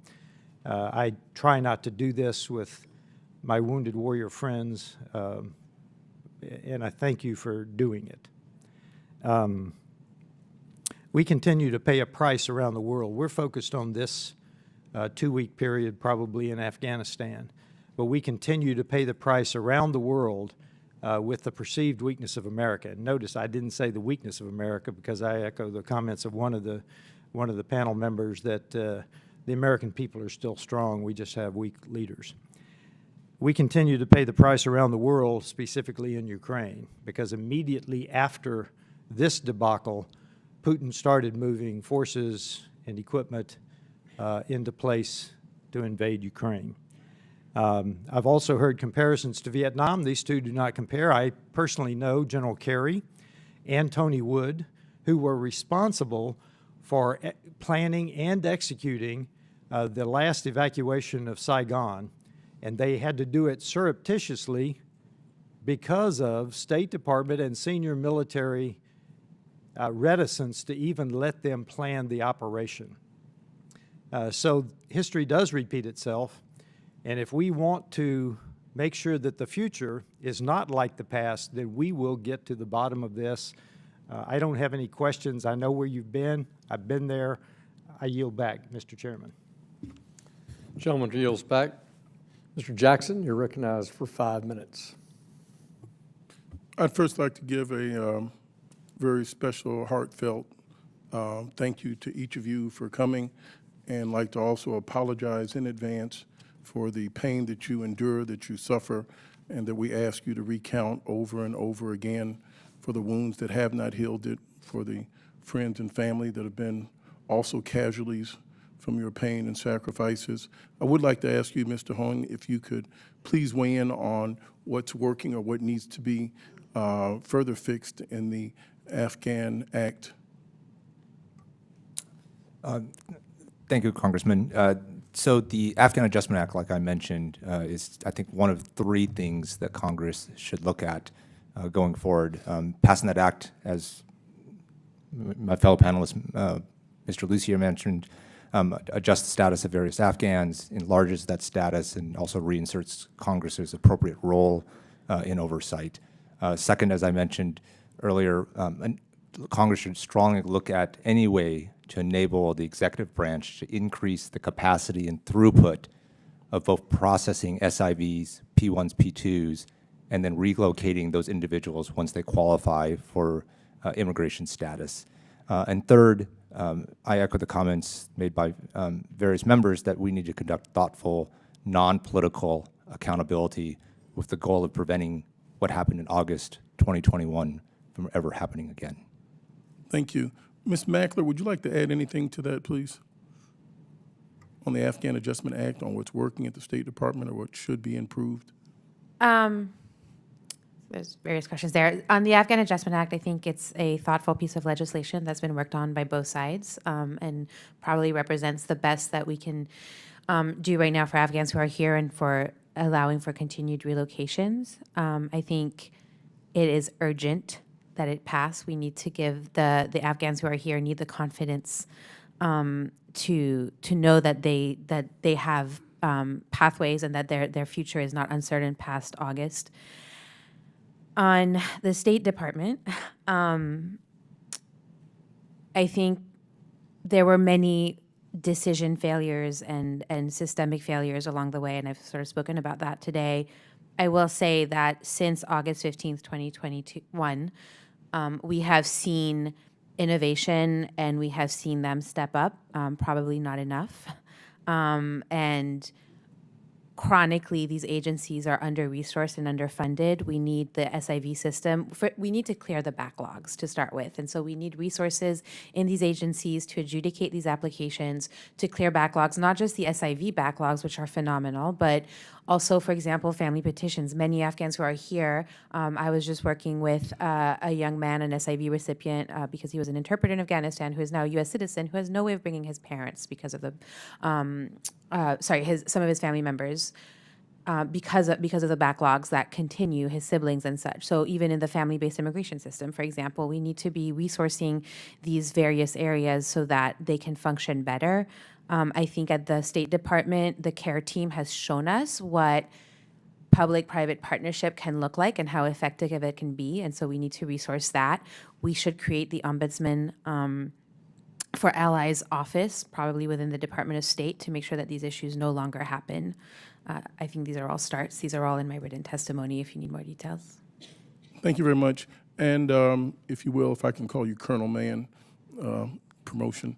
For the soldiers that are home, and I know it doesn't necessarily fall within our jurisdiction, but what can we do for the soldiers? It pains me.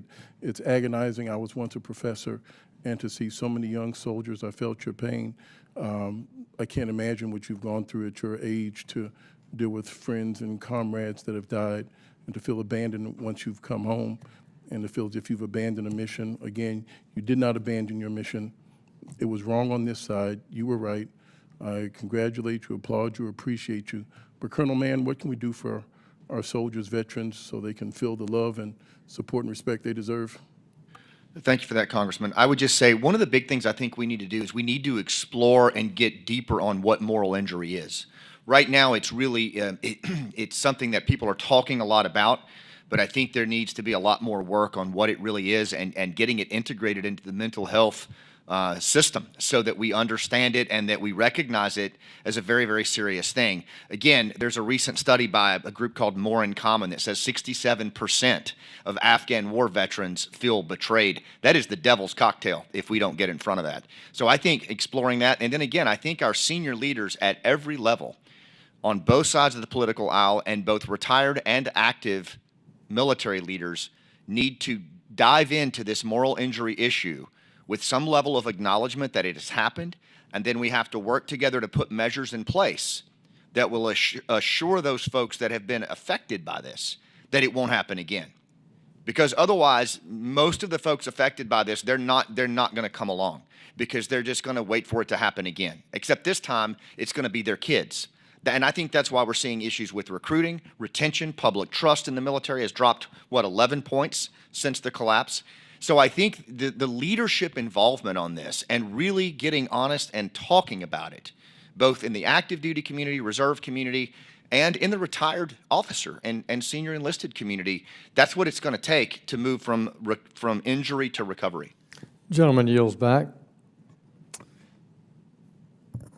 Ms. Kim is recognized for 5 minutes. Thank you, Chairman. I want to thank the committee chair and the ranking members for convening this hearing so we can hear directly from you who have served and experienced during the Afghan withdrawal. And so I want to thank you for being here and enduring these long hours, telling your stories. And this is the beginning of hopefully not only do we do the accountability of what actually happened, but how can we prevent going forward, but at the same time bring some, amplify the stories of what happened so we don't repeat the same mistakes. You guys really stepped up when the administration let so many down, and along the way you saved so many lives. So I want to let you know that your service will never be forgotten, and we will not let your stories go untoward, which is why we're having this hearing. So I want to thank you. The U.S. withdrawal from Afghanistan was very difficult for veterans who served to watch. In fact, according to the Department of Veterans Affairs, the calls that were made to the Veterans Hotline really increased about 98%, almost 100%, between August 14 and August 29. So you can see this was very, very difficult time for the veterans. So we owe it to you, the veterans who served in Afghanistan, to get answers to what went wrong during that withdrawal.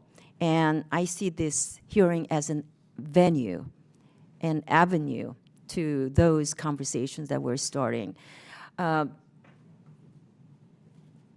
During that process, we saw Australia, New Zealand, and Singapore sending personnel to assist with the evacuation. So did Japan and South Korea, sending a few aircraft to also assist in that evacuation process. And my office worked very closely with the Canadian government when we couldn't get answers from our government.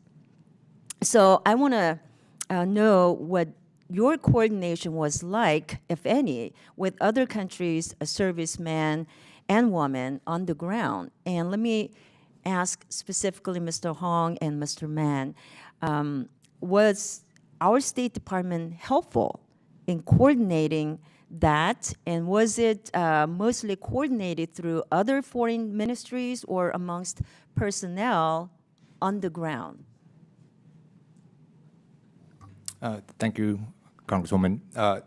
For our September 17th flight, in order for it to take off, we needed 4 different authorizations. We needed permission from the Taliban to depart Afghanistan. We needed permission to fly into Qatari airspace. We needed permission to land at Al Udeid and prioritization to be, put our personnel there. We had to negotiate all those things without a diplomatic relationship with the new government of Afghanistan, and in a situation that was very, very dynamic. Prior to the departure of the United States from Afghanistan on August 30th, there was a task force in place at the State Department to coordinate all those things, and there was a very clear process. I distinctly remember on the day that we announced that our country's diplomatic and military presence had ended in Afghanistan, that task force ended operations. And we were specifically told that at this point, the evacuation was over, that private citizens needed to figure out their own solution, and I was at a loss, as were my co-organizers. Luckily, while the official State Department task force had ended, there were individuals in the State Department who still cared, who stepped up, who tried to figure out solutions for us and other private volunteer groups, despite the lack of clear authorities and clear policies on this. They are also unsung heroes in this, and they were working inside the bureaucracy. But yes, it was very difficult, Congresswoman, to figure out how to get a plane off the ground in a country where we no longer had a presence.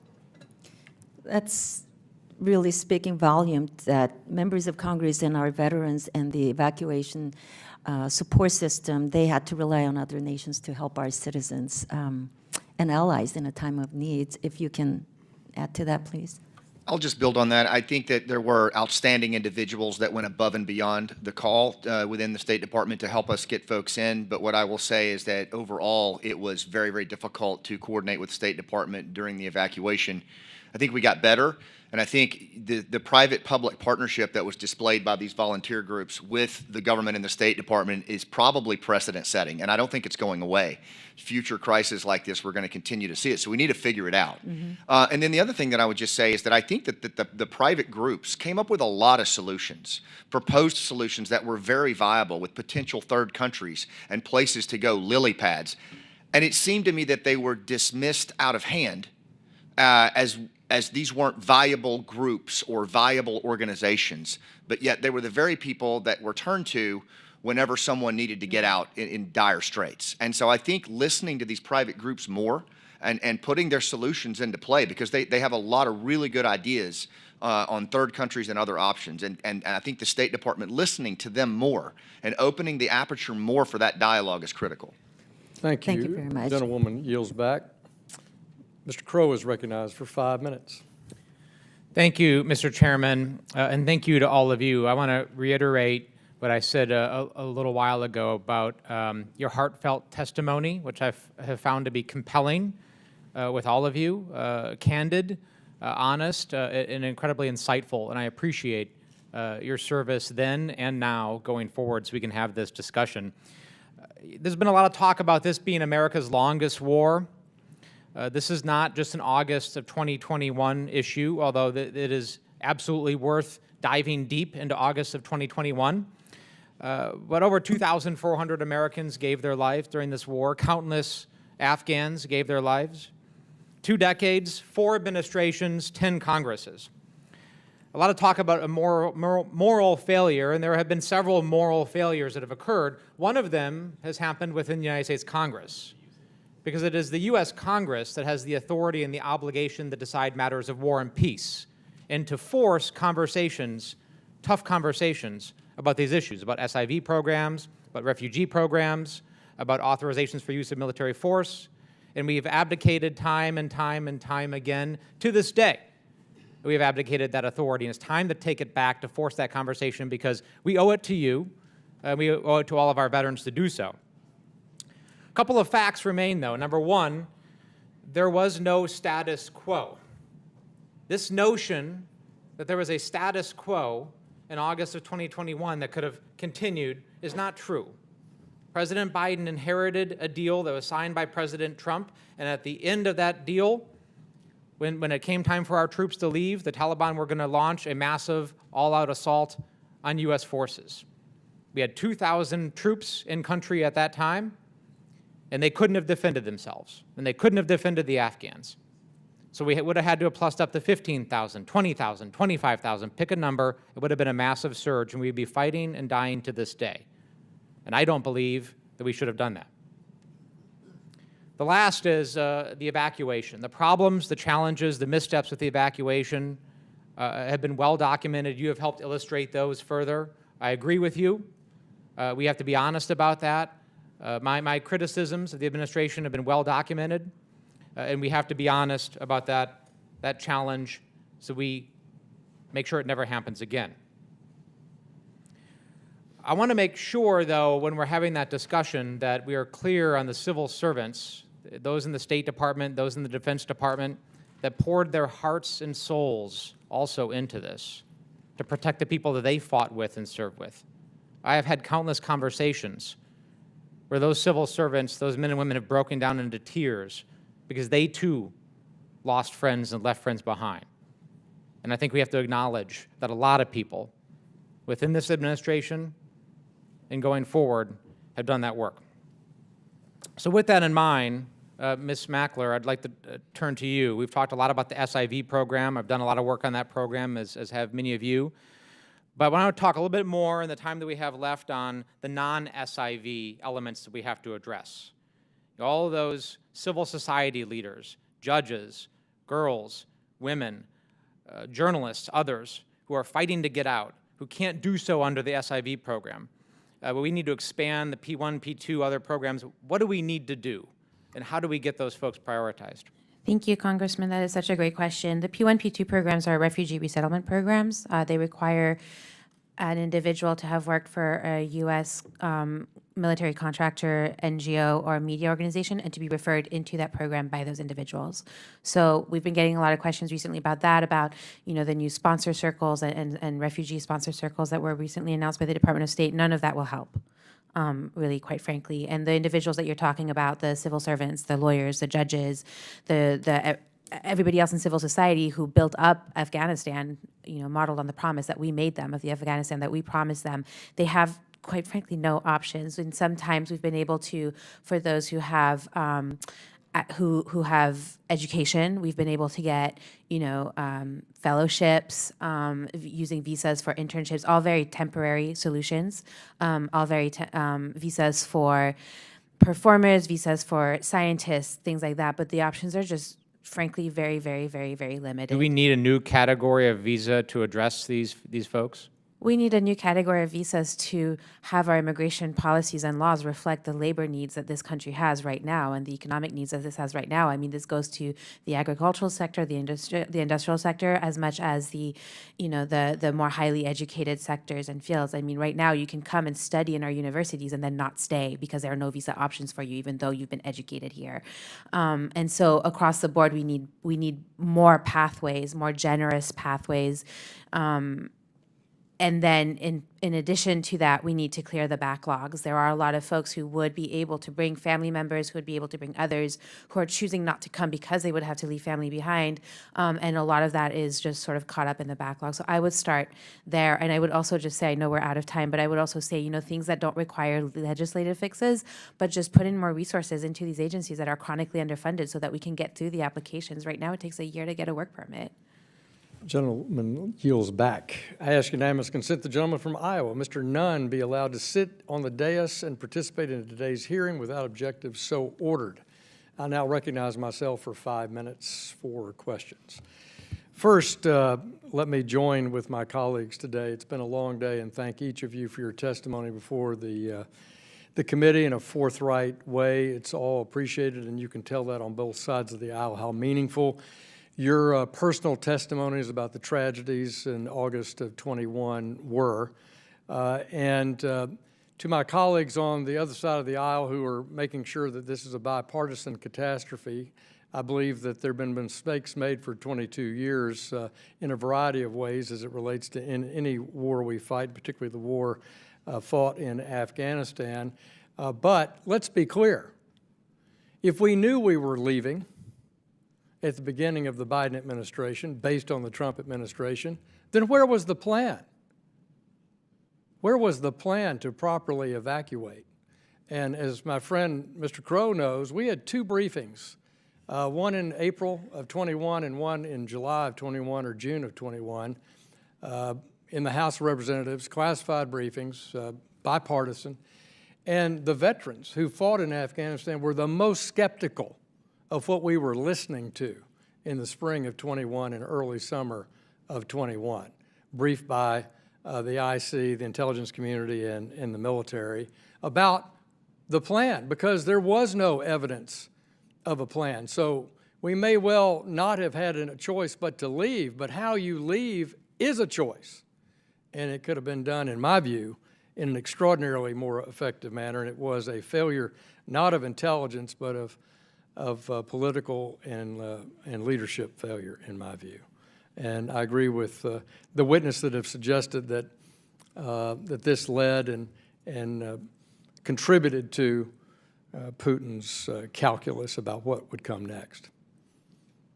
Since it is International Women's Day, let me start with my trip to Kabul in 2015, when I witnessed firsthand Afghanistan's steps in a positive way, then for social progress with the help of the United States and without the brutal control of the Taliban. On that trip, I met a young woman, Naeed Azhar, who was from Jalalabad, and I took tea with her that afternoon, and she was a Fulbright scholar at the University of Arkansas, earning a master's degree in anthropology, and she wanted to be home in Afghanistan with her career as an independent researcher and writer.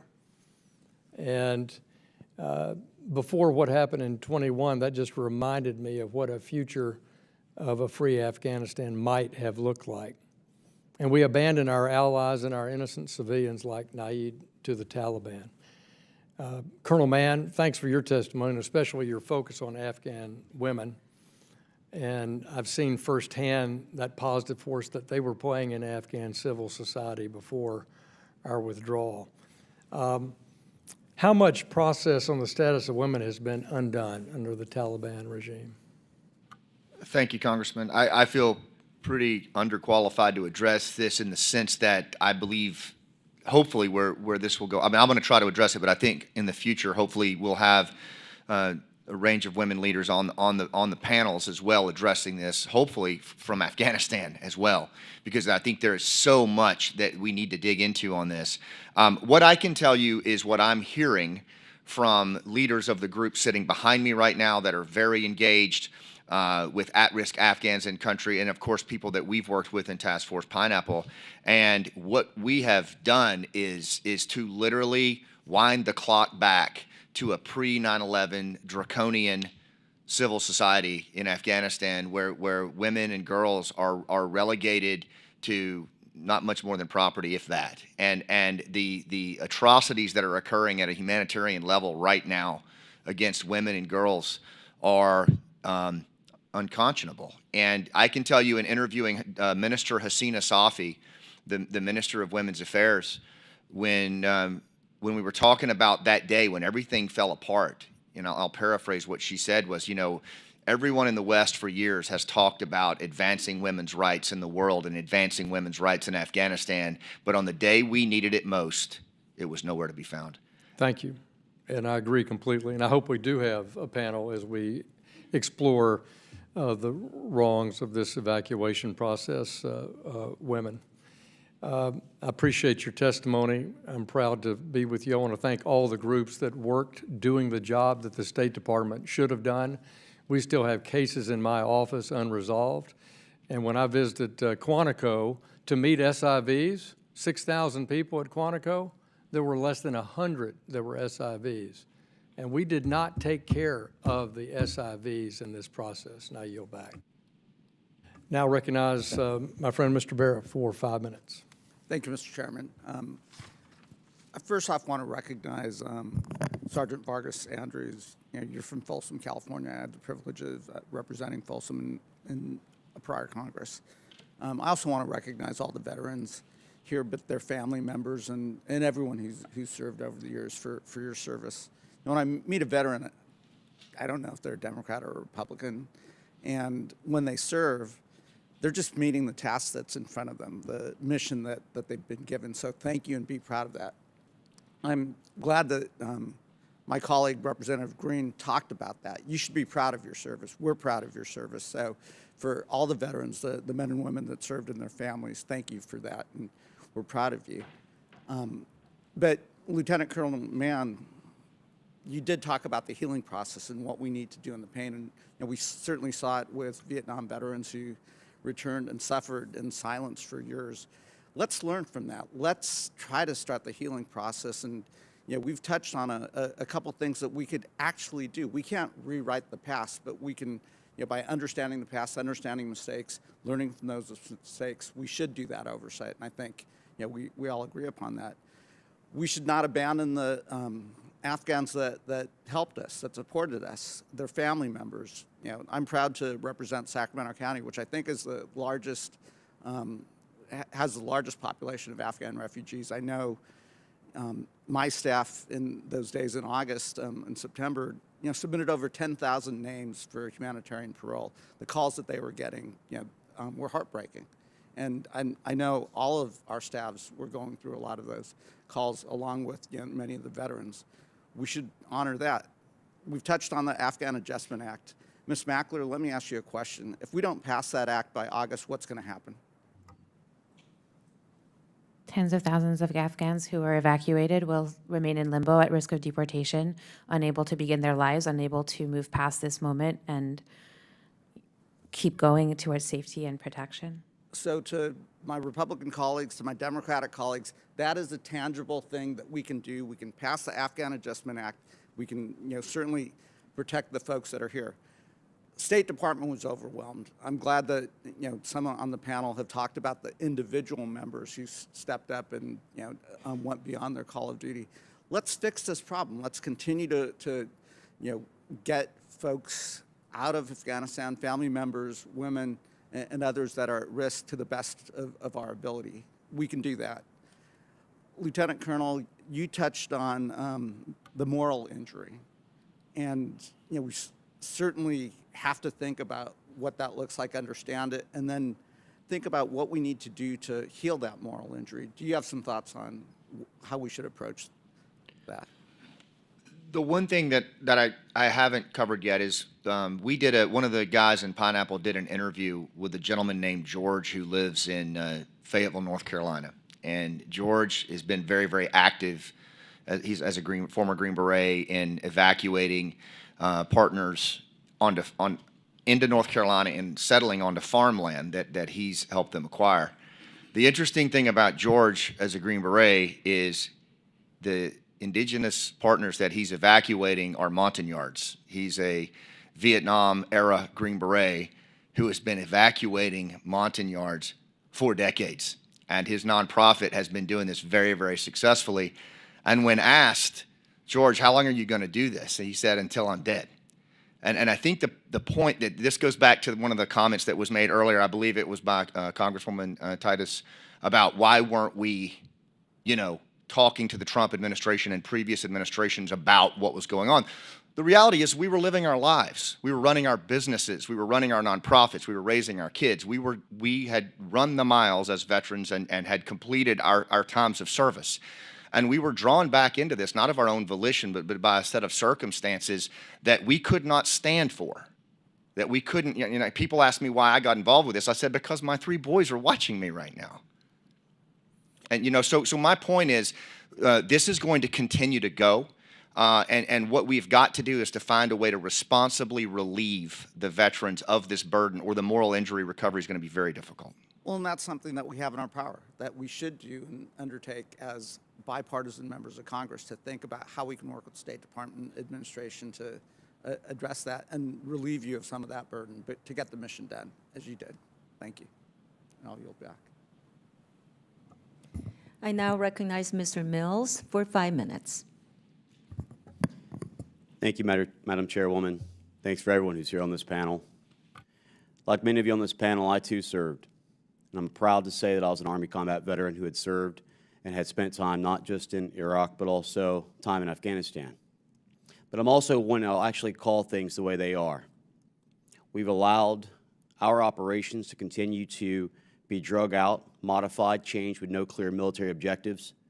And the minute that we thought that we were nation builders, we'd already lost our way. That is not the intent of the United States Armed Forces. You want counterterrorism, you want counterinsurgency strategies, we'll be the ones to go to. You want policing and nation building, that's not our role. So it was a failed strategy from the beginning whenever we actually got into that. You want to deal with FID strategies?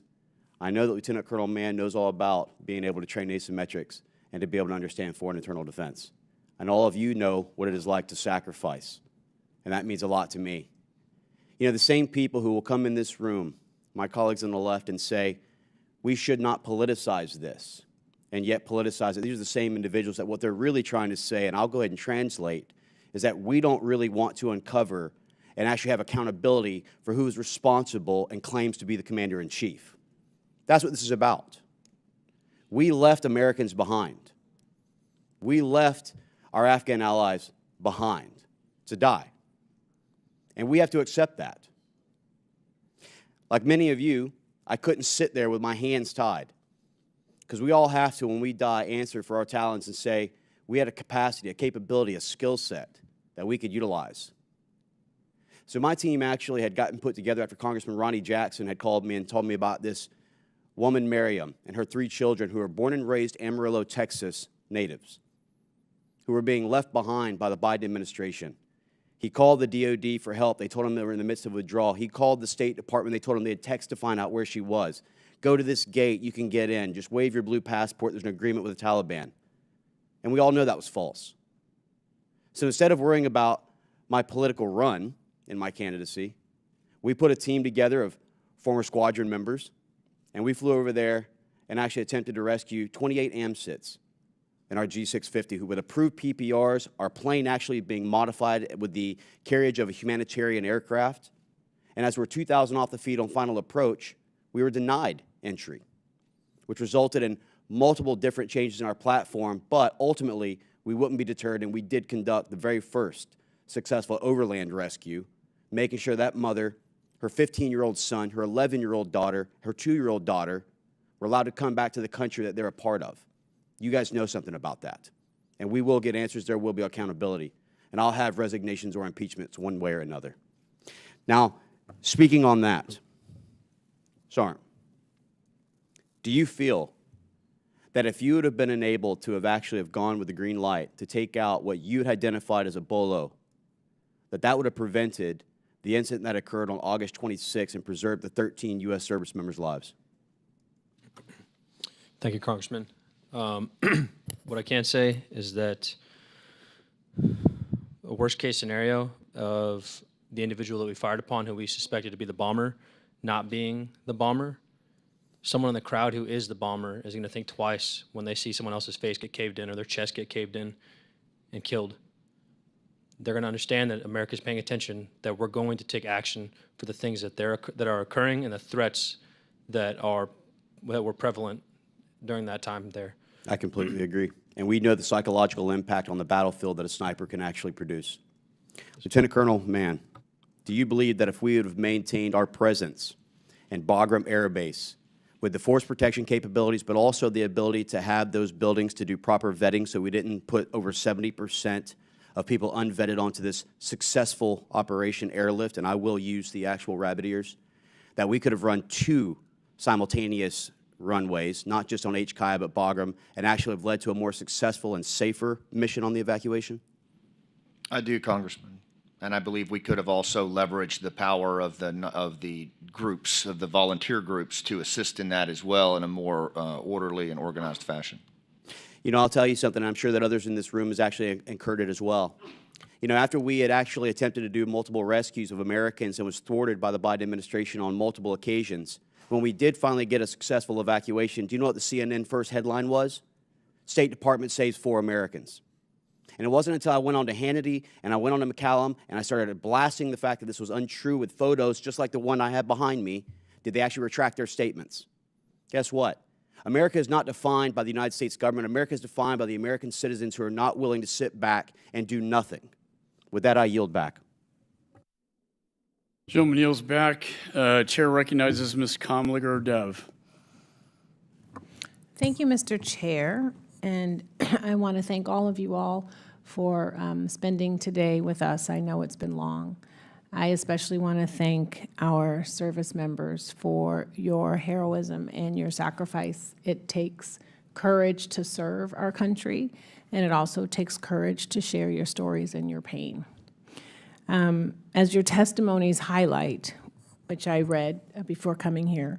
When it comes to the withdrawal from Afghanistan, it is imperative that this committee conduct robust oversight and engage in a full interrogation of all the facts in order to uncover lessons we desperately need to learn about the failure of our involvement in Afghanistan. You all have made powerful points about the obligation that we have as a country to help those who suffer from persecution and tyranny. What started in August 2021 is far from finished, and the test of our commitment to our Afghan partners is not about what happened just over those 2 weeks, but the way we continue to support them in the months and years ahead. So, Ms. Mackler, you pointed out that the administrative burden of putting together an application is on the applicant at risk, even for information the United States government already has access to. I know that Project Rabbit is a new effort by DoD to verify the employment of SIV applicants who worked with DoD contractors.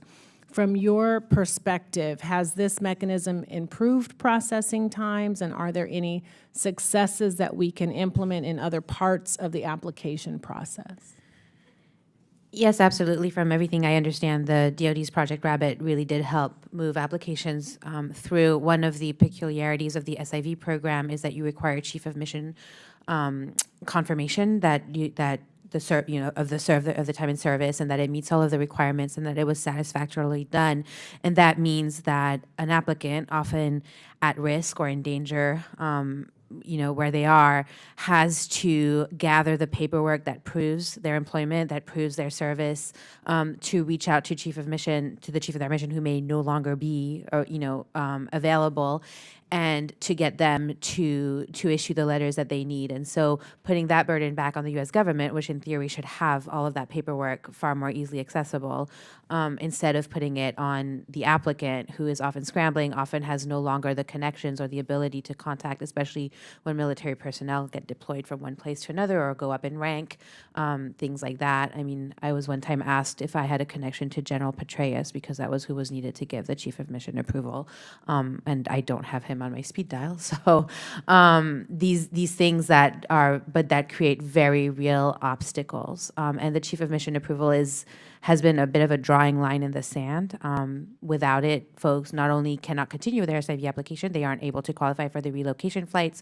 When the administration did in end of July and August start moving SIV applicants into the United States, it had to be past that stage. And so expanding projects like Project Rabbit, from all accounts, would help speed that up. And in general, putting that burden back on the U.S. government to find within their files information they should already have would certainly ease the burden on the applicant. Thank you for that. You also mentioned in your testimony disparate capabilities in the U.S. government's Uniting for Ukraine program, in contrast to the challenges of the Afghan system, especially when it comes to managing out-of-country processing. So can you provide some more detail as to what the differences are and what improvements are needed to ensure our treatment of Afghan refugees matches our treatment of Ukrainian refugees? Sure. I mean, to put it simply, after the fall of Kabul, many Afghans who didn't qualify for any immigration options started applying for what's called humanitarian parole. I think at last count, over 70,000 applications were still pending, and the U.S. government told us that they had no ability to adjudicate them. Each application costs $575 per person. I mean, if you have a 6-month-old baby, you're paying $575 for you and $575 for your 6-month-old baby. These applications just kind of piled up, and they said they had no ability to adjudicate them. They had no ability to create a categorical program by which people could just apply based on under an Afghan-related category. When the Ukraine invasion happened and the U.S. government looked at how to help Ukrainians who also needed protection, they created a categorical program to help people apply for parole and come to the United States. And I think that there are a lot of differences, both in terms of the experience, the resources, the personnel, the leadership that these departments had, but it is clear that the government could do it because they did it for Ukraine, so they should do it for Afghans as well. Thank you. And with that, I yield back, Mr. Chair. Generally yields back. The chair recognizes Mr. McCormick. Thank you, Mr. Chair. What a great honor it is for me to be in your presence. I appreciate you serving your country. I appreciate you coming and being here with us today. Semper Fidelis. Part of the withdrawal, I noticed that when I was there in 2016, we lost an American serviceman, or another person died while we were there. But over the course of that last 10 years we were in Afghanistan, we didn't lose too many people, if I remember correctly. Would you all agree? For those of you who are historians of the Afghan war, in the last 10 years, we lost probably fewer than we lost that last day we withdrew. So I would make the case that with fewer people than we have stationed in Spain, a country we've never fought in, we stabilized an entire country in a very strategically important area, where now we have half the population in abject slavery because of their gender, where you now have a harboring nation of many bad guys who want to do bad things to good people. So I would make the case that maybe we shouldn't have withdrawn. It doesn't matter. I don't care who president is. I'm not going to make this political. And I find it ironic that some of the Democrat colleagues that I have here today say we shouldn't make this political, and then immediately the next sentence out of their mouth is it's Trump's fault. I don't really care. But I don't think we can start the healing process until we do have accountability, and I don't feel like we have that. And you talked about healing, Lieutenant Colonel. I want to talk to you as the senior ranking guy on the panel, at least for right now. For those members who haven't been to command and staff or war college, just some basic questions here. Let's see. Can a military leader move a date for any withdrawal anytime they please if they're the top guy or gal? It's like a withdrawal of forces? No. So they can't decide what date they want to move out on? I mean, if it's his operation. Yeah. So for example, if you're the commander-in-chief, you can decide what date you want to leave, right? Absolutely. Are you married to any date that some prior commander who no longer is in charge, are you obligated to the date that they set previously? It's typically event-driven. Yeah. So you can decide, if you're the commander-in-chief, what date you want to withdraw and how you want to do it, correct? I mean, that's basic command leadership. You can decide, if you're in charge, you get to call the shots. I'm drawing this because I think if we want to blame somebody else for your leadership mistakes at that time, I think that's a false narrative, and I think that's been done several times during this argument of accountability. And I want to ask each one of you, because this is the important part. We're here to talk about one specific day and one specific withdrawal and one specific location. Do you think there was accountability for those people who made egregious mistakes, and I think we can all say somebody made egregious mistakes that day? Do you think those people were held accountable? Does anybody think that there was accountability, and if who was held accountable? So I'm assuming nobody here thinks that anybody's held accountable. So my question is, if we're going to have an entire hearing, we're going to have all these fine people who have sacrificed their lives, if we talk about traumatic brain injuries, limbs lost, family members lost, friends lost, time spent away from family, years away from our family, and then we look down the line and we say, not one person was held accountable that made these decisions, then how can we learn and how can we heal? And that's my question to you. How are we? I'm getting emotional right now because this stuff matters. If we don't have accountability for the people who made those decisions, how can we heal as people and as a nation? And it's my humble opinion that we haven't had 1 ounce of accountability unless you can tell me where you've seen it. And if you can't, it's got to hurt you.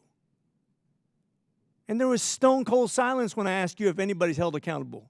That's how I feel too. And that's why we have suicide problems, in my opinion, as an ER doc who gets to witness people come into the ER with horrible PTSD and depression and suicidality because of this war. Do you guys have any other idea how we can heal without accountability? So have we done our job to hold those people who made the decisions, who were responsible for those decisions on that day in that theater? Have we held them accountable? And you're allowed to have an opinion. Matter of fact, there's nobody more qualified to have an opinion than you. Have we held anybody accountable? Not yet, Chairman. Thank you. And that, with that, I yield. Gentleman yields back. Chair recognizes Mr. Lawler. Thank you, Mr. Chairman, for hosting this hearing. Very straightforward hearing.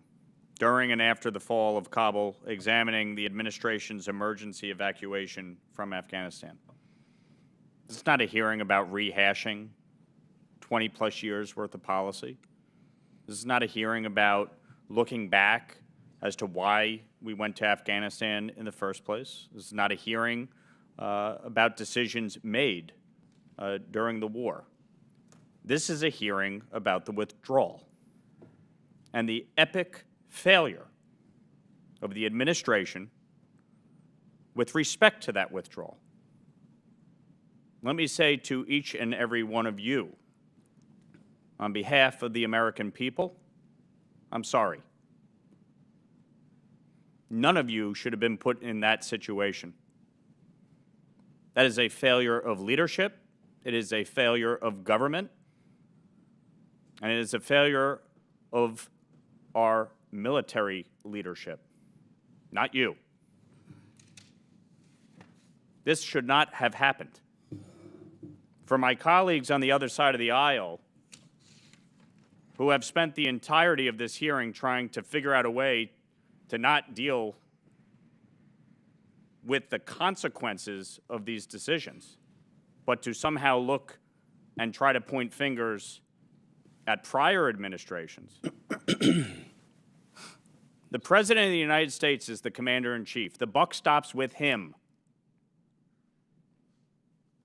He had a responsibility. If he disagreed with the prior administration's handling, if he disagreed with the prior administration's plan, fix it. To set a date certain and then move that date up. I was a member of the New York State Legislature. I wasn't in Congress. I watched in horror as planes were taking off and you had people running down the tarmac trying to get on that plane so they could save their lives, the lives of their children, the lives of our service personnel, the lives of people in Afghanistan who worked closely with our men and women in uniform. It is shameful what happened. And as a citizen, not as someone who has served, not as somebody who was on the ground there, as a citizen, it was horrifying to watch. 13 service members dead. Their families gutted. All of you heartbroken. Dealing with the after effects of that. I know as a state representative dealing with our local veterans organizations, the increase in the number of people, veterans who were dealing with PTSD as a result of that, suicide, absolutely shameful. So this is about accountability, this is about transparency, and this is about ensuring this never, ever happens again. There's not one American who should ever be left on the ground in a war zone. And the people who sacrificed so much in Afghanistan to help us, to leave them there, an absolute disgrace. I note, Lieutenant Colonel, in your addendum on women and children, today is International Women's Day.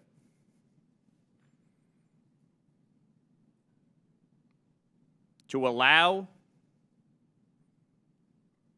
what has transpired since, shameful. All of you are owed a debt of gratitude from your government, from your country, and you are owed, more than anything, the truth. That, hopefully, in part, is what we were able to accomplish with this hearing today. So I thank you for your time and your testimony. God bless you all, and thank you. I yield back. The gentleman yields back. Chair recognizes Mr. Barr. Thank you, Mr. Chairman. Thank you for your vigilance in pursuing the truth in this committee.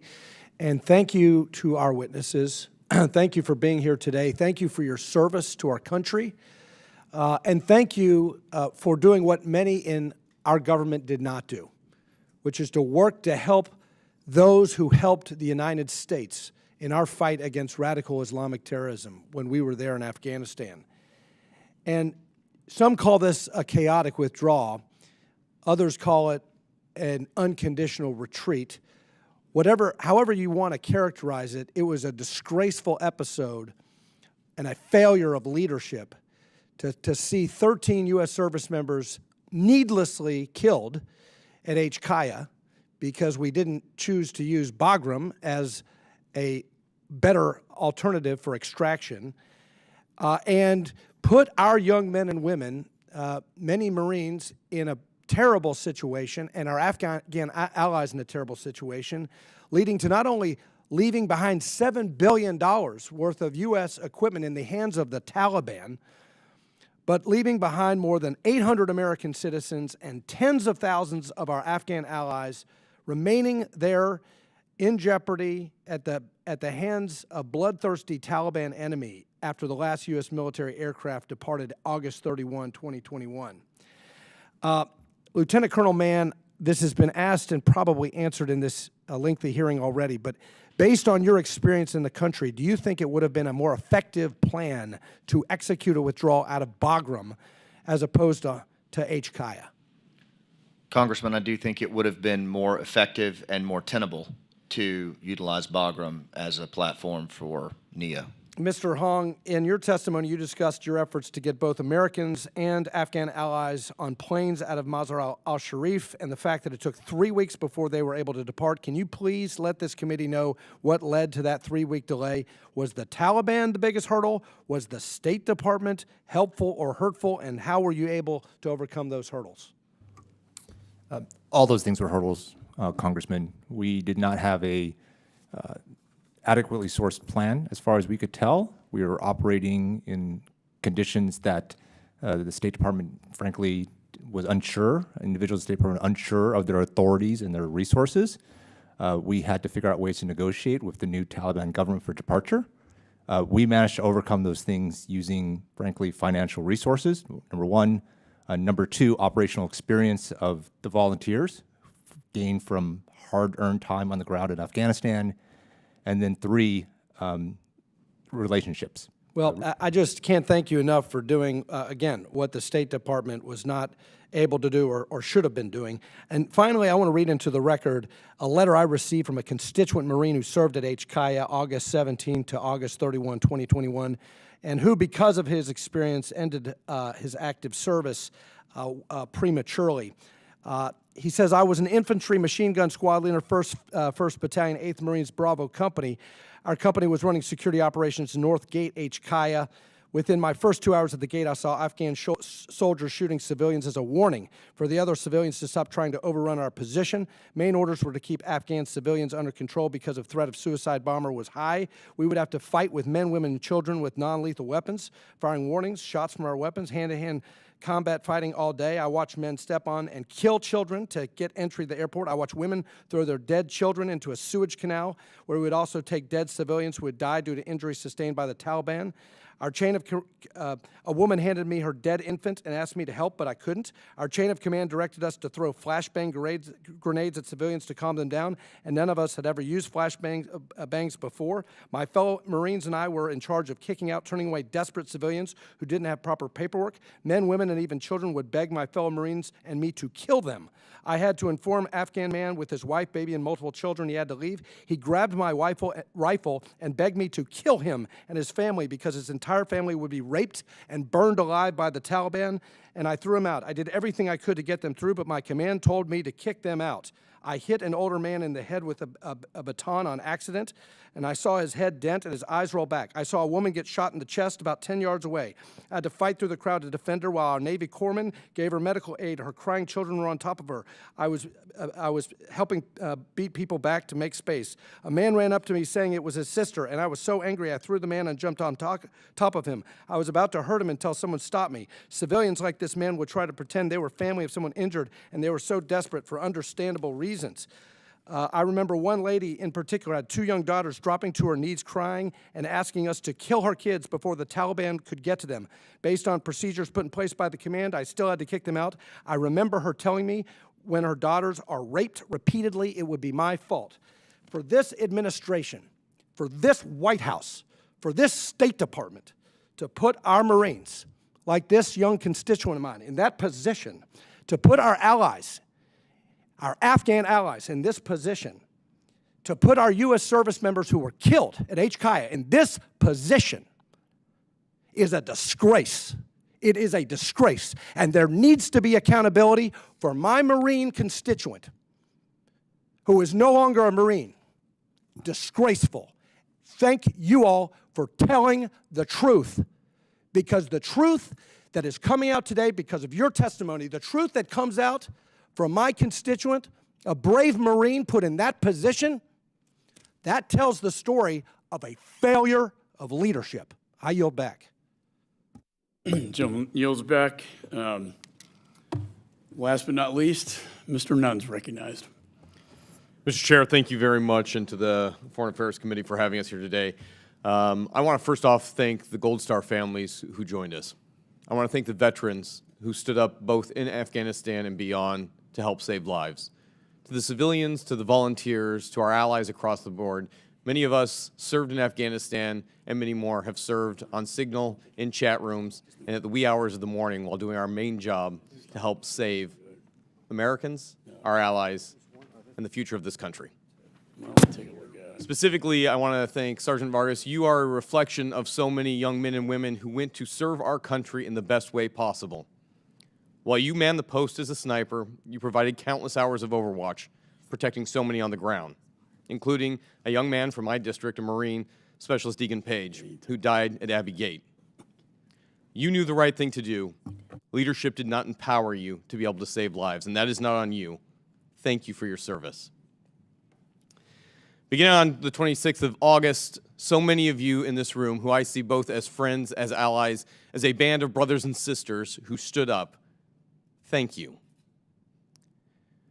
When HKIA fell, hundreds of Americans were left outside the wire. Thousands of our friends and allies who had stood with us for decades, putting their life ahead of ours, jeopardizing what their children and their future looked like to make sure we were able to get on those aircraft and fly out. I'm honored to be able to, just this week, honor Major Lunning, who was the last medical nurse to fly out with a group of Americans and Afghans on the C-17 that saved their lives as they traveled to Germany. Unfortunately, hundreds more had to be left behind. I want to tell briefly the story of the Syed family who was at the bombing at Abbey Gate. We first came into contact with him. I've done 3 combat tours, flying recon operations over, and our interpreter, who did 9 combat tours with us, was saved and is now a U.S. citizen in my community back home. But contacting us, they identified that this engineer, a grandfather, who had worked with the U.S. Embassy, who was promised evacuation, who went to Abbey Gate, was hit in the explosion.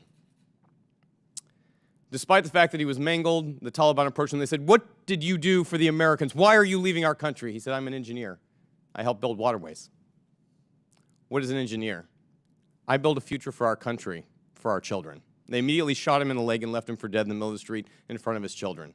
Despite this, Mr. Syed walked across an open battlefield to save his 2 young children and his wife and asked for evacuation. We were working an operation at Mazar Sharif at the time, working with CAM Airways. Members who had never met each other, Americans and folks around the world, formed a group called Task Force Argo. And together we were able to get 5 flights out of Mazar Sharif in the north and save 3,000 Afghan allies and 40 Americans on that first flight of 380. But that is only part of the story. The true heroism exists in the faces of each of you in this room, who, despite the fact that you reached out for help from our federal government, you got no answer. Now, Mr. Syed was able to not only navigate a caravan of 40 vehicles north over an 8-hour journey, we asked him, would you please pick up 2 young women whose husband has gone missing? They were students, and on Monday, they were going to university. By the middle of the week, they were beaten in the street because they did not have a head covering. Their future was one of rape and forced marriage. But for Mr. Syed, he put them in the back of his Toyota Corolla with his small children, and together they made this journey north. They were stopped multiple times throughout the night by the Taliban, and they were asked time and time again, who are these women? And he would say, I am their grandfather. We are going to a wedding. But this cover story was not developed out of thin air. It was the work of volunteers who helped at every checkpoint report back on what was going on, who helped provide a clean pathway and made sure that there was a safe harbor when they arrived in Mazar Sharif. And over the course of the next weeks that turned into months, flight after flight saved these individuals. There are many of you who are on this panel today, and I cannot thank you enough. This digital Dunkirk, this rescue from Afghanistan is a direct reflection of what you did to save these lives, the lives of people who had spent decades saving ours. So with that, France, I want to first of all commend you and everything that you did to help evacuate with your team and the hundreds of volunteers behind the scenes, not just here, but around the world who did that. I want to speak specifically to the issue of flying folks out of Mazar Sharif. Was the U.S. State Department or the Taliban the harder force in being able to get those aircraft off the ground and save those lives? They were equally hard, Congressman. I mean, in both cases, both were operating from a place of confusion, of lack of information, and lack of authority. Literally, both sides of the government coin. Adrian, I'd like to speak to you on what the U.S. government's, was there ever a single point of contact within State Department that you could reach out to, that you had the ability to, Colonel, to actually have a conversation to seek evacuation? There was not, Congressman, really, that we ever found. What we found that worked very well was Aidan's unit in particular was very responsive and looking to do more, and they had what seemed to be a very good working relationship with State Department at Apron 8 for out-processing. So we really relied on them to do that. We could never figure out how to do that direct engagement. And France, you talk about a moral obligation that we have. Is there also a national security implication for what has occurred? Congressman, when we left Afghanistan, we not only left behind allies, we left behind our honor. We left behind our credibility. If we want allies to fight alongside us in the future, we need to be credible when we tell them that we're going to stand by them. We need the strategic option of working by, with, and through allies in the future. And without the credibility that comes from standing by the allies in Afghanistan, we're not going to get that cooperation in future fights. And then we're going to have to either choose as a nation to be less effective on the global stage or choose to spend more of America's blood and treasure to achieve the same outcomes. France, thank you. Mr. Chair, my appreciation, because what was our darkest hour in Afghanistan is made better by the actions that each of you took to be able to save lives and chart a better course for our country. We on this panel owe it to you to be able to get answers and truth so this never happens again. With that, Mr. Chair, thank you, and I yield back. Gentleman yields. Before I close, I'd like to recognize the ranking member for any comments he may have. Thank you, Mr. Chairman. Let me first thank all of our esteemed witnesses for appearing before our committee today. And I said it once and I say it again. Let me really thank you also for saving and evacuating over 120,000 people in 17 days under the most difficult conditions imaginable, in a complex and dangerous environment thousands of miles away. I want to thank you. There were successes in this evacuation, and there were mistakes. We need to acknowledge both. I want to particularly thank and also commend all of you who worked to help not only our Afghan allies and partners, but also for being advocates for the rights and pathways of refugees and immigrants more broadly. Ms. Mackler, your work in particular, including for coordinating legal services for those impacted by the Muslim ban in my own district at JFK Airport, lays bare how much more work we need to do in Congress to fix our broken immigration system. And as I said in my opening remarks, again, extricating ourselves from 2 decades of a quagmire in Afghanistan was always going to be a difficult task. And I believe that we are deluding ourselves if we believe that this could have been as an easy operation given the deteriorating security situation and rapidly changing events on the ground that no one could have predicted. This undertaking was further complicated by sets of policies, and these are just facts, policy decisions made by the previous administration that altered the balance of power in Afghanistan and hindered our ability to honor our commitment to thousands of brave Afghans who stood side by side with us over the course of the past 2 decades. And yes, I must say that I am deeply concerned by some of my colleagues who paint the U.S. withdrawal from Afghanistan with such broad strokes as to divorce the emergency evacuation from those choices and the full context that led up to the events in August 2021. They don't stand, that doesn't happen in a vacuum and by itself. I believe we must commit ourselves to responsible, bipartisan oversight, and we must ensure that we are taking a sober look at how we reached this outcome in Afghanistan after 20 years of war. But we also must look at how we can prevent the same mistakes from going and being made again going forward. And yet, under the most challenging circumstances, you, along with our diplomats and intelligence professionals, mobilized this whole of government effort to evacuate American citizens. There are important lessons to be learned from mistakes that were made. Yet the impossible has also happened. Due to your tireless work, the State Department and other U.S. government personnel, lives were saved. And I couldn't help but feel, as I said in the beginning, when I think of all, and I think we need to recognize and honor all 2,461 members of the United States military that lost their lives during this 20 years of war.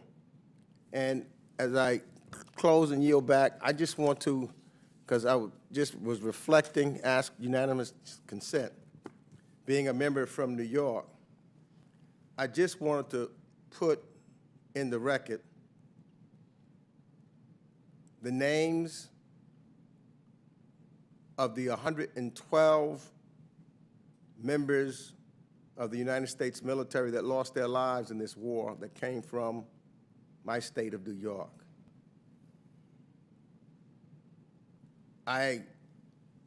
To the Gold Star families here, and to those that may be listening, to those that I have met and talked to in regards to the 20 years, including